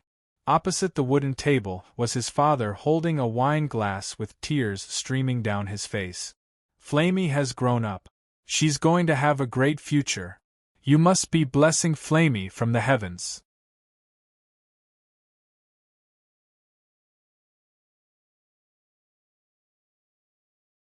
Chapter 593. Please vote for me. Thank you very much. What did we hear? Is that Xie Yan's roar? Is it that quiet young man? This is unbelievable. I've never heard him speak loudly before, Ma Ku said in shock. Yi Xuanyang was also a little confused. It should be Xie Yan, right? Ma Ku looked at the battlefield carefully and then at the screen. No matter how he looked at it, the black flames on the battlefield enveloped Jiang Shao and Xie Yan, making it impossible to see what was happening inside. Ma Ku said, "The black flames are blocking our vision. Please." Xiaopi is out. Ding. Accompanied by the crisp sound of the bell, Jiang Shao pressed the bell in front of his eyes with one hand and held the giant sword in front of him with the other. The black flames almost covered the entire midfield, and were still spreading in all directions. Unexpectedly, layers of black flames appeared 5 meters above the midfield like black clouds, accompanied by the sound of punches bombarding the air. These black flames obstructed, intercepted, and burned the falling rain. Bursts of water vapor filled the air. In fact, the entire midfield was also filled with water vapor, but the thick black flames covered it up. Xie Yan's body swayed as he stepped on the wet turf. He grabbed his hair tightly with one hand and his knuckles turned white. Compared to the mental trauma, the pain on his body was almost numb. Jiang Shao, who was kicked out of the black flames, bent his legs slightly and landed steadily on the ground. He held the sword in one hand and stabbed it into the grass to slow down his momentum. On the other hand, Jiang Zhao's other hand was pressed against his head in the exact same manner as Xie Yan. Pain. It was a bone-piercing pain. The black flames clearly did not burn his body, but they seemed to be crawling inside his body, like maggots in the bones, burning every inch of his skin, every piece of bone, every drop of blood. Ugh! Jiang Shao couldn't help but moan in pain. Xie Yan, what are you doing? Can the human body really endure this level of pain? Are you fighting with your life? Destroying yourself together? Mutual destruction was not only displayed in a violent self-detonation scene. There were many ways to perish together. For example, Jiang Shao could still move his body with the help of his diamond-level endurance. However, every step he took or even a curl of his finger would cause his nerves to feel endless pain. Xie Yan was currently raising the level of his pain. If this continued, he might really end up like the black flame demon in the Black Rock Mountain, burning himself alive. Jiang Shao threw a shot of sound of silence. This time, Xie Yan might have been greatly affected and did not manage to shuttle away in time. This moment of silence finally extinguished the flames on his body. Without the support of Xie Yan's astral powers, it was only a matter of time before the black flames in the sky dissipated. However, due to inertia, the black flames continued to burn in the sky. The sound of silence in Jiang Zhao's hand grabbed onto Xie Yan. No matter which direction he moved in, he would be enveloped by the sound of silence. The scorching black flames finally dissipated, but the sorrowful rain continued to fall. In the distance, Xie Yan was crazily rushing left and right like a headless fly. Jiang Shao keenly noticed that his eyes were slightly white. Has he already lost consciousness? Who is controlling his body? Jiang Shao immediately stopped the rain and threw a beam of blessing at Xie Yan. Swoosh! Xie Yan dodged it abruptly and his wet hair swayed with water droplets. His eyes were white and he spat out white mist from his mouth as he dashed towards Jiang Shao like a maniac. To everyone's surprise, Jiang Shao also dashed forward rapidly and shot beams of blessing at an extremely high frequency, almost out of Xie Yan's trajectory. However, they did not even touch the corners of his clothes. Bang! A shot of sound of silence was thrown directly in the middle. Neither of them deliberately avoided it and instead plunged into the sound of silence. Boom! Boom! Boom! The sharp and heavy fists bombarded the giant blade. Jiang Zhao's giant blade was like a dagger that was nimble and agile, appearing in the best position every time. In the few seconds in the sound of silence, everyone witnessed a world-class close combat battle. Punches and kicks, one attacking and the other defending. Jiang Shao looked at his white eyes and felt a chill run down his spine. Finally, time of silence was up. Swoosh! Jiang Shao immediately threw out a blessing. Xie Yan was immediately enveloped in black flames as he punched the giant blade that Jiang Shao had placed in front of him. Bang! Jiang Shao only felt a huge force hit him and his body was sent flying. The metal fragments of the giant blade scattered all over the ground. The figure that was enveloped in black flames was also firmly enveloped by the beam of blessing. Ugh! Cough! Cough! Ugh! Xie Yan's body swayed as he stood in the pillar of light. His arms hung down naturally. Blood dripped down from his tattered black gauntlets, dripping onto the green grass. The light beam of blessing continued to shine. Plop! Xie Yan's knees weakened and he knelt on the ground, water splashing everywhere. He faced the sky and opened his mouth wide as he shouted, "Ah ah ah!" This was the second time Jiang Shao had seen such a scene. In the midst of blessing, people who could shout like this were living creatures. The last one was the black flame demon in the Black Rock Mountains. Ring ring ring! Jiang Shao flashed and appeared in front of Xie Yan. The crisp and melodious sound of bell rang, and the bouncing medical light shuttled back and forth between the two of them, repairing Xie Yan's battered body and calming his complicated emotions. With the addition of Bell, Xie Yan's complicated roars finally stopped and he seemed to be rapidly calming down. Bell was still flashing in Jiang Zhao's hand, and he had no intention of stopping as he frantically soothed Xie Yan's mind. Everyone knew that Jiang Xiaopi was healing his opponent after witnessing such a peculiar scene. Yi Xuanyang covered her mouth with one hand and said in a trembling voice, "Is it over?" Xie Yan's mental state is very poor and he seems to be unable to continue fighting. Ma Ku suddenly exclaimed, "Jiang Xiaopi is going to end this battle." He appeared behind Xie Yan. In the arena, Jiang Shao stood behind the kneeling Xie Yan and threw sound of silence at his feet. He then quickly leaned over and strangled Xie Yan's neck with one hand. Xie Yan's body also began to struggle violently. Everyone has their own story. "I don't know what happened to you," Jiang Shao thought to himself as he lay on the ground. Jiang Shao lay on the ground and locked his body onto Xie Yan's body. He thought to himself, "I've shown my strength and showed my respect for you. This is all I can do." The series of Platinum Bell just now had the desired effect and completely soothed Xie Yan's mind. Both Xie Yan's body and mind gradually stabilized, and his eyes gradually returned to normal too. However, they were still blurry and filled with endless sorrow and guilt. Xie Yan's eyes were dazed, and he seemed to be trying hard to recall everything that had just happened. However, the reality did not allow him to search for his memories. Feeling a sense of suffocation, Xie Yan grabbed Jiang Zhao's arm with one hand and tried his best to pull him down. Coupled with the slight movement of his body, he turned around with all his might and lay on his back, smashing Jiang Zhao's body beneath him. However, Jiang Zhao's hands and legs did not show any signs of relaxing at all. Xie Yan seemed to be struggling as he swayed left and right randomly, but the range of his movements was getting smaller and smaller. If there was no qualitative difference in strength, it would be very difficult to break the lock that had already been formed.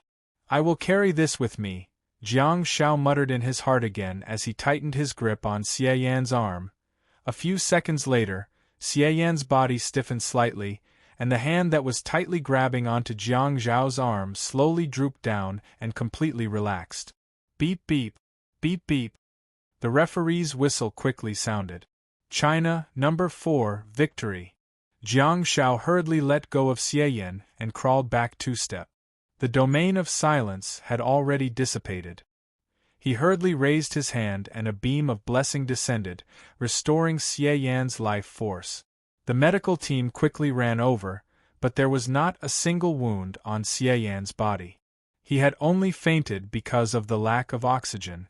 As a cloud of fog shrouded Xie Yan's head, he suddenly opened his eyes 3 seconds later. Cough cough cough cough Xie Yan lay on his back on the grassy lawn. As the fog dissipated, he coughed heavily, enjoying the wonderful feeling of air entering his lungs. However, what greeted him was another beam of holy light. The medical team looked at each other, while Jiang Shao wiped his wet face and squeezed over. He had a diamond level of endurance, and he was only qualified to stay conscious if he was really able to endure it. Jiang Shao knew that Xie Yan had just used the dark flame to infinitely increase the effect of pain, and it might have really exceeded the limits of human endurance. In the end, Jiang Shao did not even know if Xie Yan was hurting his opponent or punishing himself. Xie Yan's mind was in a daze, and his eyes were blurred. In a daze, Xie Yan seemed to see a familiar figure standing beside him, bending down and extending a coarse hand. Xie Yan blinked his eyes with all his might, and his eyes gradually focused. That familiar old face turned into a young man with a buzz cut, and that coarse big hand in his imagination also turned into a young man's palm. Xie Yan hesitated for a moment, then slowly reached out and grabbed Jiang Zhao's right hand tightly. As Jiang Shao pulled him back forcefully, Xie Yan stood up. The tens of thousands of people in the audience erupted into a tidal wave of applause. Xie Yan silently looked at the audience in all directions. He looked at the faces of the people who were full of encouragement and recognition, and listened to the sincere, thunderous applause. Xie Yan raised his head, looking at the dusky sky. Jiang Shao waved his hands and strode away. "You pulled me back." Xie Yan's voice suddenly sounded from behind. Jiang Shao stopped in his tracks. The medical team had already retreated, and there were only him and Xie Yan nearby. Jiang Shao naturally thought that Xie Yan was talking to him. Jiang Shao recalled the last pulling action, turned around and said, "I pulled you up." However, he realized that Xie Yan was looking up at the gloomy sky and muttering to himself. Jiang Shao pursed his lips and did not say anything else.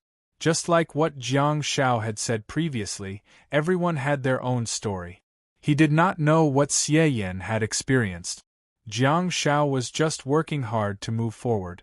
Step by step, he left a footprint. Stroke by stroke, he wrote his own story. You're tuning in to the Phoenix Knights YouTube channel. Don't forget to subscribe and join us on this journey to catch the most captivating stories.